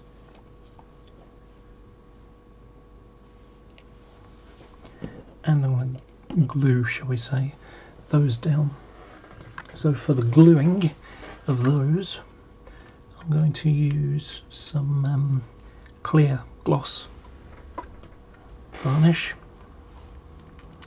But before I do it, I'm going to reassemble the... oh, not in there. I'm going to reassemble the light guides. What I do when I do a job like this, I put all the glazing in the, one of these things. These little boxes are great for putting things in. Oh, and by the way, this big pile of paper clips, that's for stuff that I stick under frame of things.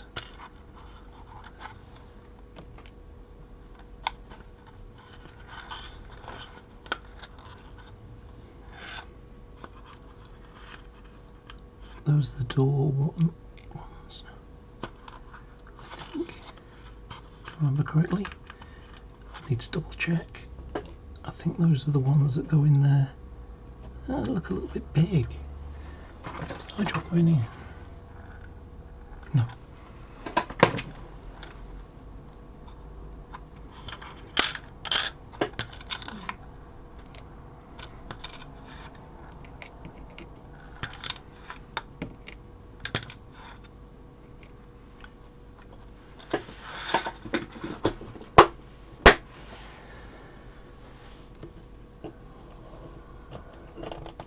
I'm also going to glue on the back piece. but the light guides are down here somewhere.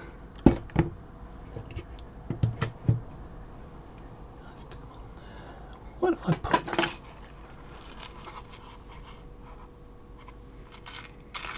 Oh, the handrails went in there. I took it apart, took the light guides out, and I can't remember where I put them.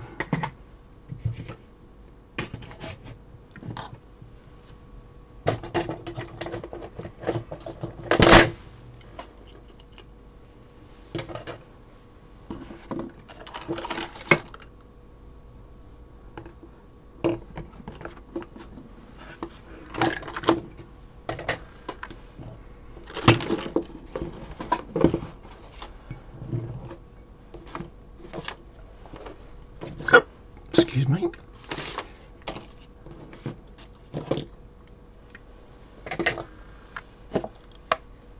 I really should tidy up.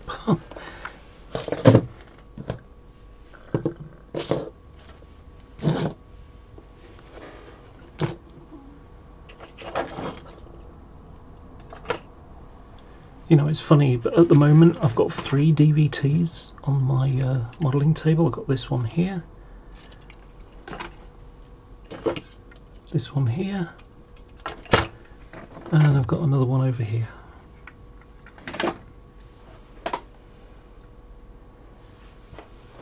Okay, did I stick them in?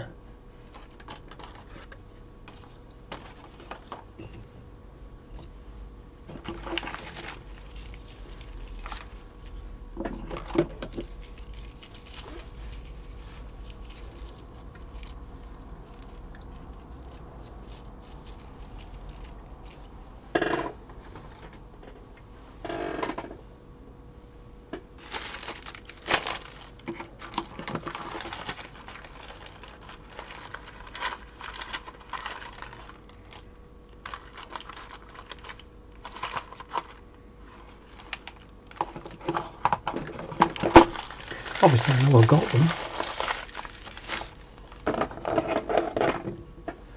Just where I've got them I can't remember.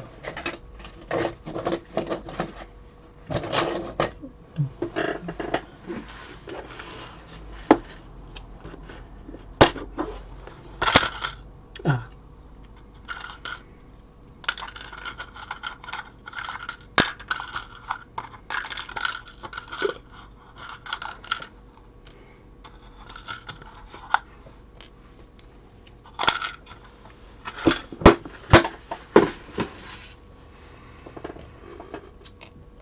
Okay, so the way that these go on is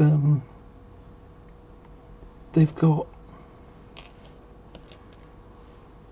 let's check it with this one.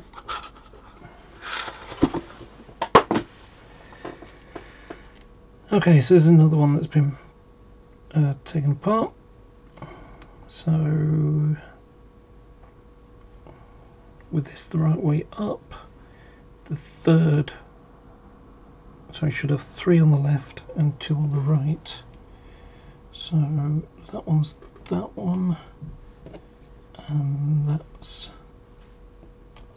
oops, that one, because they only fit in one way. For this one it's got filled in light there. So what happens is you've got pointing upwards are the 2 red lights in a plastic thing, so the guide doesn't cover the other one, and then this one goes in that way. So what I can do is, knowing that's like that, I can actually glue these on to the guides, and say glue, I'm using clear varnish, just so you know. I think I won't use this after all, because that's super glue, and I don't want to make the mistake of using super glue and let's see, so I'm going to use this bag here. So put that back over there. That super glue on this stuff will take ages to dry, so you know, it's still good, shall we say. Okay, have this got frames on? No, not really. Okay, so what I'm going to do is I'm going to put that one that way.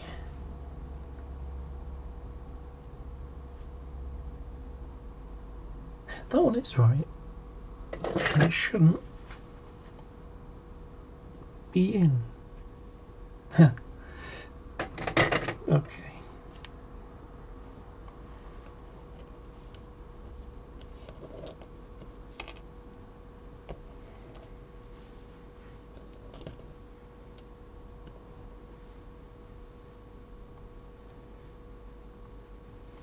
So this one can be secured on there. It's just a little bit of fluff inside.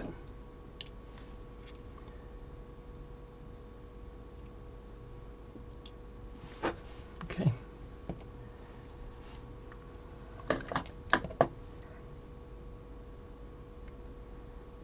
This one's all clear.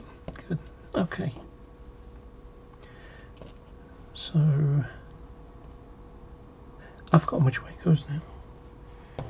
That one is that way here. That's good. Right. So let me zoom in and got that there. Okay. So I'm just going to put a little bit of gloss varnish. Since you can see up there, I'll stick the varnish above it.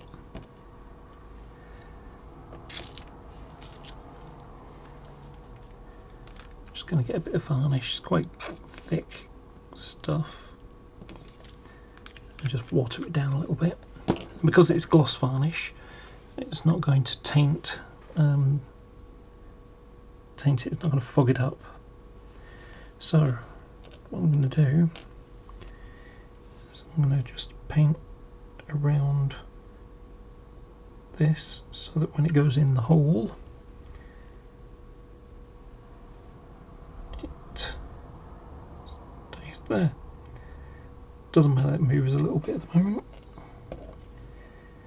And on this side, I think I'll grab that with my grippy. And for this one, paint around the lens, and then stick this one on.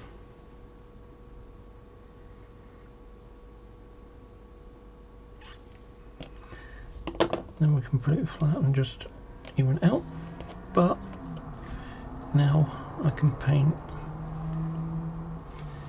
the varnish around these ones.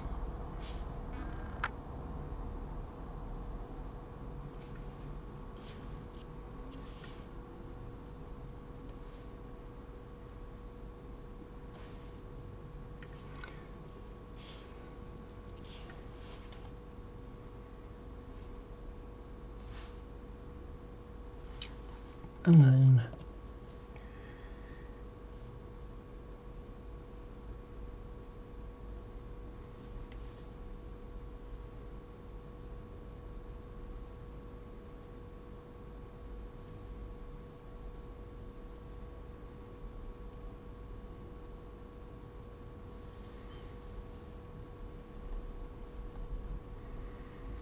there we go, it's all stuck together and everything is guiding it all together.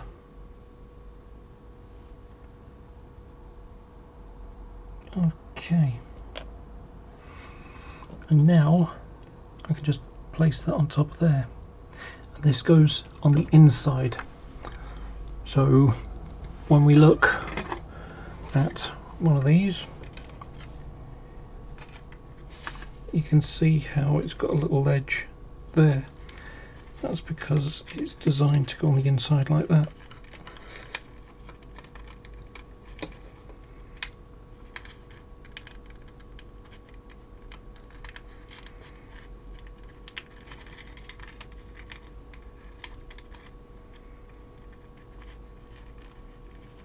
There you go. like this. So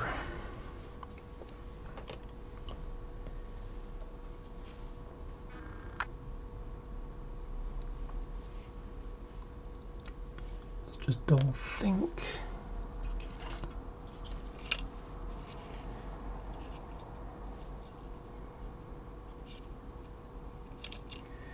This wiring has really been done badly.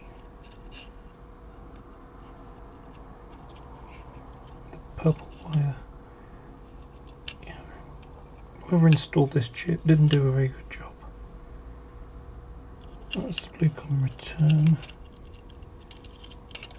Let's do in that cable. Why they didn't just leave it as it is, and this has fallen off. I think it's that centre one. I think green is 3, isn't it? If I remember correctly.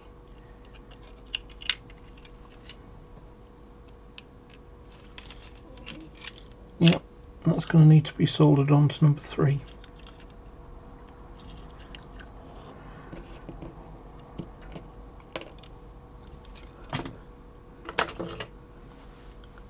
Okay.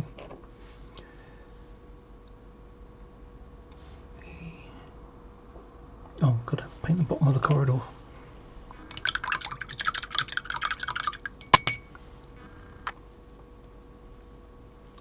I'll do that in a minute.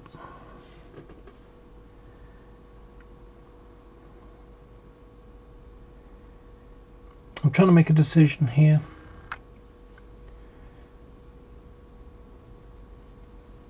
So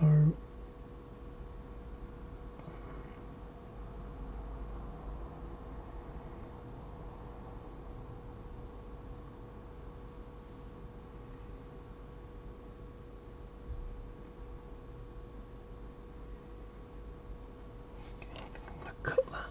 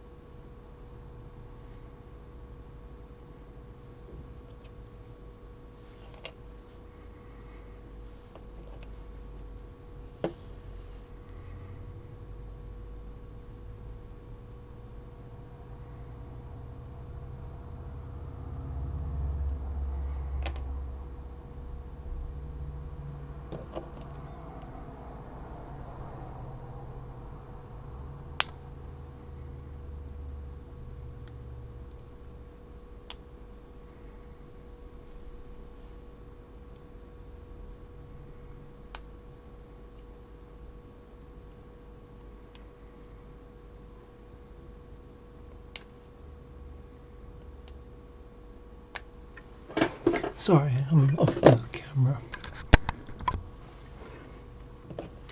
So I'm just trying to make sure that, yeah, just trying to make sure that this fits, because these two pieces need to fit on nice and flush like that.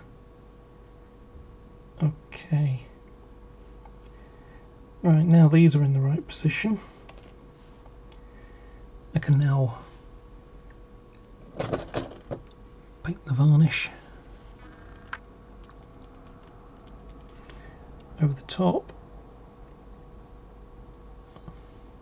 Oh no, got a bit of grey there, a bit of white, or sorry, grey plastic showing. So I'm going to have to wait for that. I'm going to wash that and varnish off.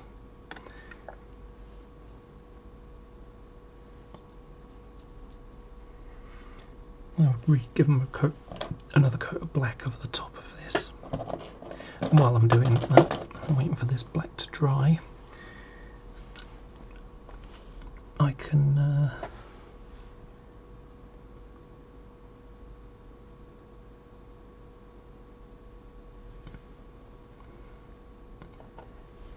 paint the bottom of the corridor connection.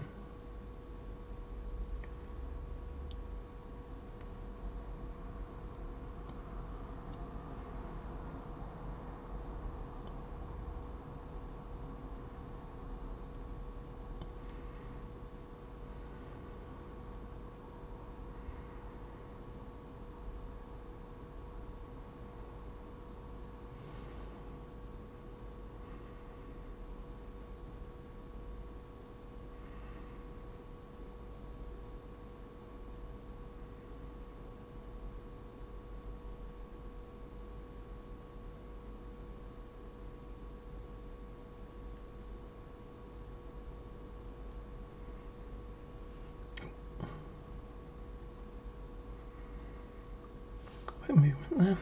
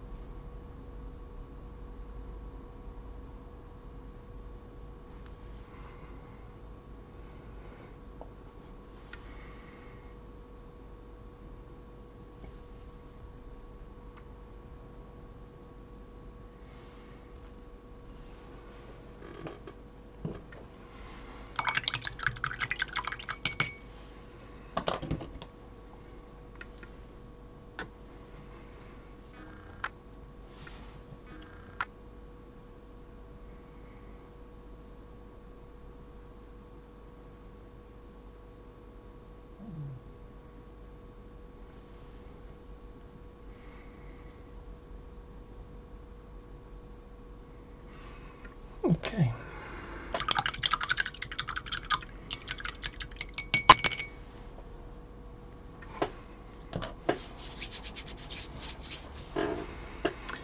While I'm just waiting for those to dry, I will put the windows in these. I believe it's these ones.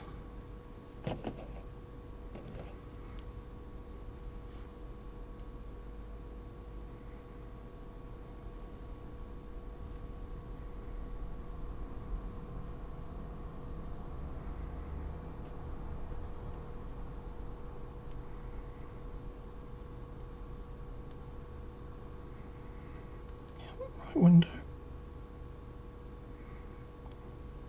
I think it's upside down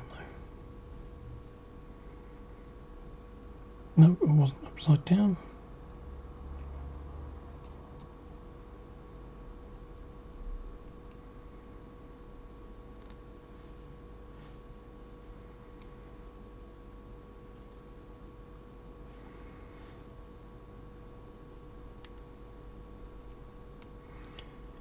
Okay, so I'm going to pop the window back out.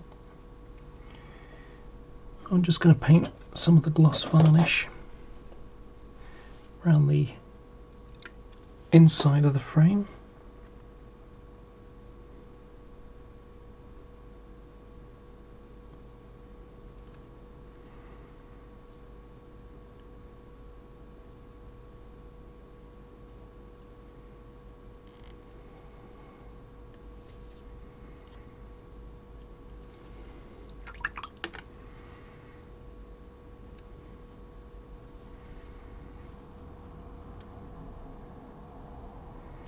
So the guy did this before, got stuff on it.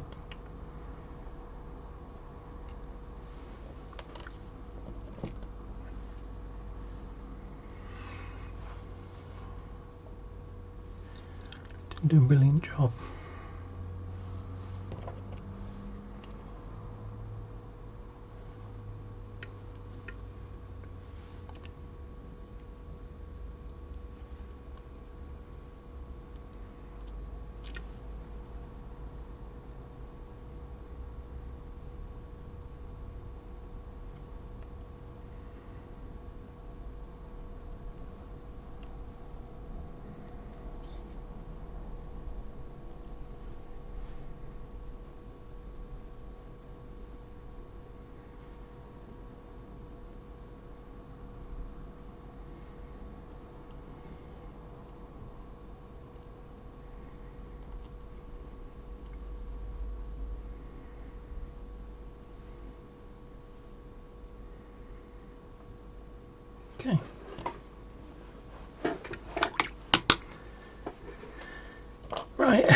this black has dried, I'm going to stick a little bit more varnish on here.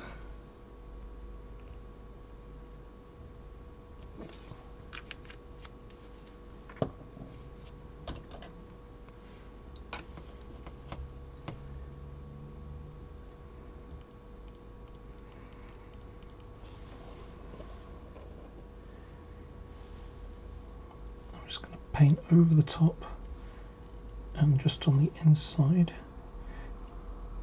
Just going to cover over the whole thing.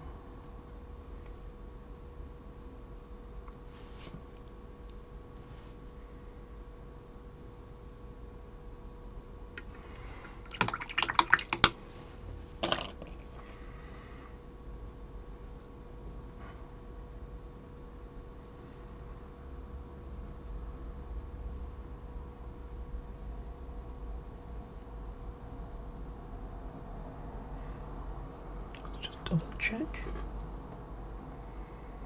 Yep, that's that way.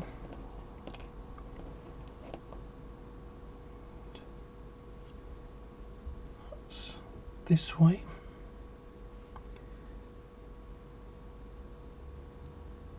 Just going to guide them into each other.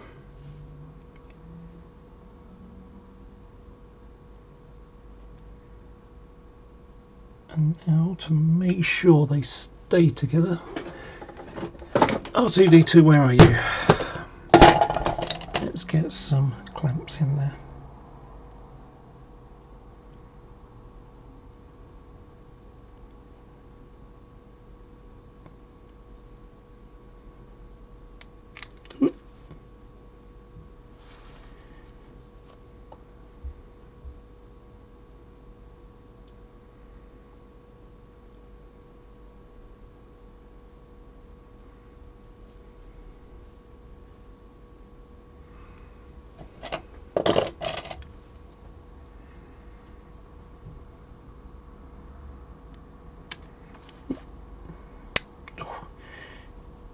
This is tricky.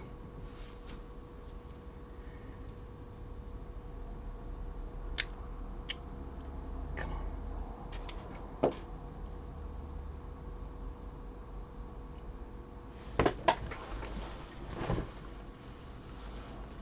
Okay. Get it in a minute. Grab another one.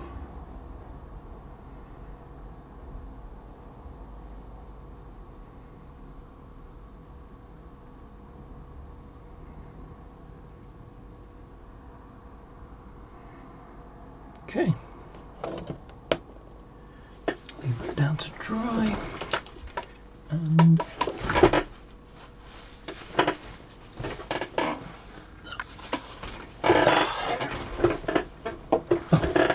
I just dropped it again. Where'd it go?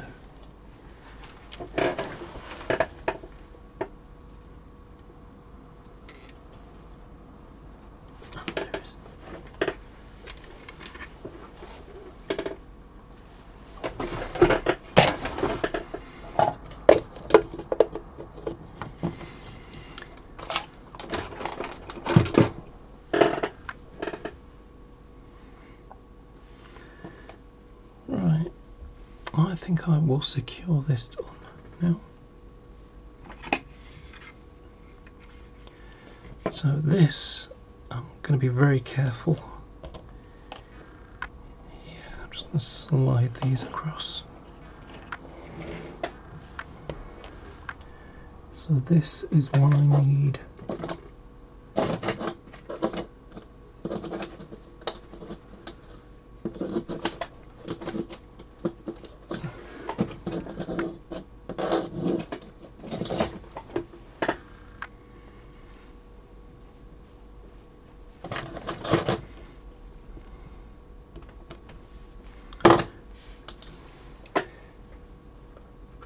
I'm going to reuse that bit of super glue now.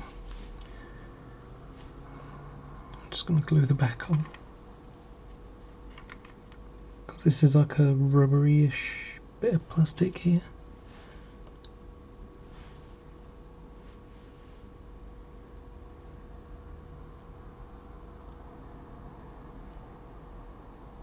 Actually, I think I might need R2 again in a minute, because this is going to need to be clipped.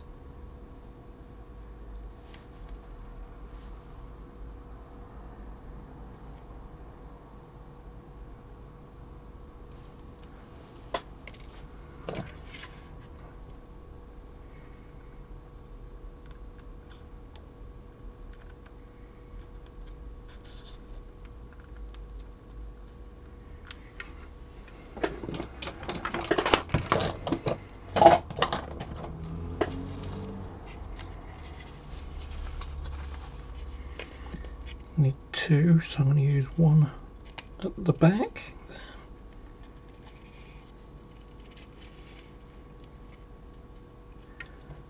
And one at the front, at the bottom.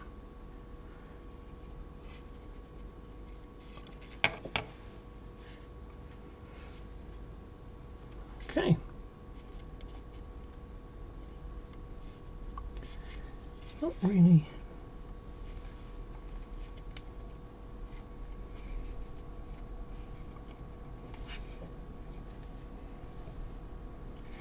Okay, that's going to be better. Right, those can now go there. Okay, I'm going to stop now because number one, I'm hungry, but number two, because this is all gluing up and, you know, clipping, holding down together and everything, I'm going to let some stuff, but also now that it's done, sorry, now that all the decaling's on, I need to give everything a coat of varnish, and it's better to give it a coat of varnish before I start putting the windows in, even though I can paint over the glazing with with Johnson's Clear. Oh yeah, I also need to put this on as well. So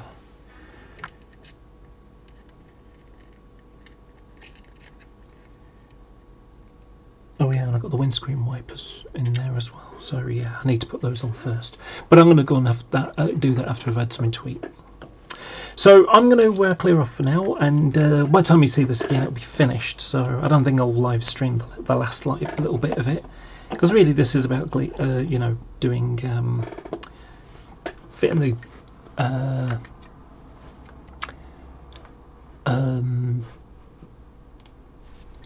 yeah, this is supposed to be about doing the decals. So yeah, I'm going to finish now. So I mean, I've done 4 hours 48 minutes, so it's nearly 5 hours it's taken to do this. So I think you know, I think that'll be it for today. So yeah, so thank you very much for oh gosh, I'm just looking at the comments. So I've had a few comments. So Warwick Road, Andy, Mark III DVTs are like gold dust, can't find any. I've got a spare one. Unfortunately, the front windows are all fogged up and you can't see through them. So I was given this. Really, I've used it for spare parts to fix this one for somebody. And I'm going to be modifying it to have some, to put a cab light in the back as well. So yeah, and then Rolling Road, Hornby releasing the Network Rail one, and there seems to be a few on eBay too. Now, so the I'm fuzzy on this model, and the reason why I'm fuzzy on it is so for the Virgin livery, the original Virgin livery, for this version of Virgin livery, for Greater Anglia, for the sort of in between, you know, National Express, all that stuff is great. This is great. However, as I've mentioned before, the V-shaped, you know, these V-shaped headlight clusters with, you know, the horn grille, that is something that is post the Virgin era. So when Virgin gave them an overhaul, they put that kind of V-type horn cover on. So if you do the intercity ones where they were slatted going across, you can't. You know, they're not the correct ones. Also for privatised liveries, it's okay. The Network Rail one I have big problems with as well. However, that's a completely different reason. So I'll go with the intercity one first. So for the intercity ones, you know, they've got no skirting, which is appropriate because Virgin removed it. they've got no rubbing plate on the buffer beam, and they've got oval buffers when they used to be squared oleos. So basically, an oleo is a circular one, but it's got clipped the top on the bottom off, and they rotate like the 90, exactly like the 90. So yeah, so those aren't really appropriate. So yeah, so when it's an intercity, it's wrong. And yet the Hornby ones sound like hen's teeth. I've gone and modified one of my own. In fact, I think it's just inside the door in the back room. Let me go and check. Give me a second. Light on. Oh, it's dark now.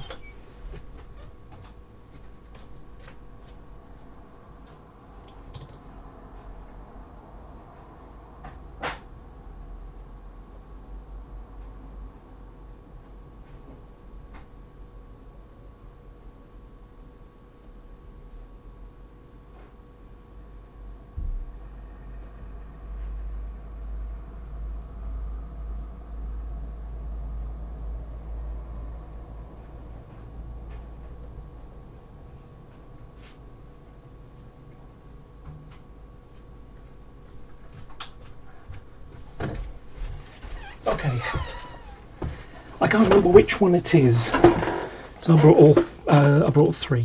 The other one's stripped down, ready to go, because that used to be a one liveried one, which is a confusing thing to say, a one liveried one. Okay, so I don't think that's one I've fixed. No, it's not.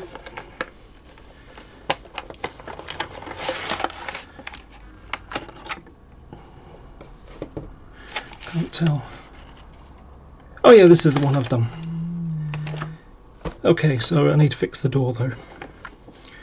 So let me show you a standard one, although there is a bit missing off it because the two Anglia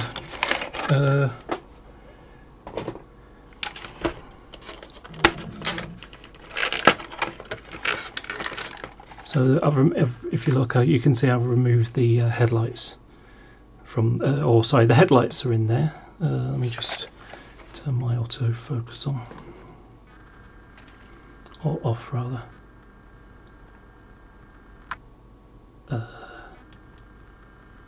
There you go. You can see the lights are in there. I just haven't gone and rebuilt the bit in between. So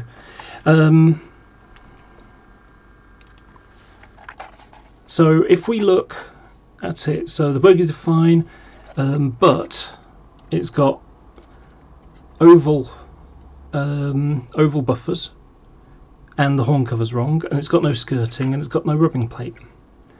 So it's like, yeah, not very happy about that. But oh, and by the way, Hornby can't get this colour right. It's not like that. It's like, because this is like a darkish cream colour. But actually it's a much lighter shade than that. Pantone, was it Pantone 412 or 452? I can't remember now.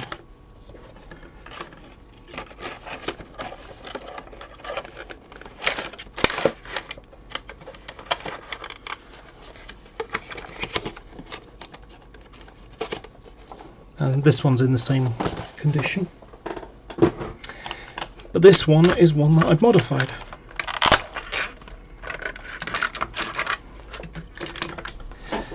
So this one is going to be 129 probably, but if we look at the front end, let me bring my lamp up. Let me just move things around so I can grab hold of my lamp.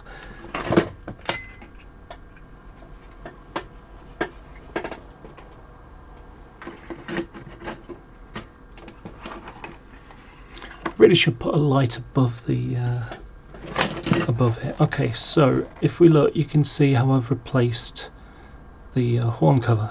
It's only a bit of plastic card at the moment. You can see it's a slatted one, not the V one. And but eventually I want to have skirting on it. And you can and you can also see that I've changed the buffers. You can see they're squared, they're modified, and then eventually, and I've now got some, of course, because I've done all these 90s and removed the skirt, removed the rubbing plates. Is it in here? Oh no, it's over there, isn't it?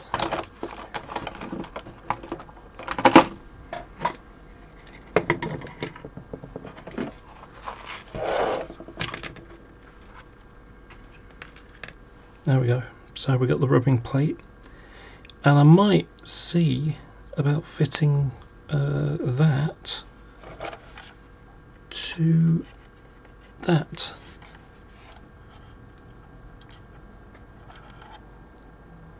Doesn't really show it very well, but yeah, having the rubbing plate like that. Apologise if this is all out of focus and stuff, but yeah, so like I say.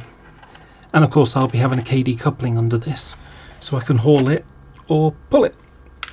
I can either push-pull from the end of the train, or I can have a TDM jumper cable malfunction issue and just have the loco attached to that and then pulling it that way. Or for that matter, could be a freight loco or even a parcels one, so be something like that. So yeah, I've started working on them. Not very keen on these Cliptolios. I don't think they're quite as good as I hoped. But so yeah, that's how I'm working things at the moment. So I'll have 4 when they're all done, and there'll be 82129, which will have no skirting, and the TDM jumper cables will be sorry, the panels, because they're like a little hinged up plate. The hinged panels, that'll be removed, and I'll just have an L-shaped piece of plastic behind it with, a loose jumper cable in there. One of the TDM jumpers. And then a second one will have 1 missing, and we'll have skirting, and then 2 will be, perfect. So with skirting, and with these filled as well. So also with these as they are. So I think they'll be quite good when they're done. In fact, this one will have it with one open. I've not closed it up properly. So yeah, that's my plans for that. Now, the network rail one is a different matter, and it really comes down to, and I can understand why. It's not a problem with them doing it as such. It's a case of my needs are greater, so therefore it's not going to be correct. And I've already seen it from them already. And Bachmann are no better. They've done the same. So they've produced a bunch of Railway Technical Centre type stuff, research train stuff, and all they've done is paint some lines that are supposed to replicate a fan or a grill. And of course, if we let me just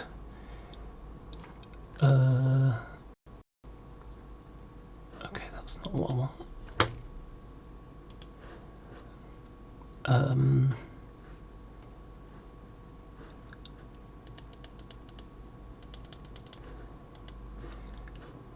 Let me just find it.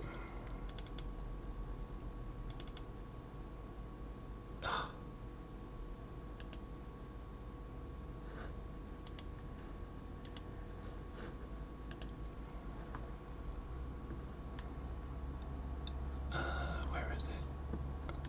Apologies for this, I'm just trying. There it is. My normal graphics software isn't working quite right at the moment. I need to reinstall it on this machine, or we can do the newer version. Anyway, so let me just go back and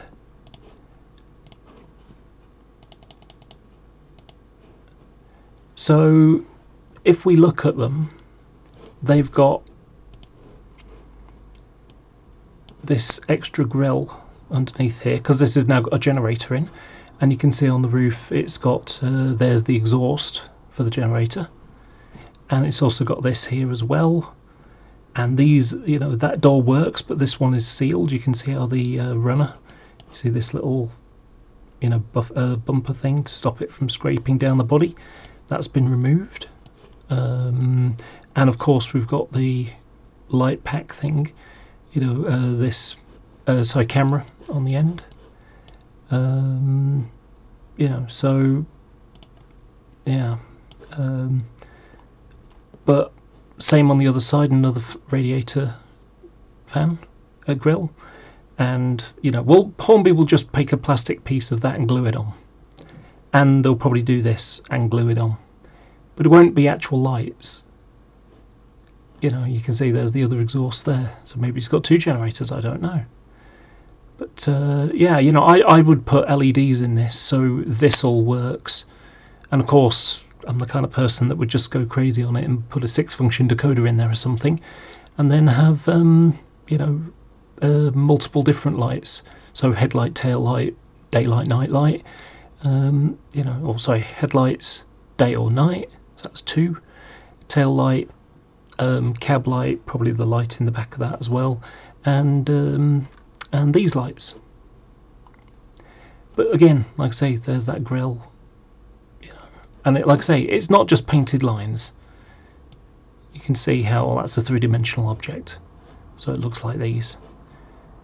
So I'm the kind of person that would basically chop a hole in that and stick in some, you know, a proper piece of plastic, you know.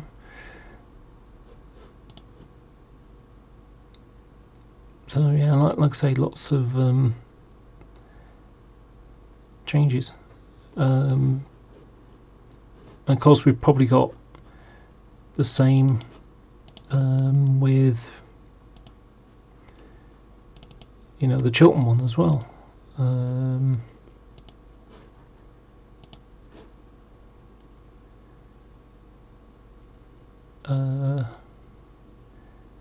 Was it this one? There you go. You know, different kind of fan there, and the whole window's missing as well. So yeah, and of course nobody does these, and Hornby doubtfully ever will. I mean, it would be a case of like cut a hole in the side and stick a new door in, but again, that's a costly and, you know, difficult thing to do. So,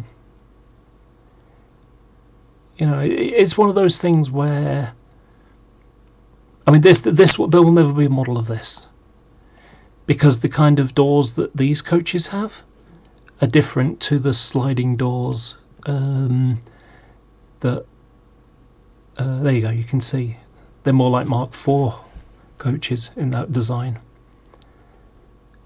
So the only way to do that would be a 3D printed piece from about here, covering the whole end section there. And this is different as well, because that would have been a larger one with the toilet there. So, like I say, all these little details that you're not going to get on the model.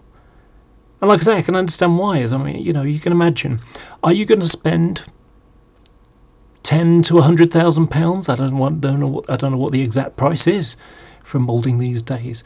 Are you going to spend tens to hundreds of you know, to £100,000 just to do one model version, and have, you know, how many colour schemes are you going to get on it? What's the thing that will replace those in the future? Is it going to be more units? Who knows how long it's going to be around? So unless you're going to have lots of people that are going to be modelling this livery and, you know, any other livery that they carry afterwards, then it's going to be a very costly endeavour, and as such they're not going to produce it. So like I say, that's the reason why I got the problem with it. It's like I say, it's not because I've got a problem with, you know, Hornby as such. Oh gosh, I've done it again. I double clicked it. See, my graphics software is stuffing up. Open with photos. There we go. So this one's not so bad. Hasn't really changed anything here. Has it changed on the other side at all? No. It seemed to be the Hornby one out of the box. So that's not so bad. I actually thought that livery is quite nice. Turquoise is my favourite livery, although I prefer it with a little bit more green in it. So I prefer sort of, you know, a jade greenish shade. But yeah, so that can be done okay. So, like I say, that's where my issue is. It's not necessarily about, you know, or Hornby are rubbish or anything. It's more down to the fact that they're effectively going to have to they're going to have to spend a load of money, and they're not going to do that for a limited amount of models. The best they'll do is they'll paint some, you know, paint some stuff on it, you know, paint some lines on it to represent something else, and make a little tiny sprue for the camera, and the light things on the front for the Network Rail one. That would be my expectation. And of course, yellow stuff sells, so it makes sense that people do that, because of course seeing the same old trains again and again and again gets a bit dull, whereas some departmental stuff is like, oh, that's different, kind of why I like it. So so yeah, that's the thing. DVTs are carriages, yes. Some people call them Class 82. They're not. They're just, you know, they're just in the coaches section, so they are coaches, because effectively all it is a TGS with a driving end. No, that's not quite right. It's basically a let's just use this one for a second. So let's use that. This is the chassis that will be used on it eventually. So let's just pop this back. There we go. Okay. So this, if you think about that part, if you think about that part there, that's the BG, and that's like the guard section for no, it's a BG. Yeah, it's basically a BG with a driving cab on it. It's like a Mark 1 BG with a driving cab, because of course on the BG the guards compartment is in the middle, and then you got the two brake sections on either side, parcel sections on either side.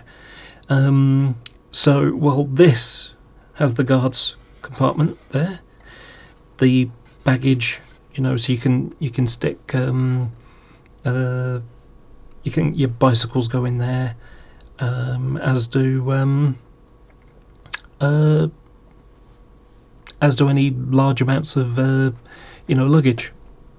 And then it's got the driving cab, so that when it's being pulled as a coach, and when it's being pushed, it's operating as a coach that's being pushed with a driving cab on it. And all that happens is the TDM jumpers, which go along the train to the locomotive at the far end, that is what it uses to send the data, because it basically piggybacks on the personal address system. So, you know, when when the guard says, "Ladies and gentlemen, we're now going to be approaching X station. Make sure you got your belongings," you know, things like that. So, yeah, all that stuff. That's done by the PA system. Well, what happens with TDM, time division multiplexing, is that it basically has there's 3 pins on the end, and it basically sends a digital signal. So it says, pulses of, on or off, basically ones and zeros, and that then sends it down to the train and it tells the loco what to do. When they first introduced these, the locos needed tweaking, because what was happening was when it was pulling, it was fine. When it was pushing, it was taking a bit more time to get the data across to the loco, and it would do this jolting, sort of thing. You'd have like a, stuttering, almost like a car, and it's, you haven't kind of got it. You're not doing the clutch right. You're just chugging. Like a learner driver, when they can't quite get the clutch, smoothness in, they press it and then, and they bounce around. That's what was happening with the locos, and they made some alterations, and that fixed the problem. But so yeah, DVT is a coach.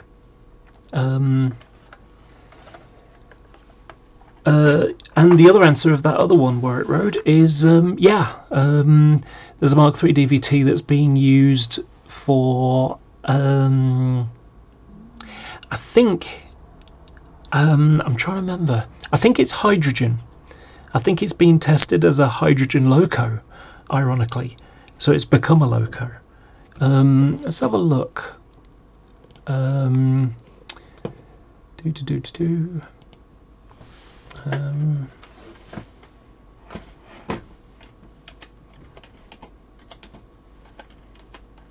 just typing in Mark III coach into Google, and British Rail Mark III. Let me just change.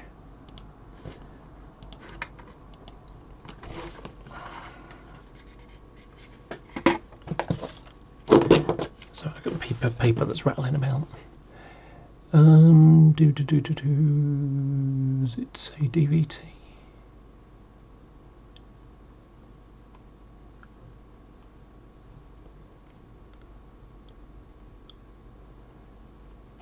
Okay, Mark III DV. There's the DVT.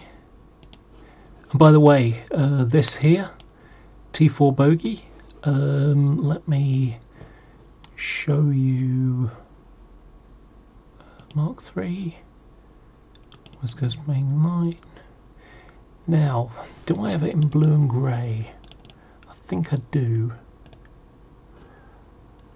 Open with. So these are BT10 bogies, but there was one. There it is. Okay, that's one. And that's with SIG bogies, which are Mark IV coach bogies. And then there was another one. I can't remember if I got a picture of it or not. That's the SIG one again. But there was another one that had what's it bogies on it? It had DVT bogies on. Maybe it's in. It's not in. Oh, wait a minute. Maybe. No, it wasn't in that. I think it was in the city actually. Let's have a look. I just double clicked it. Habit. It's going to say no, can't do it.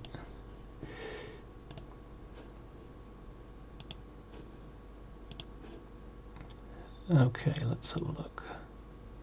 Oh yeah, it was a fire going on here, which is a little bit worrying. If you look, the fire's up there, and it's blown a chunk through the air and landed on that. A bit worrying, isn't it? Shut the line. I think that's one that was at a bit of a bump. Oh, these were the last ones that were painted in intercity livery.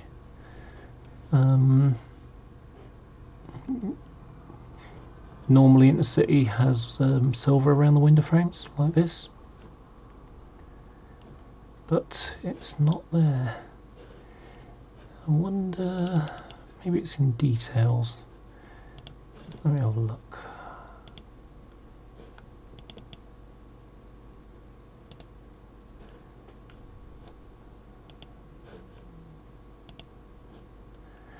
Okay, so just a little FYI for you.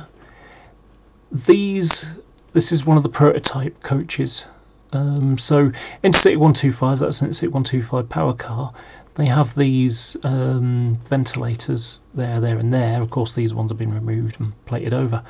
But there's a difference between Mark 3 and Mark 3A. So this is an X loco hold coach, because you can see there's the ventilators there. Oh no, sorry. West Coast Main Line is like this. This one, although this is an HST1 now, it originally was a local coaches, which is why it's in this section. And you can see there's the windows. There's the original door, and there's the new version of the door. So it's quite different. That's a bogie that's the whole section here has come off. You can see how the braking system is, but you can see how the whole section has sheared off there. There's a wheel skate, if you've never seen one of those before. I think you can carry them about 15 or 20 miles an hour at that speed. But that's a Mark III DVT. You can tell by the bogie frame. Now, these are sleeper coaches, probably. Oh no, that's a TGS, or an ex-TGS. Oh, wait a minute, sorry, no it isn't. It's one of the, it's 17173, 4 and 5, which are a bit like a TGS, but not quite. So this is a hauled stock version. This is a Mark 3A coach, and then that's a Mark 3B because it's got just the square box. There you go. Oh, that's a sleeper coach, but yeah, they've got the same on the Mark 3A. So sorry, the Mark 3B. The Mark 3Bs were first class coaches. Oh yeah, that's one where the coupling hook has basically fried and yanked the whole thing apart. So yeah, it's literally pulled. Look, you can see there's the knuckle coupler coupled up to this coach, and it's literally pulled out of the chassis. Look, there's the hole that it's pulled out of. Kind of alarming, isn't it? There we go.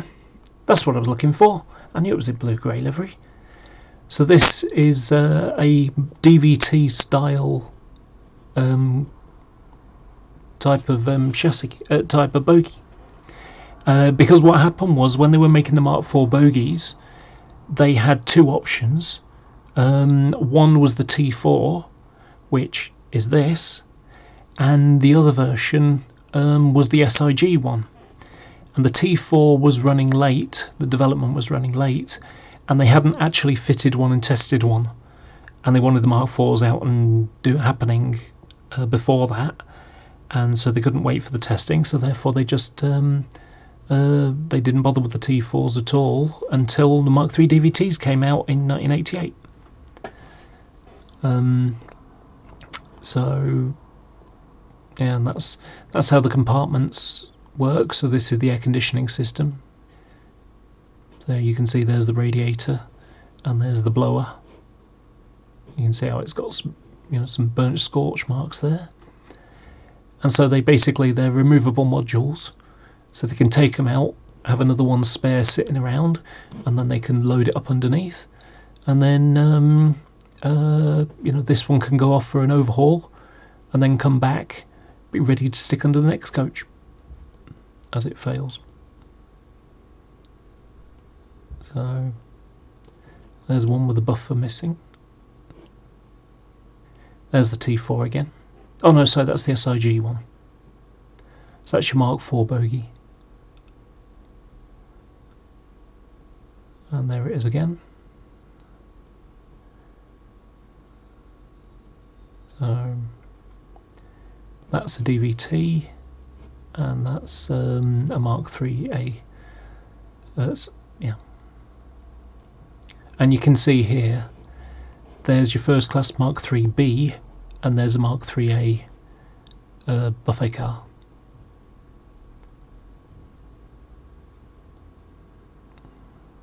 Now, fortunately, and this is what I'm going to have to do for myself, I have loads of Hornby ones. I've only got one Oxford one, and so what I'm going to do is I'm going to remove the square one, and I'm going to fabricate, you know, these two lines, and then remove the centre one and just glue these ones in place for the Mark IIA version. So sorry, the Mark IIIB version.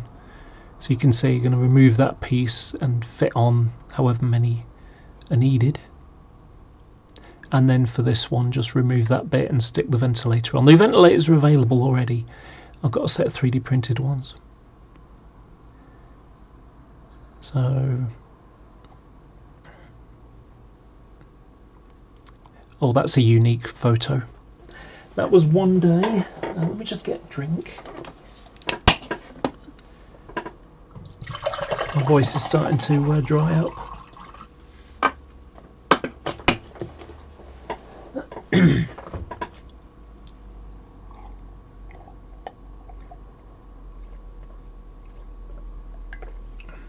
So this is a unique photo.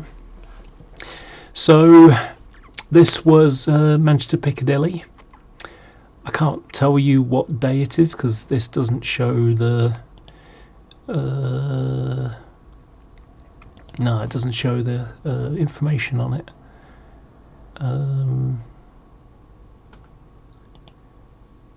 No. Oh well. So this is Manchester Piccadilly. Probably, I think it was like 2003 or something. I can't remember now. But so the West Coast Main Line was partially shut. So what happened was you ended up with you can see this one in the middle here as a Rio set. So what happened was originally this started off with the turquoise with the pale grey bands and the orange stripes through, and then they went for this version. So they were going through an overhaul anyway. So so I think it was Network. Yeah, it was Network Rail. So Network Rail decided that they wanted to upgrade a chunk of the West Coast Main Line. Now they were doing this. I mean, it took them over 10 years to do, because what happens is a route like the West Coast Main Line is really, really important. A lot of people use it weekends and everything. But during the week, it's absolutely jam-packed full. You can't do weekend. You can't, shut a line down. It doesn't. You can't just shut the railway down and get it done quickly. They end up doing it every weekend for the next 42 weekends or whatever, to be able to do a piece of it. So what they do is, so the useful part about the West Coast Main Line just south of Manchester is that Cheadle-Hulme, it divides. One of them goes to Crewe, and the other one goes down via Stoke and gets sort of Stafford direction that way. Well, so what happened was they decided, you know what, since we've got this, route available, or these two options, what we're going to do is we're going to shut down the section between Cheadle-Hulme and Stoke, down to Stoke and then on to the West Coast Main Line from Stone. So they shut that whole section down. They lifted the track. They replaced all the overhead wires. They put down new ballast. They removed all the ballast, everything, stripped it right down to the ground.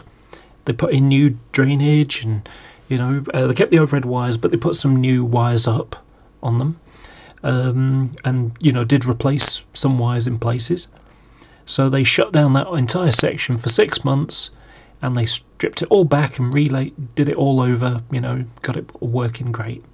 And then 6 months later, they shut down the section between Chilham and Crewe.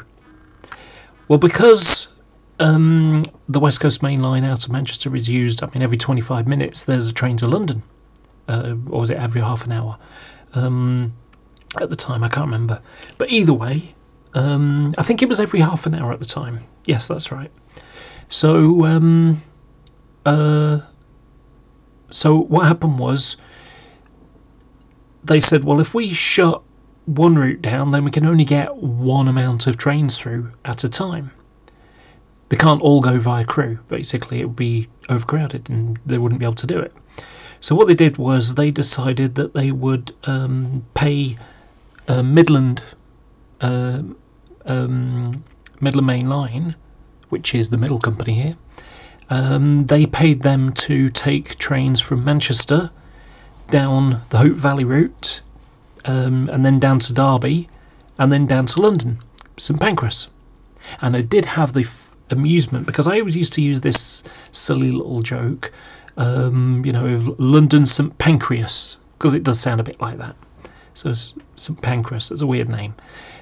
So Pancras, you know, I used to make this joke.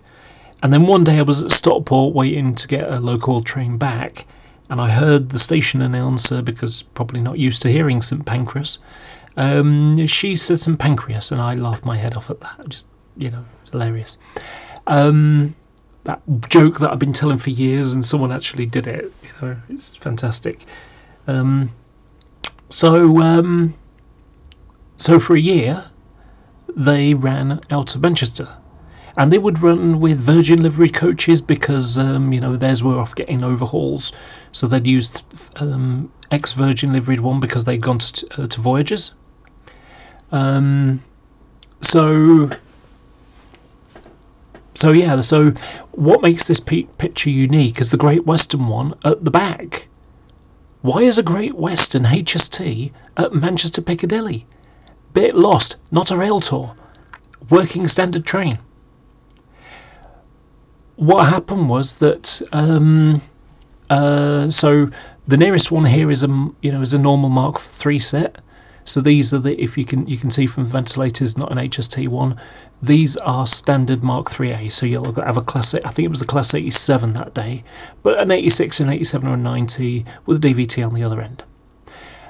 This one in the middle is one of the temporary one-year trains where they were going to London St Pancras, and then the far one is unfortunately a Voyager expired, and they needed to run the service, so they borrowed a Great Western HST.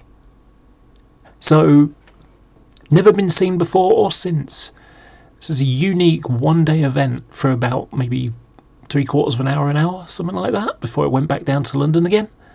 So it was an amazing photo, even though it's low resolution. I think it's my 1.3 megapixel camera that I was using that day.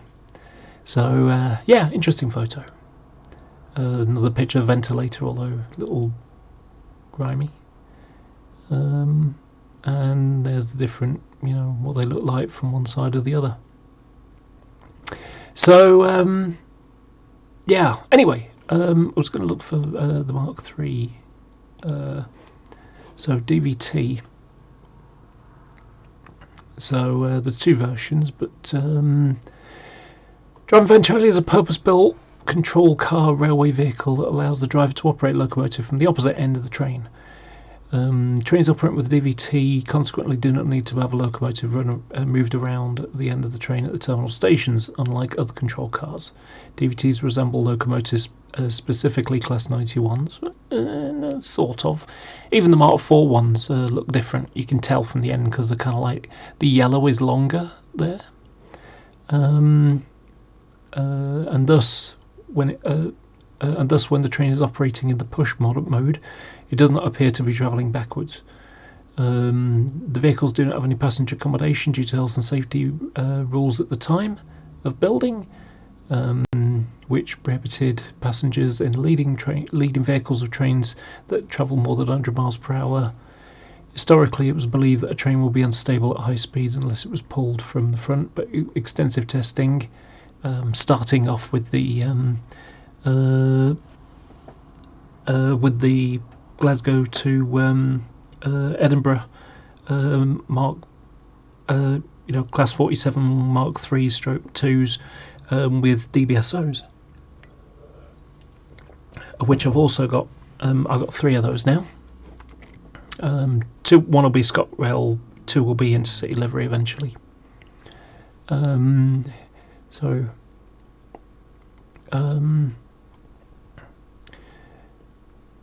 But yeah, the original on the original Mark III DVTs that operate on West Coast Main Line, they used RCH jumpers, railway clearinghouse jumpers, to carry the signals before allowing the same cables to be used by lighting in the PA system, as well as driving guard signalling.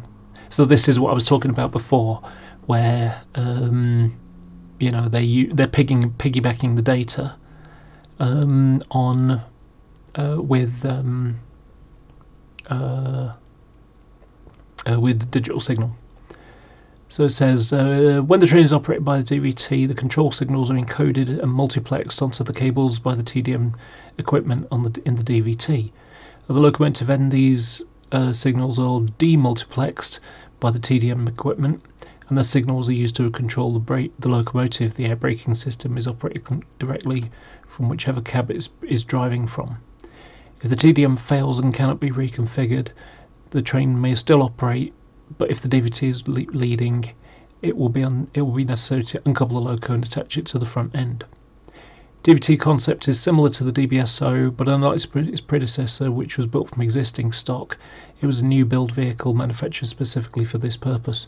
The reason why they created them was because they were electrifying the Great Eastern Line, and they didn't have enough AC electric locos to do the job. So what they did was they, and not only that, this made more sense, because if any of you been in Manchester Piccadilly up until about 2000-ish, 2001, maybe 2002, used to have cross-country trains, which were Class 86 or an 87, a Class 47 or an 86, and they operated the route, they operate the cross-country trains, so they would go down to Plymouth and Paignton and Bournemouth and Brighton. And sometimes they would go down to, until eventually they stopped doing, down to Dover as well. When the Channel Tunnel opened, they didn't really need it as much. So, which is why Dover Waston Docks closed. Anyway, so by having all these DVTs, of which there were 52 Mark III DVTs, they didn't have to have a spare loco sitting around. So at Manchester, what would happen is, train would come in, hauled by 47 or an 86, it would be uncoupled, and then parked up on the sidings outside Manchester would be, in fact, I can show you. In fact, I might even be able to show you a loco waiting. Let's see how far the date goes back.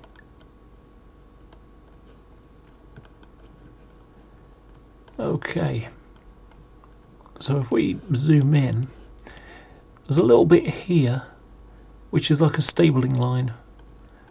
The locos used to sit over here, or was it over here? It might have changed now since then, because I remember them doing some track work over here, but they used to park a loco over here, and when an 86 or an 87, an 86 or 47 to go in, and then this loco would come couple up to it, that one be uncoupled, and then it would the next loco would do it. Now let's have a look. Let's see how far back it goes. This is 2000.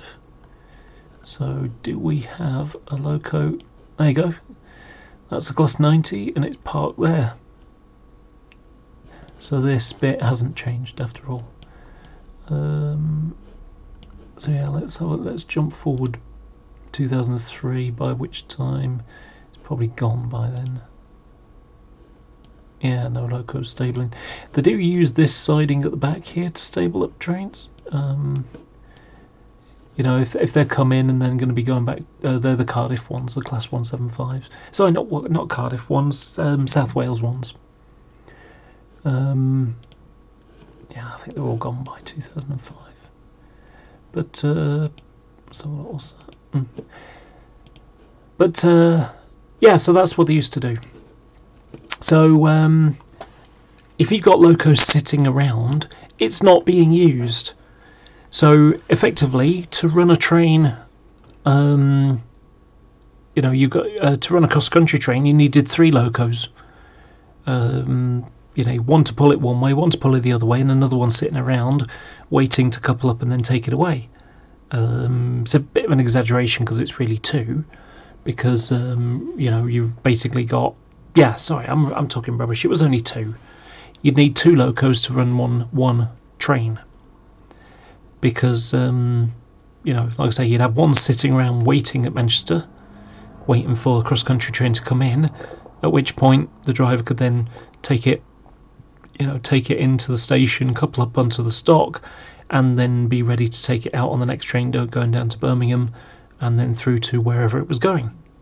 So for example, if it was an 86, it would get to Birmingham and then it would change to a class 47, and the same likewise if it was electric loco, you know, an 86 going down to Brighton or Paynton or Plymouth or you know, or Brighton or Bournemouth or Poole. Even Poole was another place. So that was the reason for, you know, having it. Well, as soon as they got the DVTs, they didn't need as many AC electric locos, and so having the DVTs on the West Coast Main Line freed up, you know, a dozen or so. In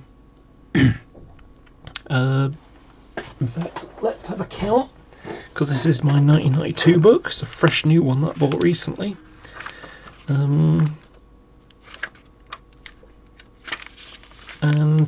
there we go. We can. Let me just check my camera so I don't end up showing you something in the wrong place. And not only that, I didn't even. That's not what I'm looking for.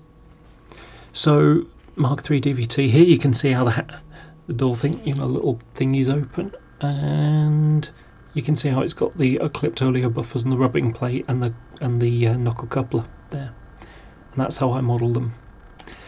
But let's have a look. So we got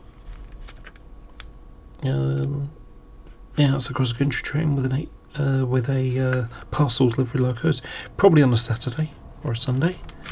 But let's have a look at the 86s. So we can tell from there'll be Norwich ones, so NC, and you can see how it's IANA, Intercity AN, Anglia, and A usually means like locomotive first, you know, the number 1 pool.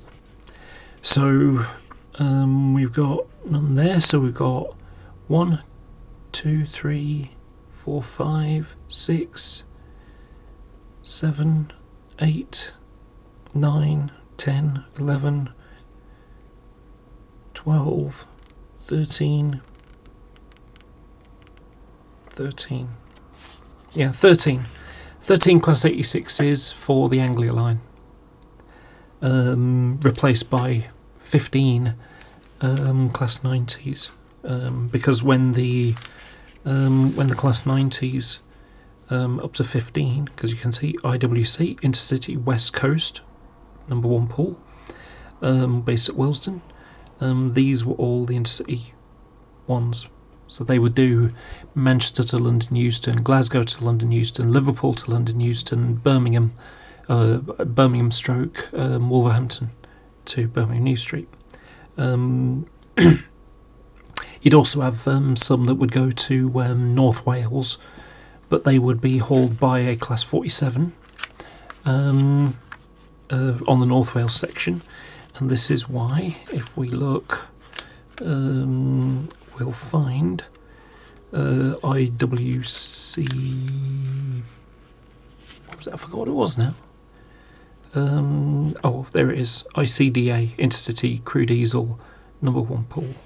So these would haul trains from Preston to Blackpool, which was unelectrified, and I think 555 was in it as well. No, 550, sorry, was in it for a while. I'm modelling that one, so that's another option. But yeah, and you've also got IEDA, which is where they would have locos that would haul, before it was electrified, from Leeds to Bradford Forster Square. So you got IEDA, so 47500, 509. Oh, sorry, ICDA is the crew diesel one.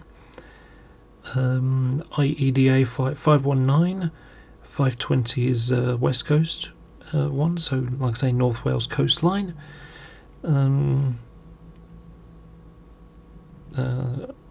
ICDA, there's that one again.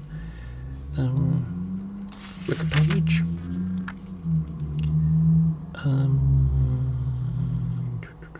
A lot of parcels ones. IIHA, that's an Inverness one, for Scottish intercity local trains. You can see these are the 6-7 series. They were derated locos because they weren't doing 100 miles an hour, so they were derated to 75, and did that work. So, and then there we go, ICDA. So intercity ILRA, intercity long range pool. So those would be your cross country ones here. ICDA. Those were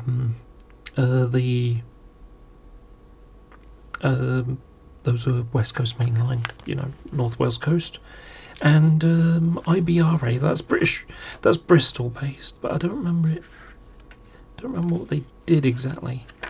Oh, sorry, yes I do.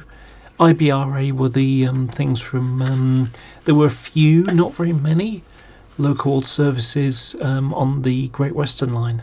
So you'd have things like Mark IIs running from the southwest, and basically not HST sets. And you can find the coaches as well, because if you look in the coaches, there's a reason why these books are so great. If you model a specific time, get the book or books for the time that you model.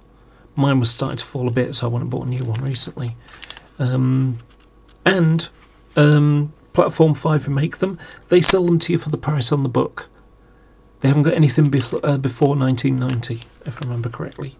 I bought a bunch recently, bought about 8 different ones, but mainly because my original books were falling to pieces. Some were the original ones I spotted with, and other ones the ones that I bought later.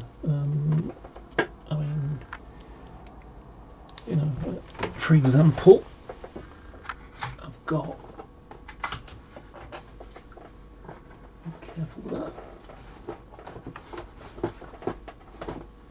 that. This is my original. Is this my original line?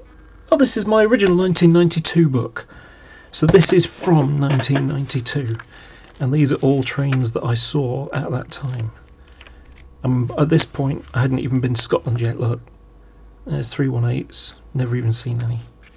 317s, no problem. 315s, but there you go. 314s, not there. 311s, there was only one left. That was a but yeah. And yeah, so you can see no ScotRail ones. The only one I'd seen was one that was on a rail tour thing. So yeah, I hadn't seen very much. Hadn't even seen any 302s at the time. So, like I say, this that was the rail tour one I was talking about. It's painted in the original blue. There was a thing in the early 90s about retro colour schemes. So you'd have, you know, D400, 47050 was renumbered to its original number and painted BR blue. You know, and every class pretty much had one. You know, 37 used to be 350, then it became 216. 31 165, which I don't think it is in this book. It's in the one from before. You can see well thumbed through. And back then I used to you know, Tipex over them and then rewrite the new code. I'd put whether, you know, Cardiff Depotplex and things like that, new names that were written down and so on. So yeah, this is kind of weird looking at this now. This period here is where you've got you know, 37, there used to be 37.5s. So the 37.5s used to all be out of Thornaby and you know, out of Motherwell. And then they ended up sort of siphoning them off, because what happened was 60s came along. 60s will replace two Class 37s running steel trains out of Thornaby. So as a result, these became spare, and so they were snapped up by, you know, in this case, FPCI. So these were petrol locos out of Emmingham. So just moved further down the route. Whereas metals, they were getting rid of you know, Class 37 7s, heavyweight ones, so can pull more, and those were going to you know, they were getting the names off the 5s, the 37 5s, so they just reused them. So like I say, this is my original book, and you can see how I literally lost the cover off it, because it's like falling apart in places. And you can see these are where I put the unofficial nameplates. These are where the depot codes changed. You know, were drawn 0792 at Emmingham. You can see, look, the page literally about to fall out here. So, and what's amusing about it is that somewhere around I've got a 1991 book, and that one, I didn't even have most of the electrics at the time. By now I've seen all but a couple on only the Anglian ones, and all the ones that got lines on, those are ones I got off for haulage as well. So I was pretty much on the way to getting all the West Coast Main Line ones for haulage at this time. I think, yeah, I still had a number of the freight ones. They used to use them on summer Saturdays and Sundays. So I used to go down to Exeter and get I used to go down to Manchester and get them as far as Stockport, and just go backwards and forwards all day with the Day Ranger. That was fantastic. Not very long haulage, but it was haulage. And the last one I needed was 612 Elizabeth Garrett Anderson, and I got that on a sort of a cheat, effectively. I grabbed hold of a handrail of it going through Manchester Piccadilly in a Freightliner train for about 3 feet, but I had it for haulage. So yeah, I hadn't even seen, I still hadn't seen two of the Class 91s at the time, but I had all but one of them for haulage at the time. And that last one I managed to get, it was fortunate, but I got it out of Manchester Piccadilly because they used to use it on the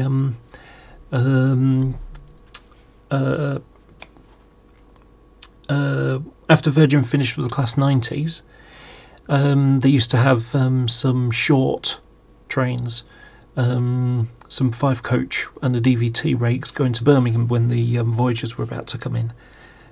just before they switched over. Sorry, it was on availability of Voyagers, that's what it was. There were some slight issues, and so they temporarily used that, and I managed to get it on one of those. I was lucky. I mean, it could have been any other one, and I wouldn't have had it for haulage, but just so happened that it was that one, so it was like, yes, happy. So, yeah, now at this, I don't, although I was marking coaches back then. I didn't know I did that. I used to do it, but it was just boring, so I didn't bother, and in the end I just started modelling them instead. But yeah, like I say, these books are great. But anyway, and oh, and by the way, just so I can give you a bit of a glimpse, I'm just going to grab a stack of them out of my pile, and this is multiple unit book from 1985. I wasn't modelling in 85, these are ones I picked up later, but this is my original one. So oh no, I think these are my flat mates actually. Yeah, they are, because he couldn't write, he was just really bad at it. I used to have a flatmate, went to school with a guy, and we had a bit of a falling out, but don't matter. So this is my this is my book from 2000. I still hadn't seen a few 37s. Managed to see all of them, although 406 I only ever saw scrapped at Wigan. And the very, very last one I needed was 37372, which annoyed the hell out of me, because when I moved up from Manchester, from the southwest, I used to live in North Devon, a place called IF Chivner, because my parents were in the Air Force, and when we came out we moved to where my mum's from, which is Manchester. Although it didn't really work out very well, because she doesn't really do family very well.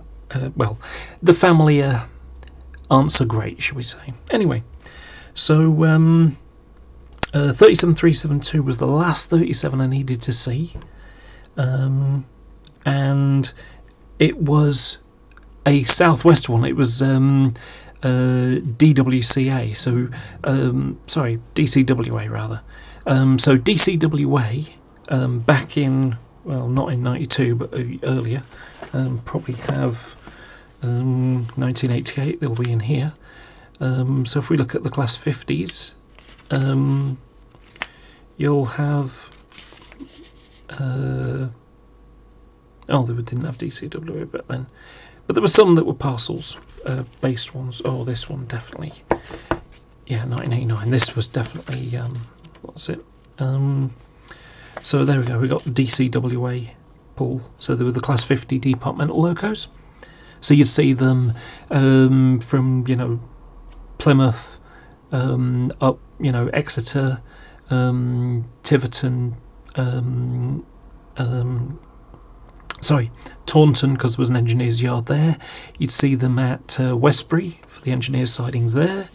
You'd see them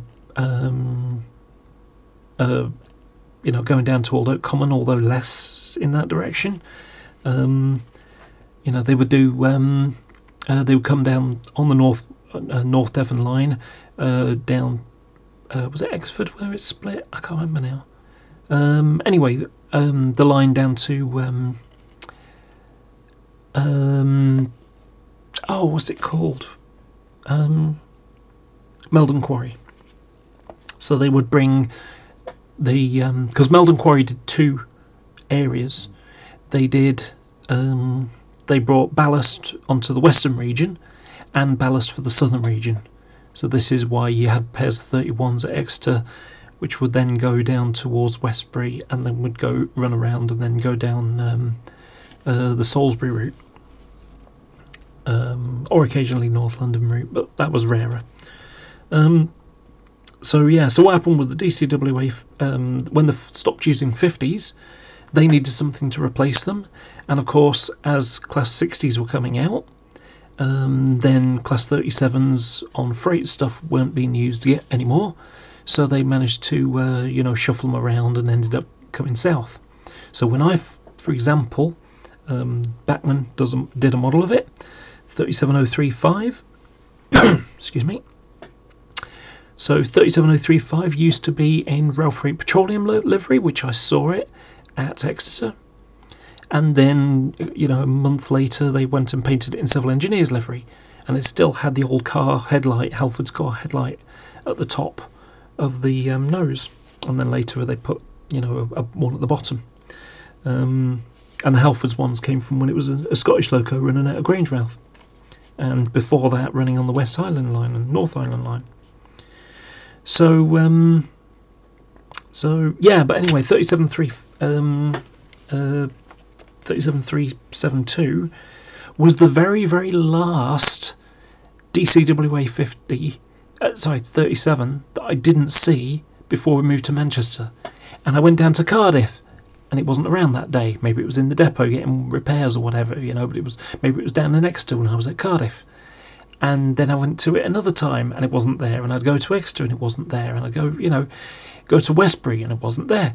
And then, you know, and then it moved, ended up with mainline freight livery, and then eventually it ended up withdrawn at Motherwell Depot, and I went to see it there. I got the train that goes past it, going to Shotts, I think it was, just so I could go past that depot to be able to see it. It was fantastic. And that was the last Class 37 I needed to see. I've seen all but two. One of them was crashed had a collision in the 60s and was scrapped. Bad enough that they just didn't bother. And then another one was the first one that was withdrawn before I was interested in trains. So, yeah, I've done pretty well out of it. And like I say, you can see I saw pretty much everything at that time. Shunters, bit floaty, but you know, of course, you don't get around to Scotland and look, you know, Norwich, Motherwell, Bounds Green, Cardiff. You know, missed that one. Bletchley, Motherwell. Most of them were Scottish at this time. But I'd seen all but, what was it, one or two 56s, I think. I think it was all one. Yeah, just 66085 was the last one I needed. It was in low door livery by the time I saw it. And I've also got, I think, is this before or after? No, I'd seen them all by then. So the last 60 I needed to see was... I'm trying to remember. I'm looking at names just to see if it reminded me. No, it wasn't 36. It was like it's a 50 something. There it is, 53. That was the last one I needed to see. So yeah, these books are fantastic. It's weird looking at these in memory lane now. Now these ones, this is one that I just picked up later. It was cheap, and you know, I've just marked the ones that I'm modelling in this because that's what I'm doing now. Although I bought these new ones, like for example, this is the new one. Instead of doing all the ones that I've seen, these are ones I'm modelling. So the ones that I've got in red or orange are the ones that I own, and the ones that are in yellow are the ones that I would like to do. So, you know, you can see a lot of yellow, bits of red here and there. As you know, I have an interest in coaching stock books, so I've got a whole bunch of coaching stock book stuff. And these are fantastic. Like I say, they tell you so many things. This one's not terribly interesting because it just says LL for Liverpool, Edge Hill. But later ones are a bit better. 84 book, so I can even see how things used to be back then. It's annoying when someone's going to mark them off, but you can just about read through them most of the time. 82, 1980. This is, yeah, that's one where I'm just doing the modelling stuff. But you know, and you would get the summer autumn one, and on the combo one it would be like the 1st of January one. So this, this is the same year. So if you can imagine, you know, let's see what's changed. So if you remember on my original book, you can see how the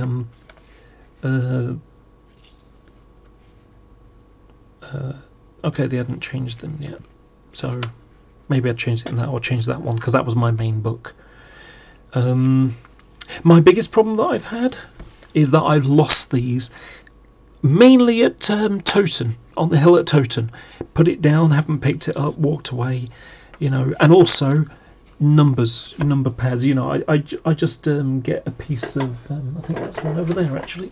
Let me just lean over. I've got a big bucket, a big box full of stuff that I've. Oh no, those are airplanes.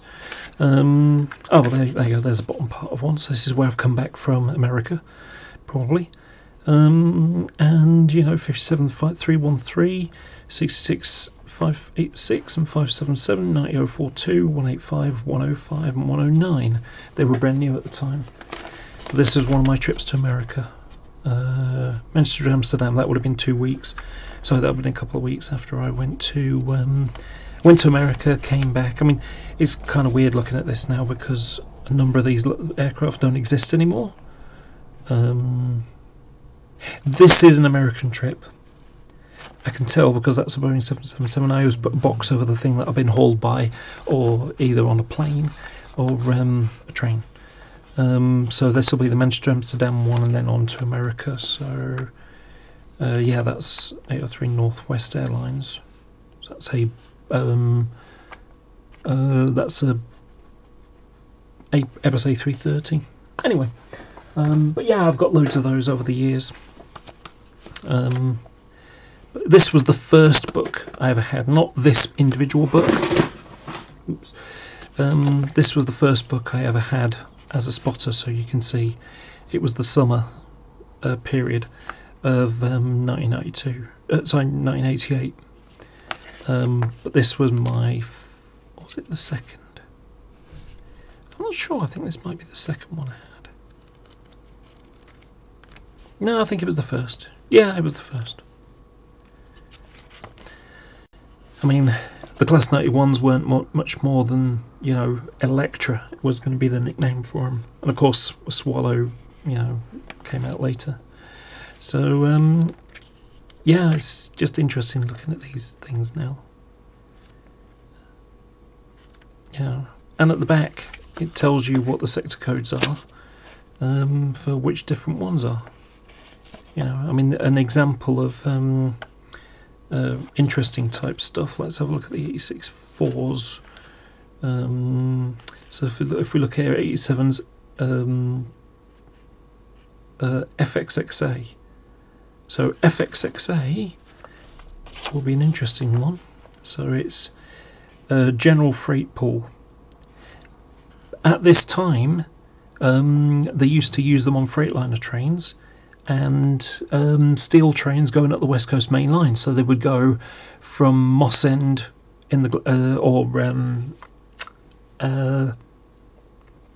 down to, let's say, Wilson Freightliner Terminal, and then or Crewe, and then be shoved onto a different train going up to Manchester for their Freightliner Terminal, or they would haul steel trains out of what's it called, near Motherwell, Ravenscraig, operate out of Ravenscraig, which will go down to Warrington, Bank and then into the yard, Warrington, Walton Yard. Anyway, it would go down there, and then it would change to a Class 37 or pair of 37s, and then go down, go to you know, Shotton, or other places. So yeah, and then, you know, 86 would be, you'd have 86s that were similar. So FXXA, you know, no, LXXA. What's LXXA?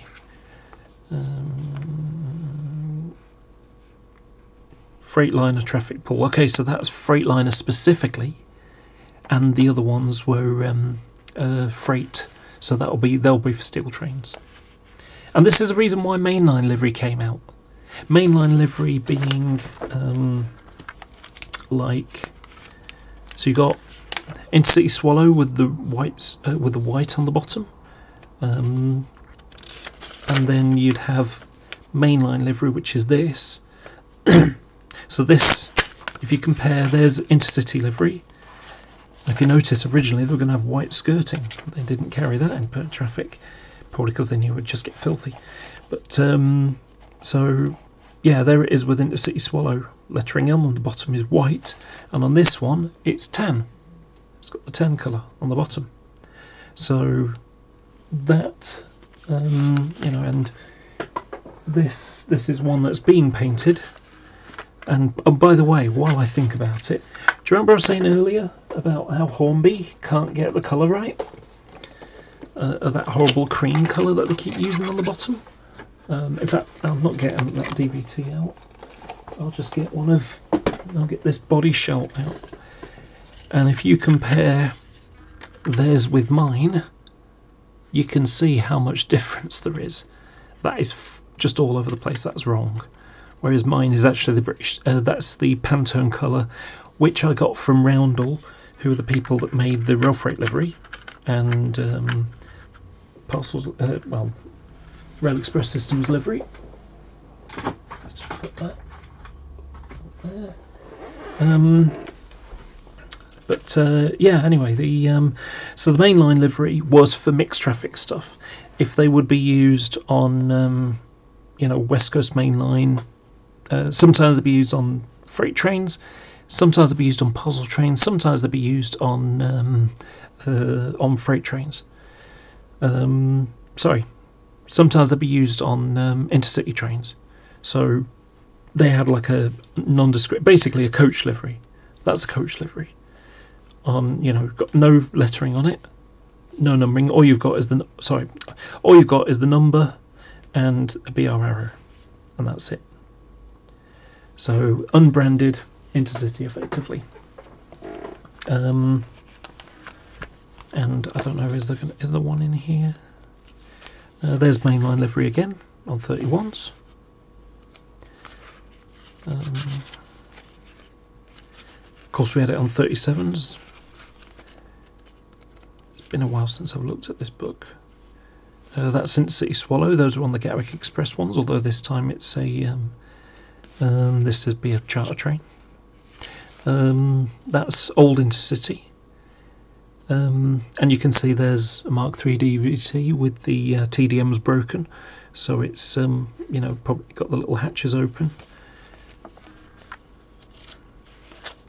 And there's a Freightliner in it, you know, Rough Distribution, Class 90, which is one of the ones I've just renumbered, if you remember, a few of these live stream videos away. But yeah, multiple unit one from 1986. Again, I wasn't spotting back then. And it just shows how the railways have changed so much over the years. I mean, think about it. This is the same year. This is the same year that Network South East came out, but wasn't out yet. So everything was in, you know, blue and grey back then. Or this was the original London and South East Railway express livery. So, you know, Jaffa Cake, commonly known as, which again I gave Bracknell the details for this livery. So this is chocolate, dark biscuit, and an orange colour. It's actually the same orange they used on Greater Manchester BT livery. But yeah, there's the brand new Class 151s that weren't actually, you know, there was basically a game, a playoff between them and the Class 150s, and, you know, the 151 effectively, and as compensation, effectively, they got to make the 156s. But 143 in Tyne and Weir livery, original Pacer in the chocolate and cream, one of the early ones. The first 14 were GMPT livery ones. Then it came to 25. I think it was about until 25. So 15 to 25, 10 of them, they went to the southwest, although they sucked badly in the southwest. The long wheelbase and tight corners, these do not do well. They scream around corners, and they were so bad in the southwest, where some of the corners were a bit on the tight side, shall we say, that they had to keep changing the tyres, the wheels every every other week. They would turn it, they would turn it around so it could get an even wear. Because if you remember, if you think a unit would do the same branch line for a week before, it'd go somewhere to get some fuel, but other than that, it'd be just going backwards and forwards. Because diesels are much more reliable than steam trains are. So they'll just keep going until it needs a maintenance check. Actually, that's not quite true. They do need a exam every few, once a week or two.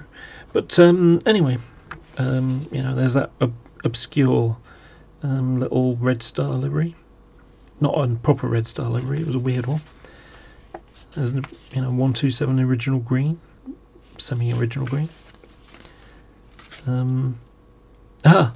Right now, if you go on, if you look, Dapol's got one of these with the Red Dragon in the middle.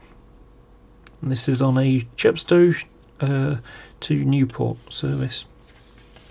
Oh, there's one I used to see in at Exeter. I've been on that train, and it was the British Telecom livery, and it had just these little, things all on the side. Was it making fast connections? So yeah, so many of these little things in here. 1990, is that? Oh yeah, that's original book. That's not mine. That's my old flatmate. But yeah, the only new Royal Freight liveried 20 at that time. Since they've done about 3 or 4 more. There's the first civil engineers livery. That was the intermediate one, because later on they used darker grey in the grills, not just the same grey. But that was the brand new civil engineers livery. It says Civil Link livery. That's not right at all. Civil Link was the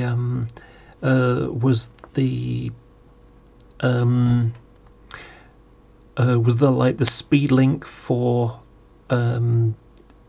freight stuff. For engineers stuff.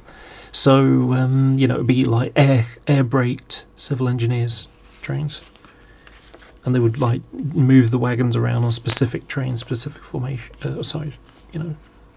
Specific jobs. 47474 in the brand new at the time. Parcels livery, and this is before, because you can see this is 1990, and then 2 years later, a year later, not 2 years later, 1 year later, they redesigned it and made it res. So yeah. Oh okay, this one's a special one for me.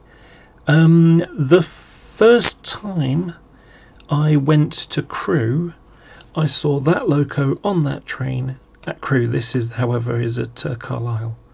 So I can actually see the time that I went. So it was the 18th of August 1990 was the first time I went to Crewe. It was the first time I had a chance to see AC Electrics up close.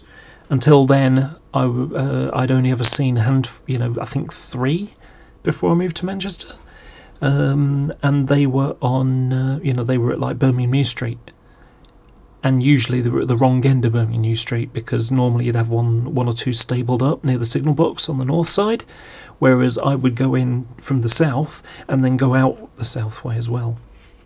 I think it was, go out the south way to get to on the northeast southwest route. So it was then, next stop would be Derby, or Burton-on-Trent. No, I think it was Derby. Yeah. So yeah, and by the way, my my best friend, who was actually an adult, I was still at school. I was still like 16 at the time, and he took me there, which was cool. So yeah, the first one in Network South East livery, only just been painted a matter of days before. In fact, I've got a picture on my hallway which comes from Rail magazine, and it's just a fantastic photo by Philip Sutton of it there. 59's just off the boat. I managed to see 3 of them, hauled by 47033 at Westbury, which was the first time I went there. Still had a couple of old rail freight liveried ones there. I think we only had about 4 or 5 at that time. Let's have a look. 58s. Yeah, 13, which is the one I've got.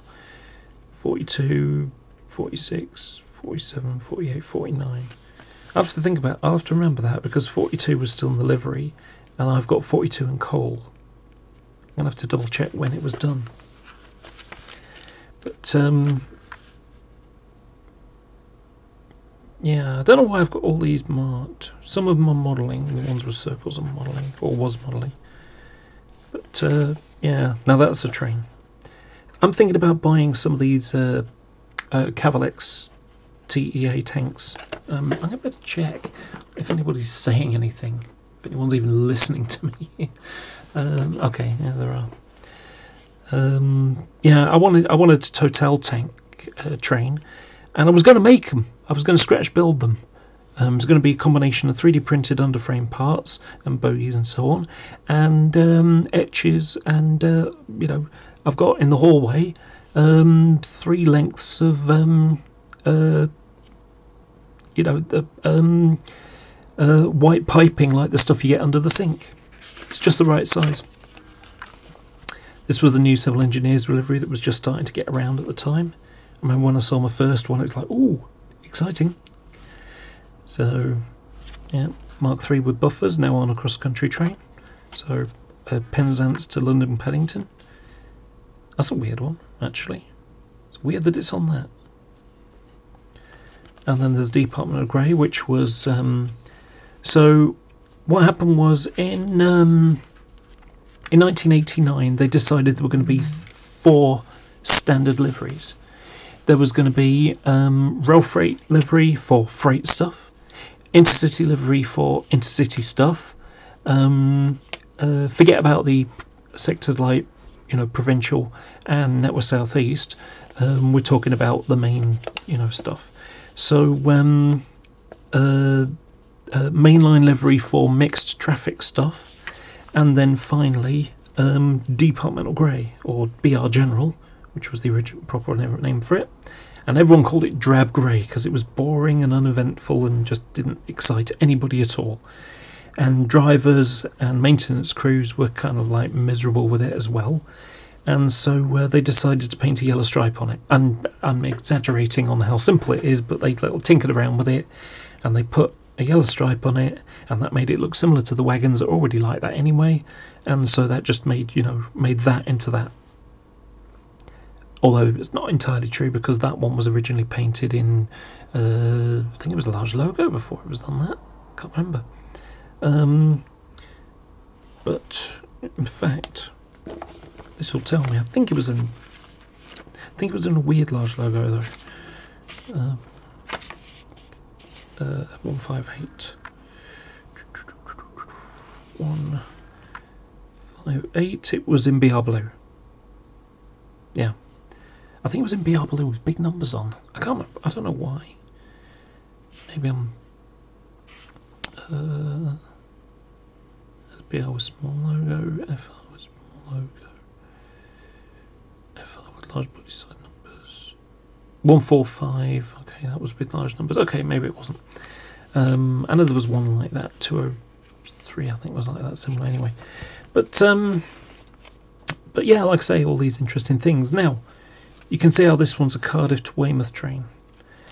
Now, if I look back to a 1991 book, you can kind of figure out what things are on. It's like I was saying earlier, when I was saying about this, and you can see the 47s, where was it?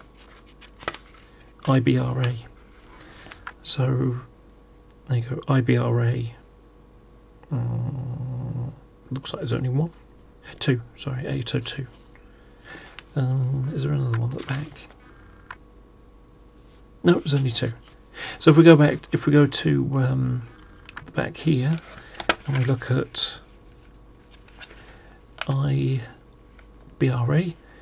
Intercity Bristol class 47-4s. Even though it says 8, it's actually 47-4. It's just written as an 8 because that signifies it's got long range tanks, but it's still a 47-4. Restricted use. Basically, they kept them fairly close to home. They were ones that needed overhauls. But yeah, you can look at the different codes, so you can see IANX. Usually X just means, you know, it's like IANA. So the 86 that I mentioned earlier, those have you know, those are IANA locos, and the stock that they would haul would be IANX for Intercity Anglia, or if they were refurbished, in this case Anglia refurbished, so IANR. You know, you've got ICHC, so these are charter ones. CH meaning charter, I charter. IED, ICD, class 92 endurance testing. But, you know, Intercity EC, East Coast, mainline. So those would be your, those would be the ones that would go down to Bradford. From Leeds, hauling a class a Raker Mark 4s and the DVT, and often the Loco as well. Yeah, in fact it was with the Loco because I didn't bother moving it. You know, IWCD, Intercity West Coast Main Line. IWCL is the main one on loan. Oh no, it's IWCX, sorry. That's what I was thinking of. IWCA is the Locos. So, I will give you an example of this, the use for this. So, I can't remember if it was this book. It was the 87 one. Okay, that's an 87 on West Coast Main Line Mark 3s. So, you can look at Mark 3s. Now, it doesn't really help for that one, but I do have this one, which I remember, if I remember correctly. Oops, 87 on it. It's all in Mark. That's all in Mark 3s as well. Here is this one. Okay, perfect example. There we go. So what we've got here. Let me just get my camera shot. Okay, so if we look here, this is an 87 hauling Mark 2s, and it says on the clipboard. Above it, it says Class 87 number 87032 passes Windsor Green with a Wolverhampton to London Euston service on the 27th of May 1989. The locomotives are painted in the old Intercity livery. Now, you can just about make out they've got the light, one. Go on, focus in.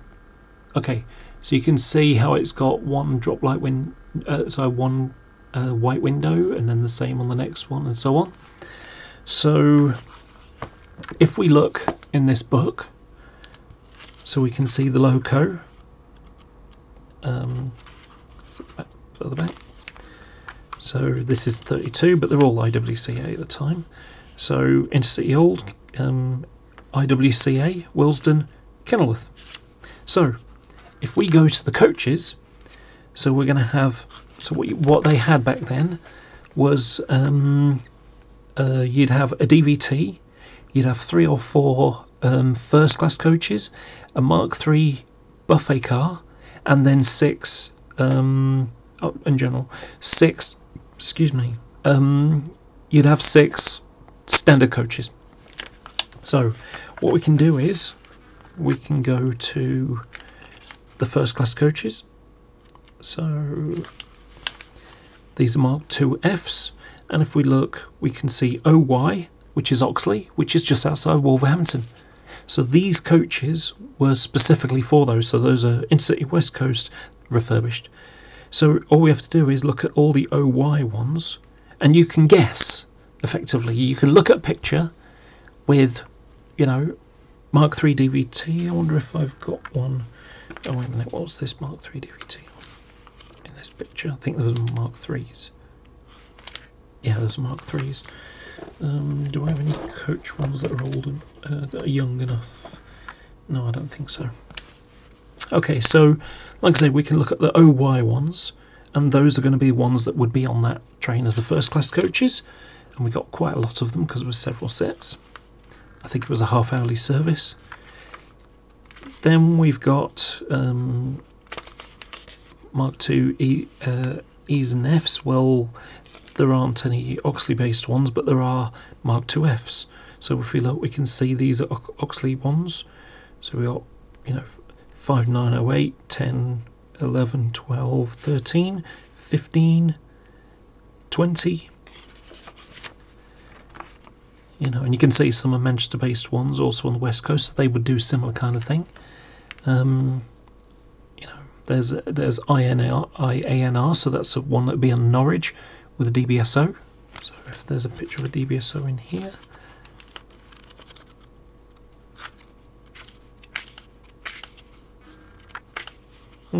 Don't think there is a DBSO in this one. No, there isn't.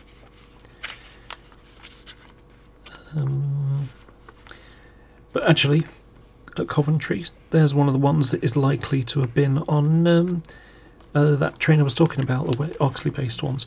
So here are Oxley-based ones. So we can take a picture, we can look at a photo of that kind of train, something that's running, just south of Birmingham or between Birmingham and Wolverhampton or something like that. And we can look at the coaches, how many coaches, what type it's got, and we can make estimations. Even if we don't have the exact numbers correct for a formation. I mean, fortunately, I took data. I used to write lists. I used to write down the coaches that I thought I might be interested in modelling at some point. So I'm glad that I did that back then. But we can look at these, coaches and say, okay, well, if we need 6 Mark II Fs, so we can say, right, I'm going to pick 6177, 6000, 6055, 5943, 6164, and 6034. I don't know if I picked 6 or 7 then, but either way, you pick 6. So then the next section we've got are the, excuse me about the ambulance going by. So now we've got buffet cars. So we've got several of them, quite a lot to choose from, and they're different versions as well, because some of them, the 212 to 229 ones, those are ones that were made out of Mark II Mark III FO coaches. So they're basically on one side you've got all open windows with the exception of one small window in the middle of one, and on the other side it looks like a looks like a buffet car with some small windows and or small high-up windows. But again, all we have to do is look at the numbers, and we need the Oxley ones, and those are ones that would be the buffet cars. So if we think about it, we only have one of these in a train. So let's have we can figure out how many trains, full sets, you'd usually have all of them operating with and one set spare, maybe 2 spare, but 1 spare mainly. So we've got 1, 2, 3, 4, 5, 6, 7, 8, 9, 10, 11, 12, 13, 14. So 14 trains. So 13 trains plus 1 spare, or 12 trains and 1 spare. So that's 6 up and 6 down. So that's how you figure out these things. I mean, these books are great for them. Let's go for something a bit more obscure.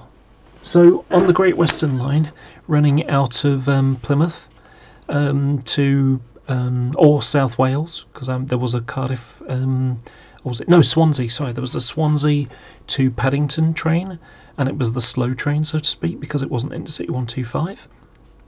And that would be made out of Mark IIs, predominantly. So all we have to do is look at, well, we've got first class coaches. So do we have any IWRX, Intercity Western Region X. So X just meaning coaches, basically. So all we have to do is just look through. So we've got the 1, 2 ones. Now later on they had, oh no, those are all of them. So what we can do is we can look, are there any buffet cars based at Old Oak Common? Because that's where the coaches were maintained. So if we look, we've got this one here. Oh, that's a charter one, Intercity Charter, ICHH. So that's a charter one. ICHV, charter one again.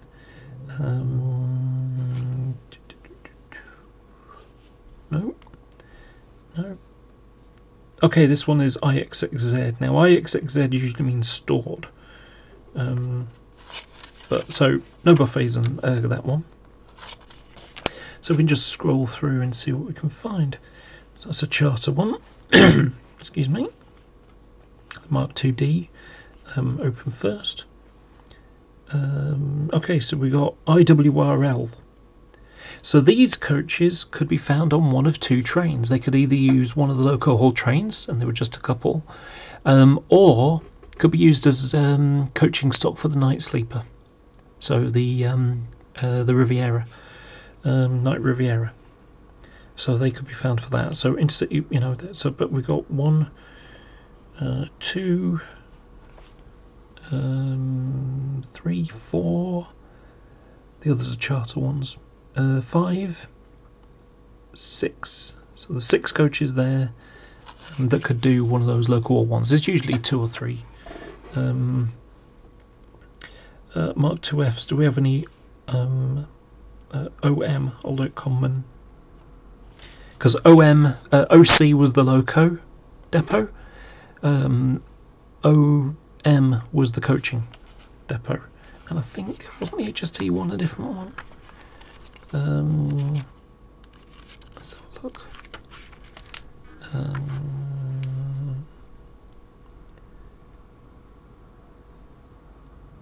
Are there even the only all at once? Excuse me. Nah, they're not all. None of them are Old Oak Common ones then.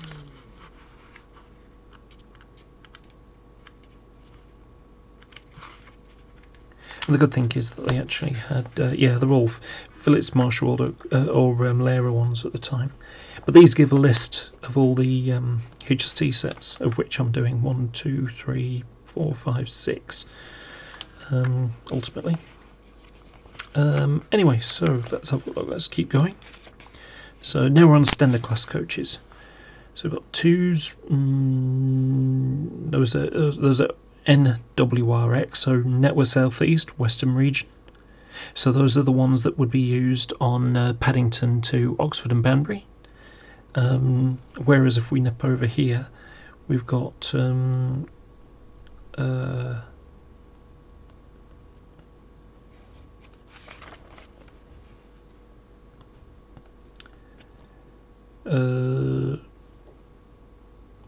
that's weird.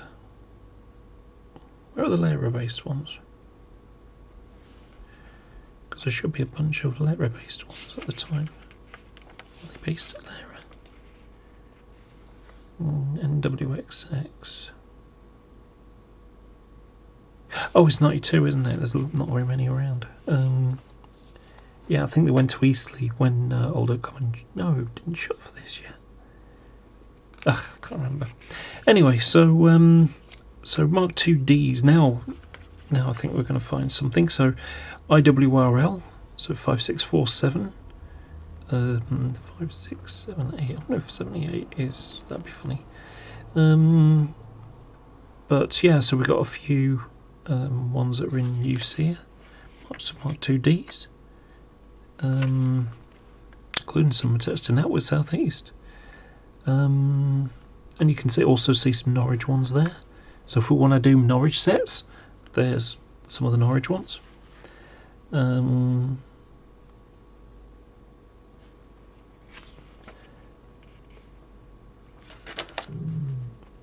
these are all Western City or Anglian ones or cross-country ones. Okay, now we're starting to see some. So these are the Mark IIDs, but were originally FOs and built with new seats. Put in with new seats. So they're just refurbished. So these are mainly charter ones.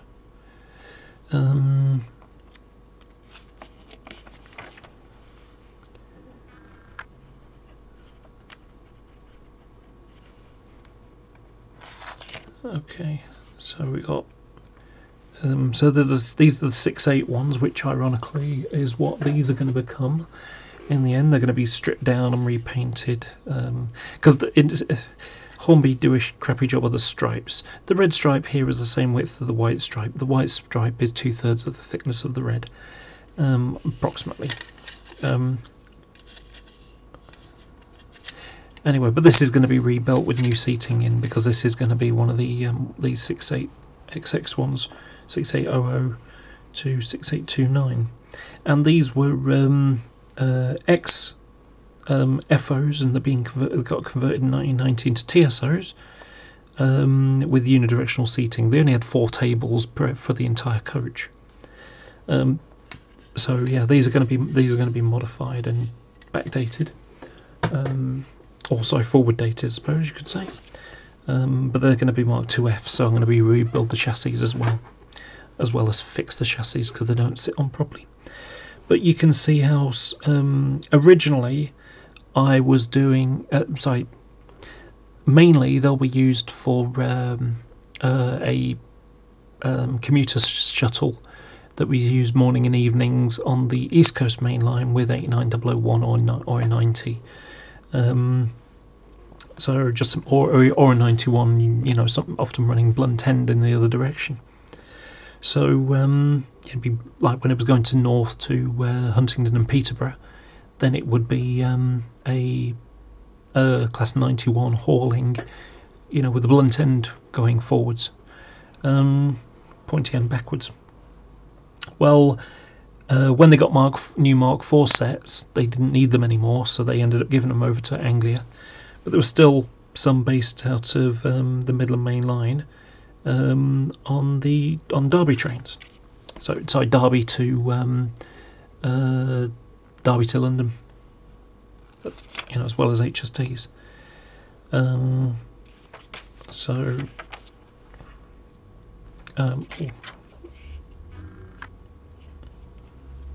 I think some of these ended up. No, it was D's, wasn't it? But where is it? So it's the BSOs. So we've got stored one IWRX. So there's our brake van, our brake coach. Sorry.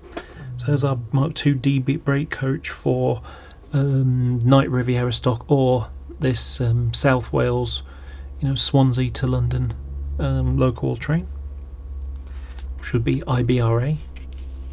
And then if we look,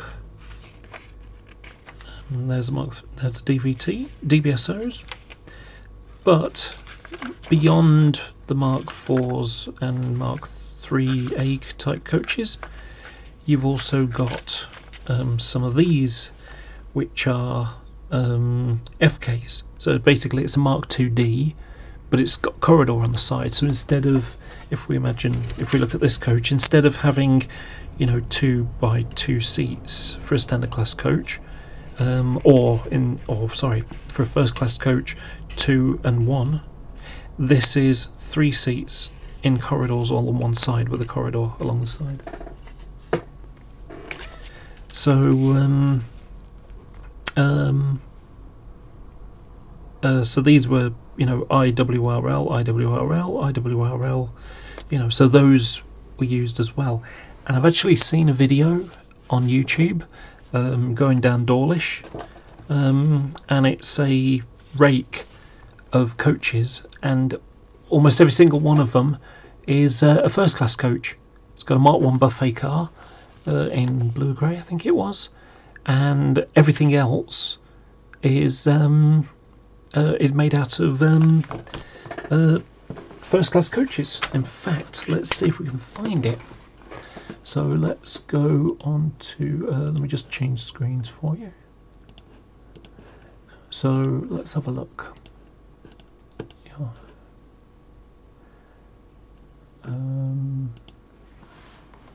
Dawlish.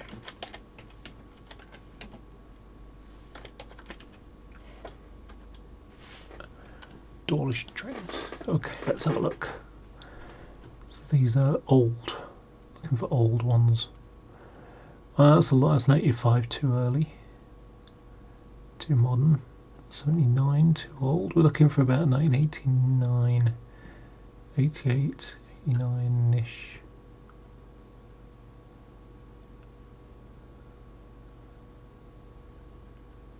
Too modern, 70s.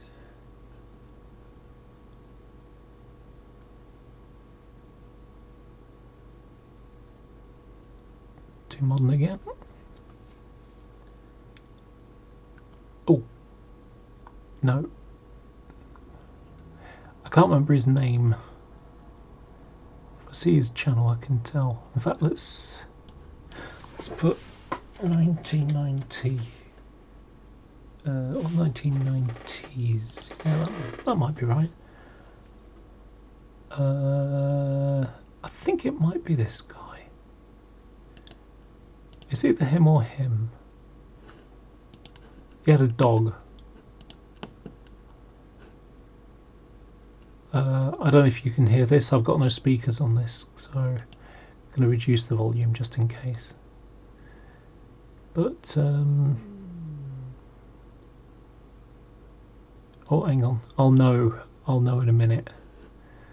There's 50019 there. And it's Lara Blue, looking really mucky and horrible. I think this is the spot.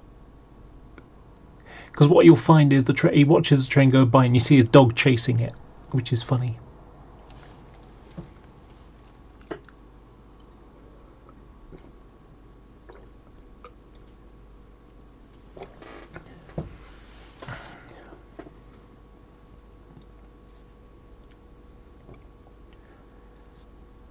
Some proper trains there. Nah, it's not the same one. Might be the same guy though.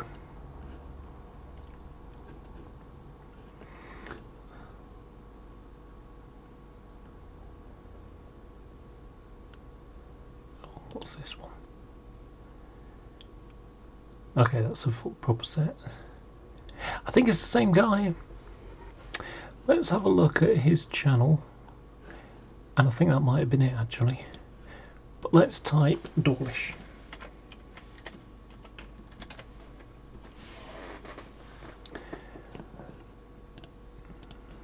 I don't think it's there, but we shall see.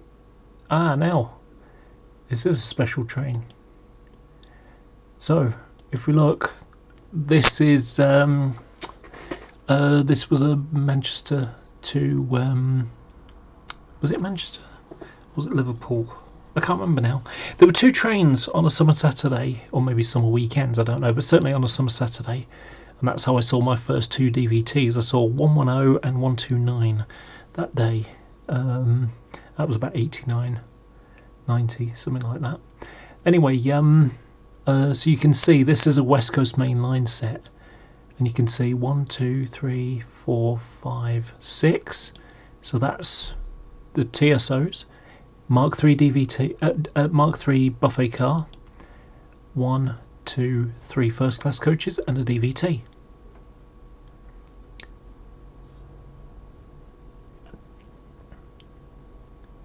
Ah, it's definitely the guy, because oh, I bet that sounds good. I got no speakers. There's his dog.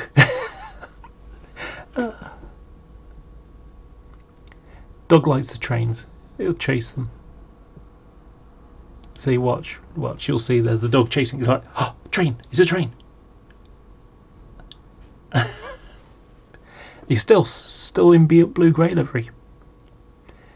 In fact, we can actually tell which type, because if we look, 1, 2, 3, 4, 5, Buffy car, 6, 7, is there an 8th? No, that's a cross-country train.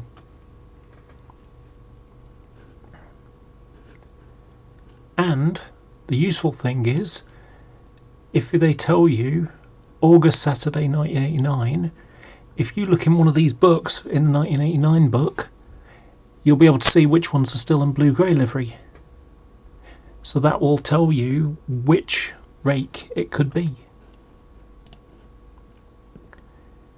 Now in that 1992 book, it doesn't have it, but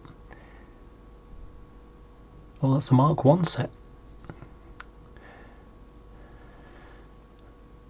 with Mark 2 coach in the middle. So that's an Old Oak Common train. So that is a service going to London Paddington. But wait a minute, what was that Intercity one a second ago? Okay, so yeah, that's one that would be going up to Manchester or Liverpool or something similar.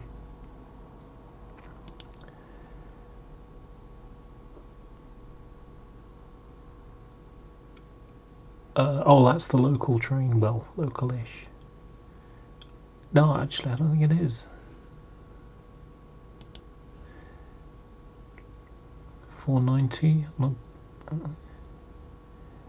Oh, 37 or a pair? It's a pair.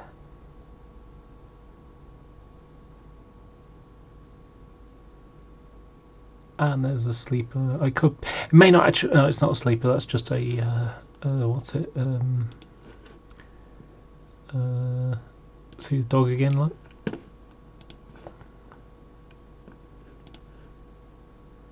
Oh, there's train coming. Train coming. Oh, excited dog. Where's it going? Oh, a noisy one. I love that dog. Probably long since dead now. Dogs don't last that long. This is 20, 30 years ago. I don't think that dog's alive anymore. But it's a lovely dog.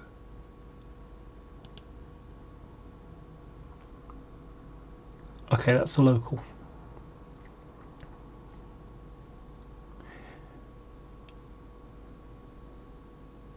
Oh no, maybe not. Could be light engine movement. Okay, what's this? We're looking for intercity stuff here. This isn't it. That's standard class. There's a first class coach, another first class coach. It's interesting to have the first class stuff in the middle. HST. Oh, we got a nice. Oh, that's a 37.4, I think. 407. 412. 412. Still got a Scotty dog. Got transferred down there. 411, 412 and 413 were allocated to Lara for a while. I think in this 92 book they might have been there. Certainly in this 1990 book. Because I remember the first scene there. Let's have a look. 413 hadn't moved yet. 412 had. And was in freight livery by then, so that would have put it in rougher distribution. But anyway, so let's make it a bit bigger for you. It's not the best quality video, but it's what counts. Okay, so we've got polybulk, we've got a ECC tank, rather clean one actually. We've got a second not so clean. There you go, a couple of not clean ones. These are the Tullis Russell PAAs. That will go up to Mark Inch in Scotland. VDA vans, probably MOD traffic. More polybulks for China clay stuff. So, oh, there's another one again. So that's so we've got 2 fertiliser vans. That's a European van. There's a Clay Tiger. We got 2 Tullis Russell ones. Now we got a polybulk, an OCA. That could be anything. VDA again could be anything really, but you know, largely they did MOD traffic. And then we've got some petrol tanks, which are probably those will be the tanks that go to what's it called? Easterly direction, other side of the river, Portsmouth. Starts with an F. Fursbrook? No, I can't remember now. Oh, and then you've got bitumen tanks, which are, you know, heavier, oil-based. Okay, so that's in-city stuff. In-city 125. Wait a minute, is that 156? Or 155? Get out of the way. It's 155. So, more freight stock. It's not this video.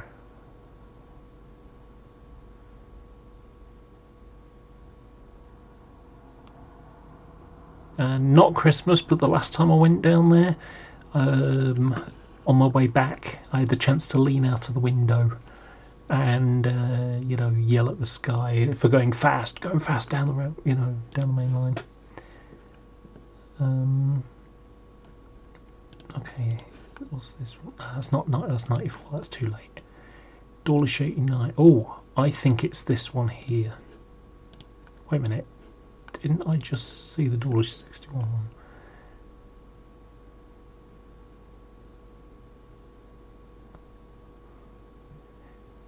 Okay, I'm almost certain this is it, and this here is a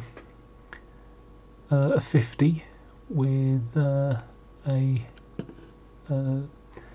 salmon 101s.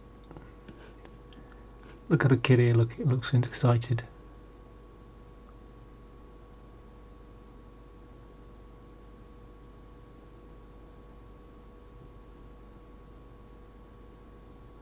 Was this you when you were a train spotter now?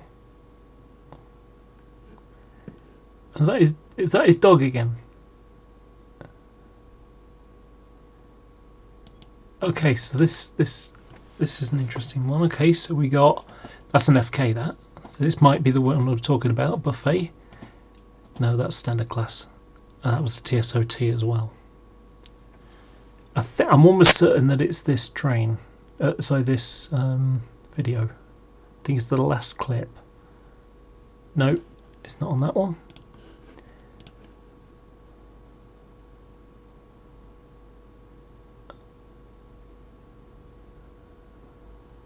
No, not that one either. That's tempting.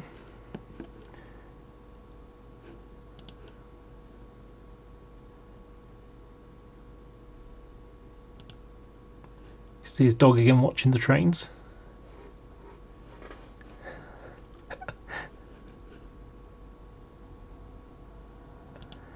$50,032. This might actually, there's a first class one.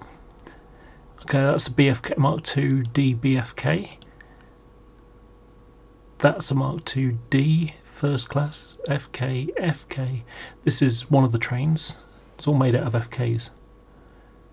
But there's another video of it coming back later, if I remember correctly. I mean, sometime the intercity service came on a 47.7.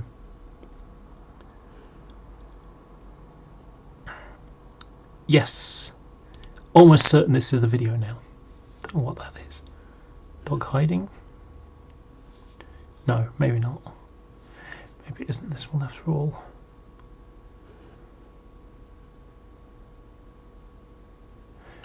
No, 47973, the Derby Railway Technical Centre one. So that will probably come from the Midlands. But it's not that one either. Dawlish Seawall 89, possibly. That was no, because it's the last train. Or one of the last ones.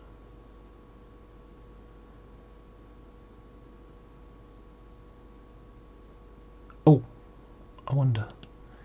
That might be it. Let's have a look.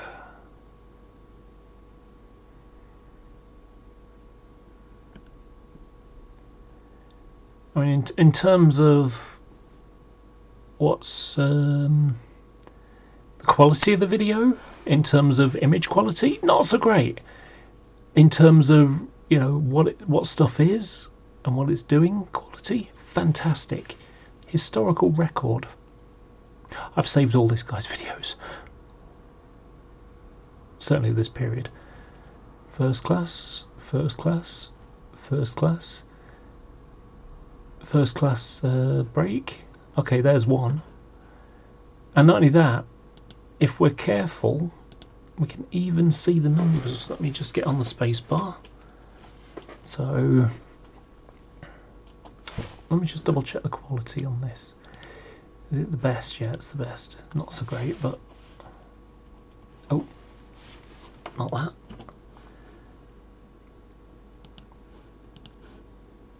Okay, so you can see the yellow line above the door.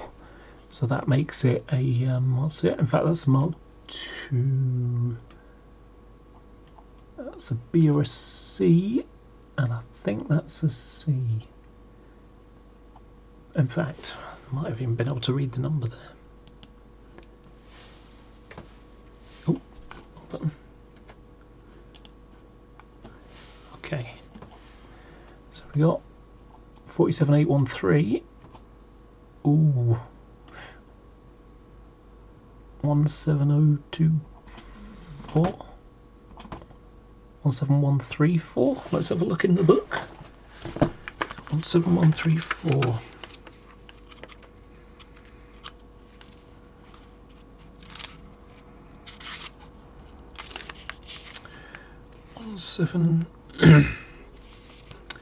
Okay, that's pretty good. Okay, oh wait a minute, this is 1992. Let me go and get my 1989 book, which is across the room.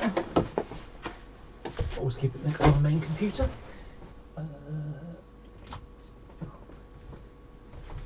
89. Okay. So.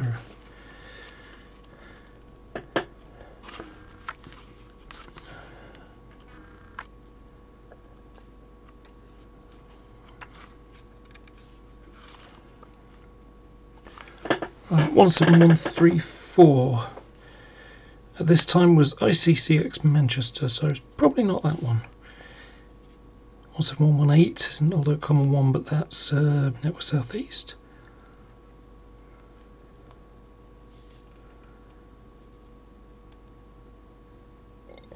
Unknown.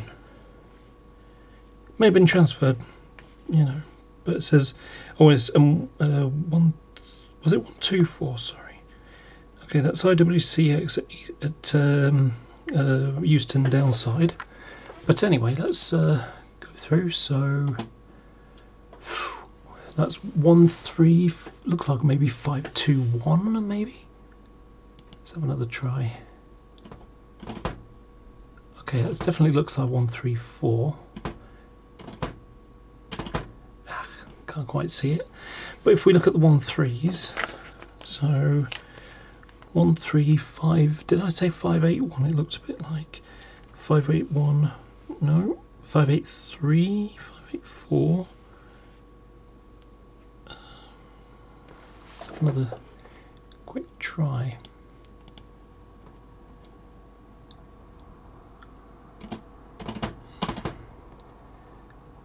That looks like 17134 to me.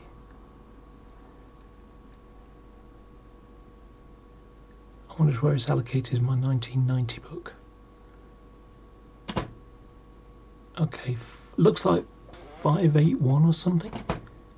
585, look. You can kind of see 585. So 585 says it's Manchester. 586 could be a 6. I mean, again, you can use this as an estimation. Okay, these are the ones that were, so out of the 13 XXX series ones, so the Mark II Ds, FKs, so we've got 564, 567, 577, 579, 583, 584, 586, 589, 589, yeah, that's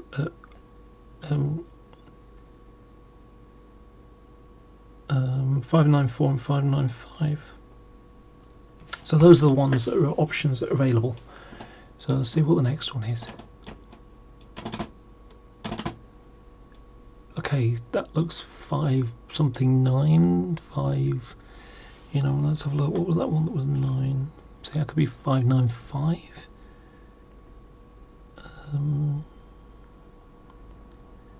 589. Oh, 595. 581. No, it's Manchester one at a time. Nah, can't see it. Oh, 562. That one's clear as anything, isn't it? Other than, you know, the 5 being a little wobbly. So 562 is a Manchester-based one at the time. So it must have been moved to Manchester to the Western region later. And of course, it's the end of, you know, the late summer of, well, midsummer of 89. So 565 maybe. Also a Manchester-based one. And this one is 17138. So let's have a look at that. So one page over. 17138 is ICCX Manchester. So, you know, that's a Mark IIc. Also got first class in it.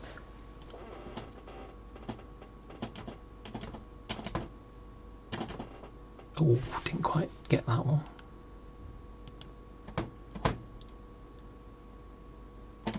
Right, we had that one. 565. Oh yeah, we had that one. Okay, now we need this one. 558, maybe. That can't be 558. 588. Maybe not. But is that an 8 or is that a 6 at the end? 566.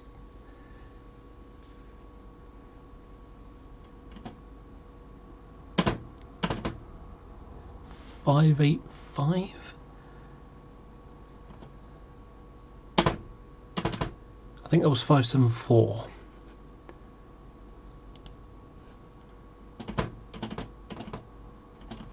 Not that one. 574. Yep. 574 is a Manchester-based one as well. So, yeah, I mean the chances are that these are transferred. 610. That's 610, isn't it? That's a Manchester-based one as well. Okay, can we even see this? 1805. You can tell it's 1805 because this is an RMB with these windows. So 1805.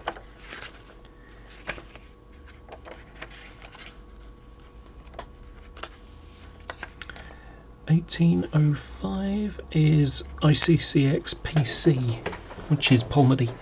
Now let me go and get my 89 book. It's like my 1990 book.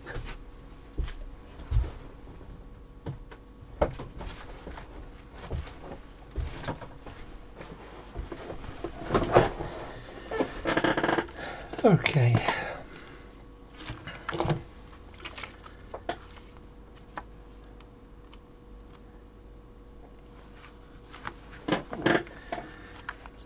Right.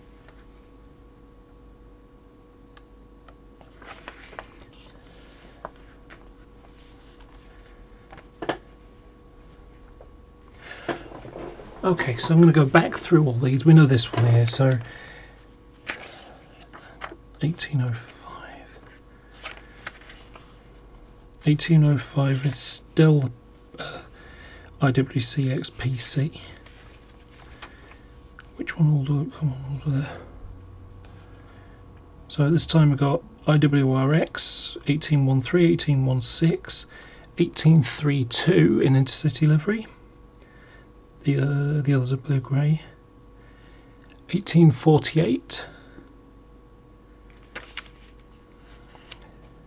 1853, 1854,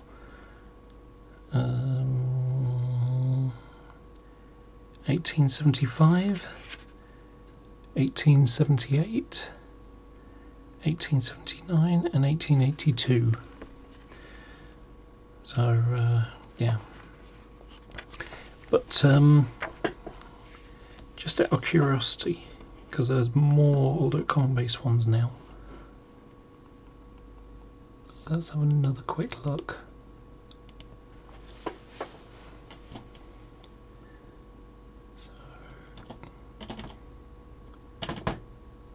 So I think it might be, yeah, it's 34. So 17134 is, okay, that can't be 34 because that's an intercity livery, and it's not intercity livery in the book. Sorry, it isn't intercity livery in the book, and that's not intercity livery there. It's blue grey. So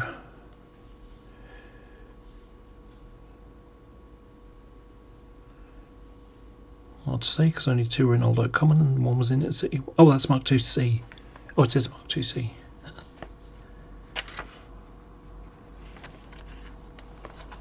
So difficult to say there.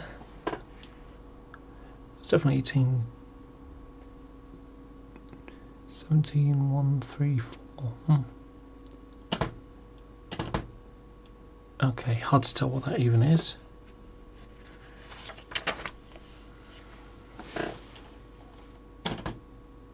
.585.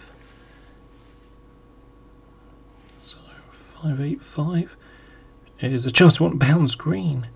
Could be 586 though.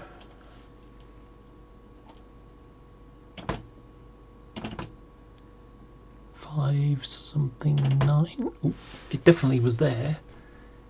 Oh, is this? I've got, oh, here we go. Let's make it slow.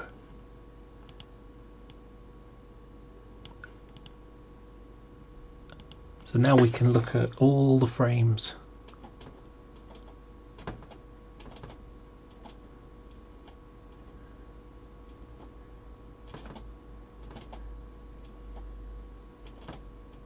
That looks like 585, doesn't it?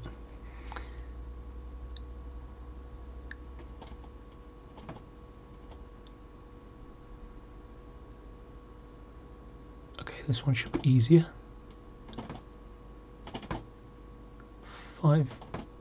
591. So 591 ICCX MA. So I can honour the common one. 581. No, it's not that one either. 571. No.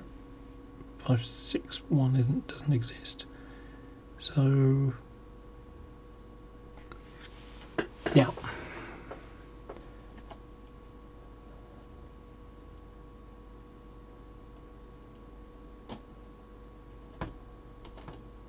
.562 is Manchester based.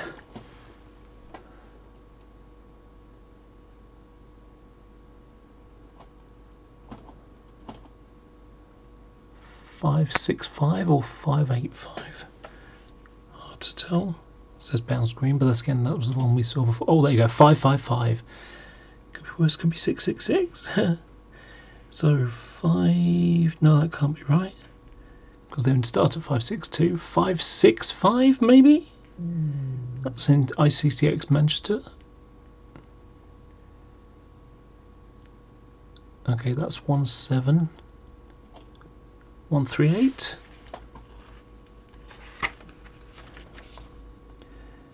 ICCX Manchester.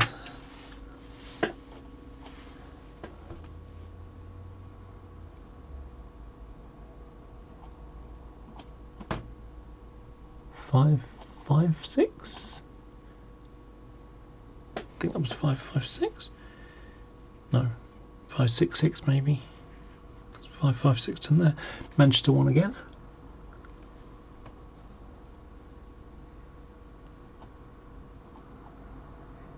Looks like another 585. However, was that 585 or maybe a 586?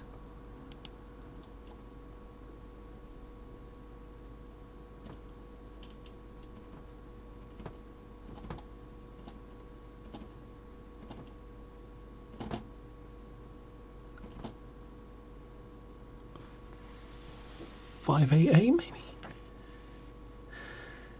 That's a Pomedy one, but 586. No, that's an older common one.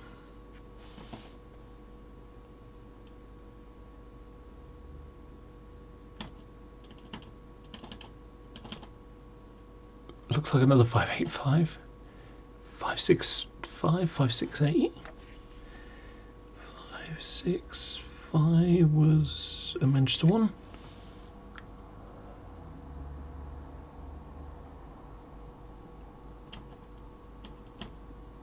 .574. IWRL Old Oak Common.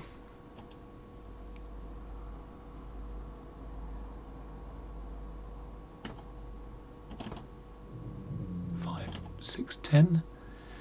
610 is IWRL Old Oak Common, and we already saw that one. Oh, not that one.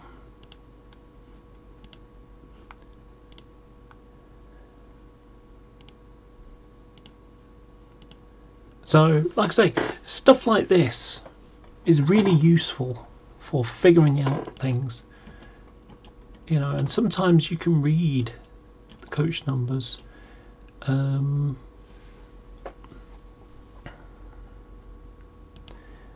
Yes.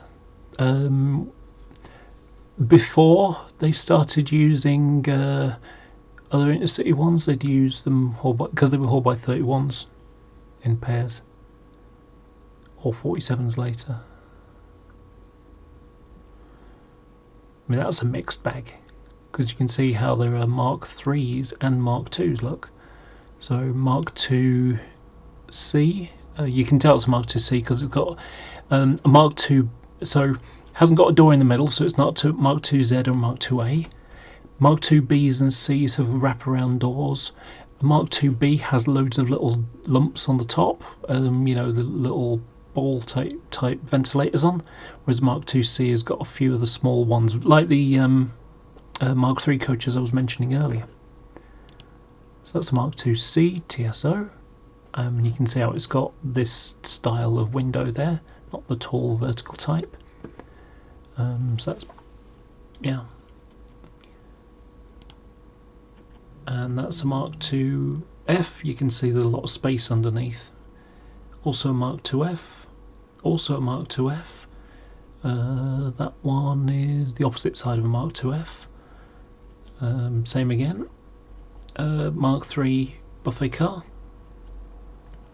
Mark 3 and Mark 3, and those are Mark 3As, by the way, Mark 3A first class, because it doesn't have the big square. You can see how this one's got the big square box, whereas this one has got 3 ventilators on instead.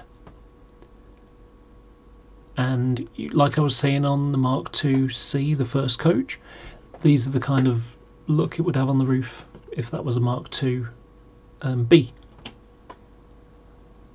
So, like I say, all pictures like that are fantastic. And with these ones at the time by 89, oh no, sorry, 89, there was still a few left. But usually, if they've got 2 first class coaches, they're Great Western ones, and there's only one first class, then you know, it was a cross country set.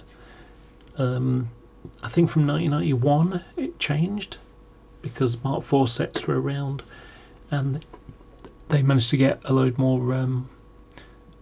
standard. They had more first class coaches for Great Western stock. So it's a Mark 2C. You can see the dog lights trains.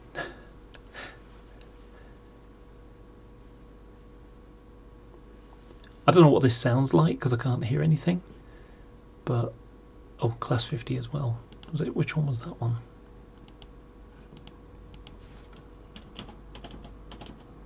'28 Tiger.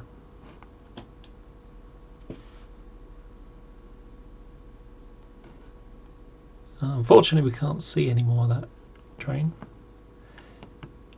John Wesley, okay. And if you own the original Intercity 125 power cars that Hornby did. When I say original, I mean the newer version. Then, because they did 3 at the time, and that was one of the locos they did. The other one was, I forgot what it was now. Oh, and then you got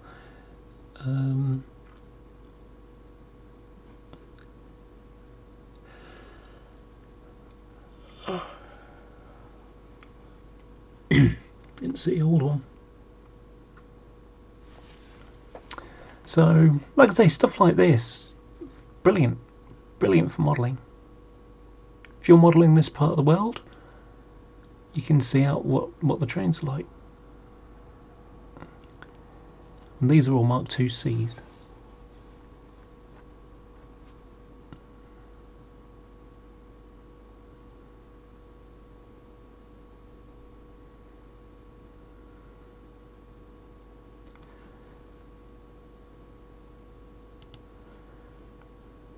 Bit jumpy there, but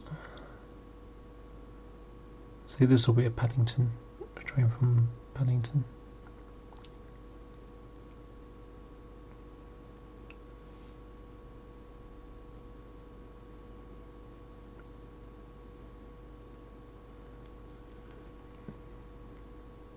Is this a stopping one? Looks like it, yeah, train stopping. So let's have a look what these are. If he gets it leaving. Okay, so train's leaving.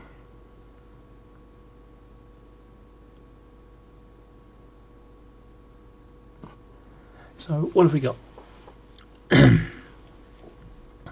Okay.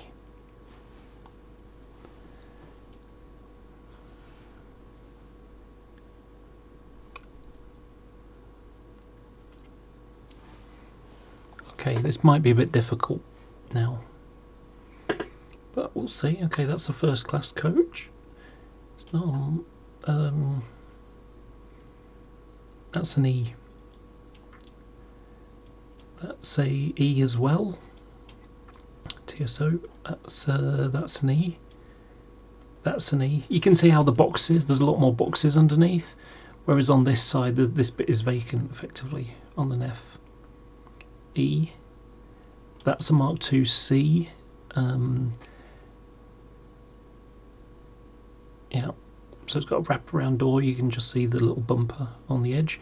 So that's a Mark II C because it's got the small ventilators on. Whereas if it was a B, it would have dome, a series of domes.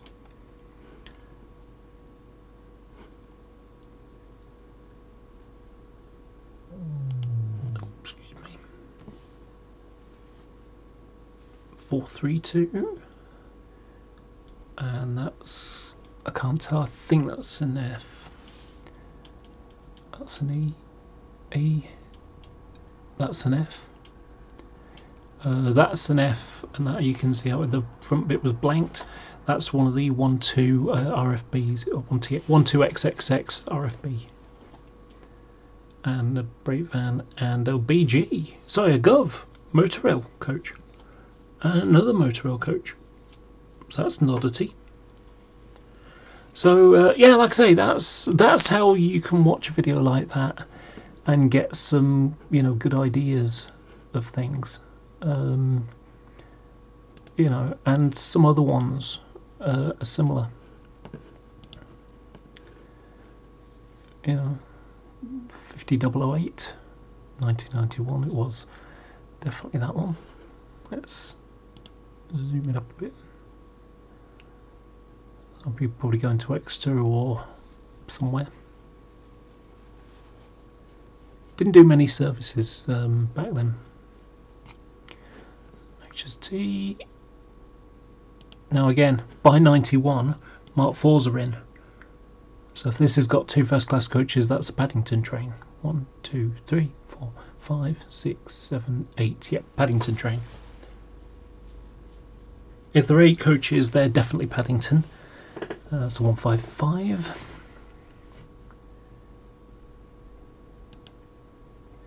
So this is the kind of thing you might get from Cardiff to Plymouth, or even further. But they did the stopper trains. So these are the really local ones. This would be a Paignton or Plymouth to Cardiff, sorry, to Exeter. Maybe even somewhere, you know, may even push it a bit further. But so we've got a 108 there and a 101 vehicle, so that's a hybrid set, possibly a P870. That's a 108 and another 108. So the first unit there was a hybrid set. That's why I really, originally I was going to model the Southwest because it's just got so much interesting stuff. But then at the same time, when I moved to Manchester, I fell in love with with AC electrics and EMUs and things. So kind of depressing, really, that things I'd like to do. Now this is good. This is the Silver Bullet train. These are not the ones that Decalling did. These are the longer version, which have a slight less angled tank, because they're like long V tanks. The ones that the ones that Decalling did are the shorter version, which did the Quidhampton trains. Near Salisbury kind of direction. So we got 1, 2, 3, 4, 5, 6, 7, 8, 9, 10, 11. Yep, 11. So these are the Silver Bullets, so they were called, and that was a long distance train. That is going all the way to Irvine in Scotland. That's the Burn Gallow in Cornwall to Irvine, and then it will come back, and then it'll come back the next day as empties. Later on, they started using it with the Class 60, and that would go to Cardiff, and then would go up. Or was it Newport? I think it went to Newport and then went up. Okay, this one's a speciality. This one here is probably a cross-country train, 7 coaches, but that I can identify immediately because you can see how the roof is white above the cab, and that makes it 43038. And 43038 was painted like that as a sort of test as to if we painted HSTs like 91s with a white roof on the top, will they look awful? And the answer was pretty much yeah. So, yep, so there's 038. 1, 2, 3, 4, 5, 6, 6. That's only 6 coaches. That's a real short one. That's definitely a cross-country train, and cross-country trains, they came from York and things like that. The sets were at Neville Hill. So what we got here, is it a 101 triple set, or is that a 10? Yeah, 101, 101, 101. Yeah, 101 triple set. There were a couple of sets that were mixed bags. Cross country, probably want to get it. Is it 7 coaches or 8? Looks like 7.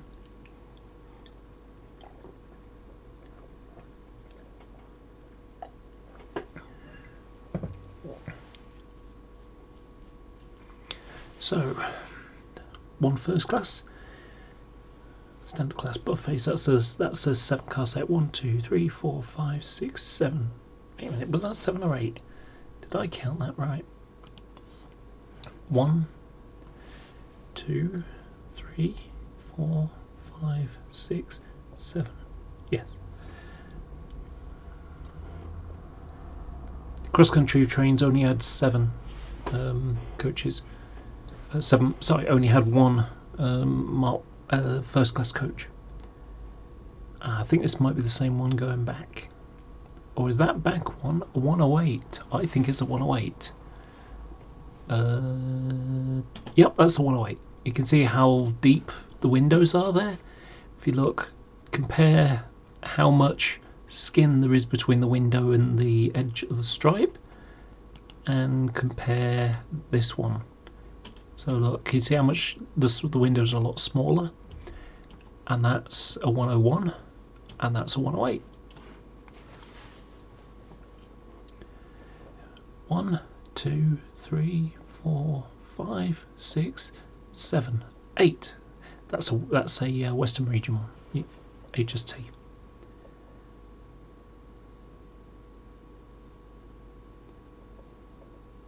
So that looks like an 8 again. 1, 2, 3, 4, 5, 6, 7, 8. Another Western Region one. What we got this time? So 193, that's probably Western Region 1, 2, 3, 4, 5, 6, 7, 8. The only reason I said that is because I remember the numbers. I remember that being a Western Region power car. So this is a cross-country one. This is the kind of thing that'd be going to Manchester now. Plymouth to Manchester, or Paignton to Manchester. Or Liverpool, but often Manchester. So, also I didn't think to say which type of coach it is. So you can see this is similar to the 47834 model with the cut-down cab. I don't know which loco it is, doesn't too fuzzy. So that's an E. That's an E, that's also an E, and that's an F. That's a one. Is it 19 or 16? I always forget. But that's definitely, that's a buffet car. Oh, hang on. Yeah, it is. Yeah. Anyway, that's a Mark II-D BFK, and the reason I can tell you is because you can see how it's got yellow. So it's got the air-conditioned type windows, and it's got the first class section, and it's a brake vehicle. That definitely makes it a Mark II-D BFK, because there weren't any other BFKs, air-conditioned BFKs. They were either Zs, As, Bs and Cs and Ds, but never Es or Fs. And a brake BG. Oh, there's an interesting train. That's the Intercity Trek Assessment train, hauled by 47976. You can tell that because it's got a red nameplate on the middle line, on the middle of the grey and yellow. And that was named before, when it was still in Department of Grey. But there's a Mark 1 and a Mark 1, a TSO, and that's a brake. And that is a weird vehicle. What was it? Is it 975 or 977? I think it was 977144, which is the test vehicle, and it's a bizarre looking thing. And then there is 999508, last known in Derby Railway, in Network Rail livery. So 155. On stopping train. So that's 1, 2, 3, 4, 5, 6, 7, 8. That's a Great Western one. I can't hear any noise because I've got no speakers.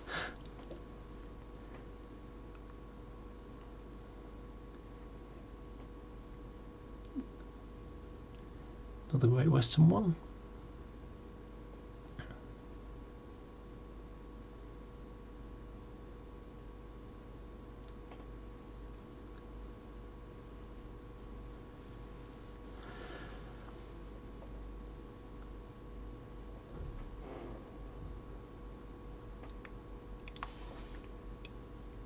Okay, what we got here? That's Network South East train. 581 maybe.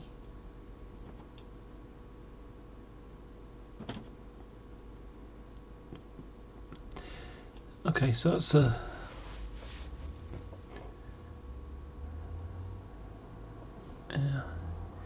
oh, now we got a 108 with a dragon on the front. Welsh dragon. Oh no, it's a headlight, sorry. It's not Welsh dragon, it's a headlight, and you can even read the number there. Was it P82526? Hang on. I think that was the one from before. Yeah, that is a 108. 108, 101, 101. So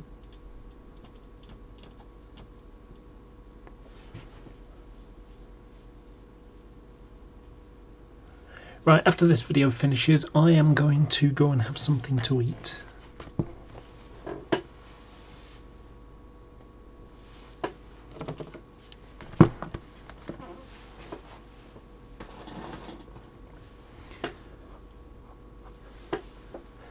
Oh, there's 50 double weight coming back.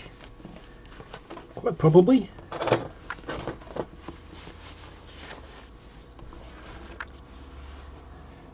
Yep. And it's with the parcel vans.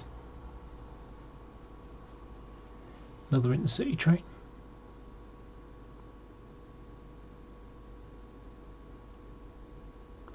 Large logo.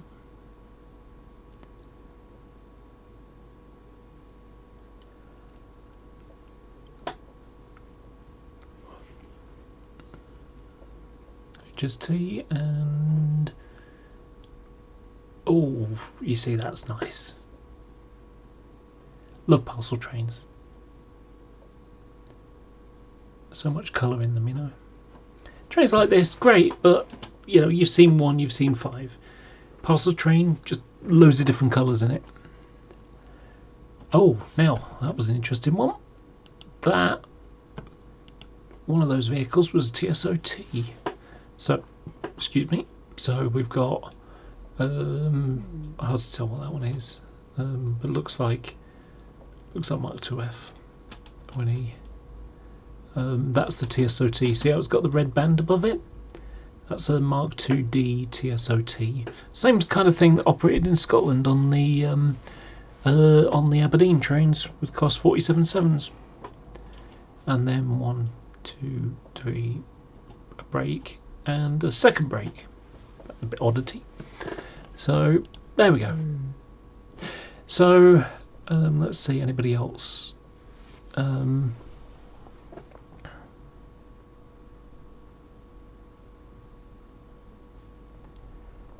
Yes, it will be today. In fact, I can probably pay for it in about an hour and a half. My money drops at about 3 AM.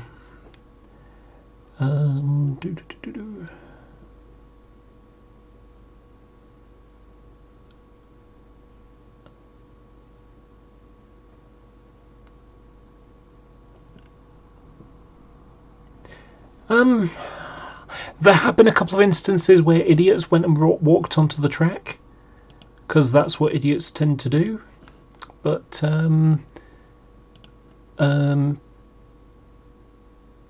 yeah, it's one of those silly, stupid people thing that happens. Anyway, like I say, I haven't eaten yet, and I've been on this for 7.5 hours already. So yeah, I really need to go and get something to eat and stop talking for a while. But I've enjoyed having this little chat as well as doing some modelling. And in looks like I'll have to post it to on Wednesday now instead, because I'm not going to get this what's it done fully tonight. I mean, I possibly could, but I'm all tired out now from modelling, so I'm giving it a break for the rest of the day.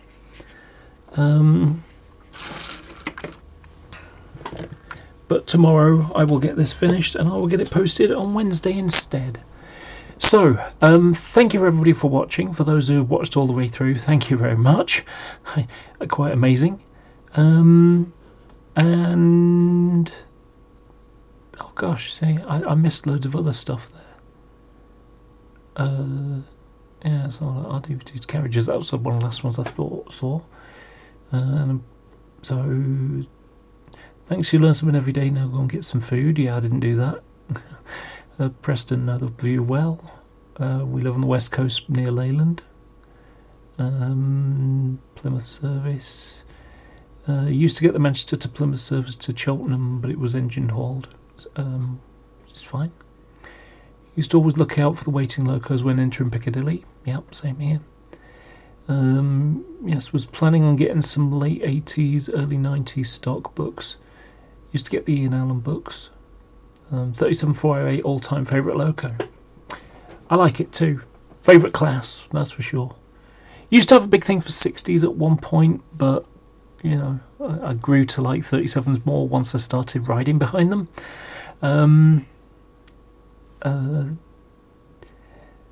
Caswell says 37429 is going to be my favourite class 37.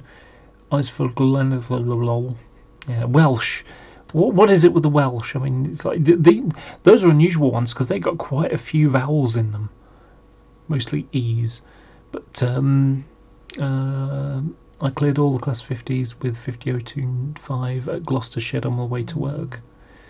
Shotton D Marsh is within our area of work. Always interested in working down there.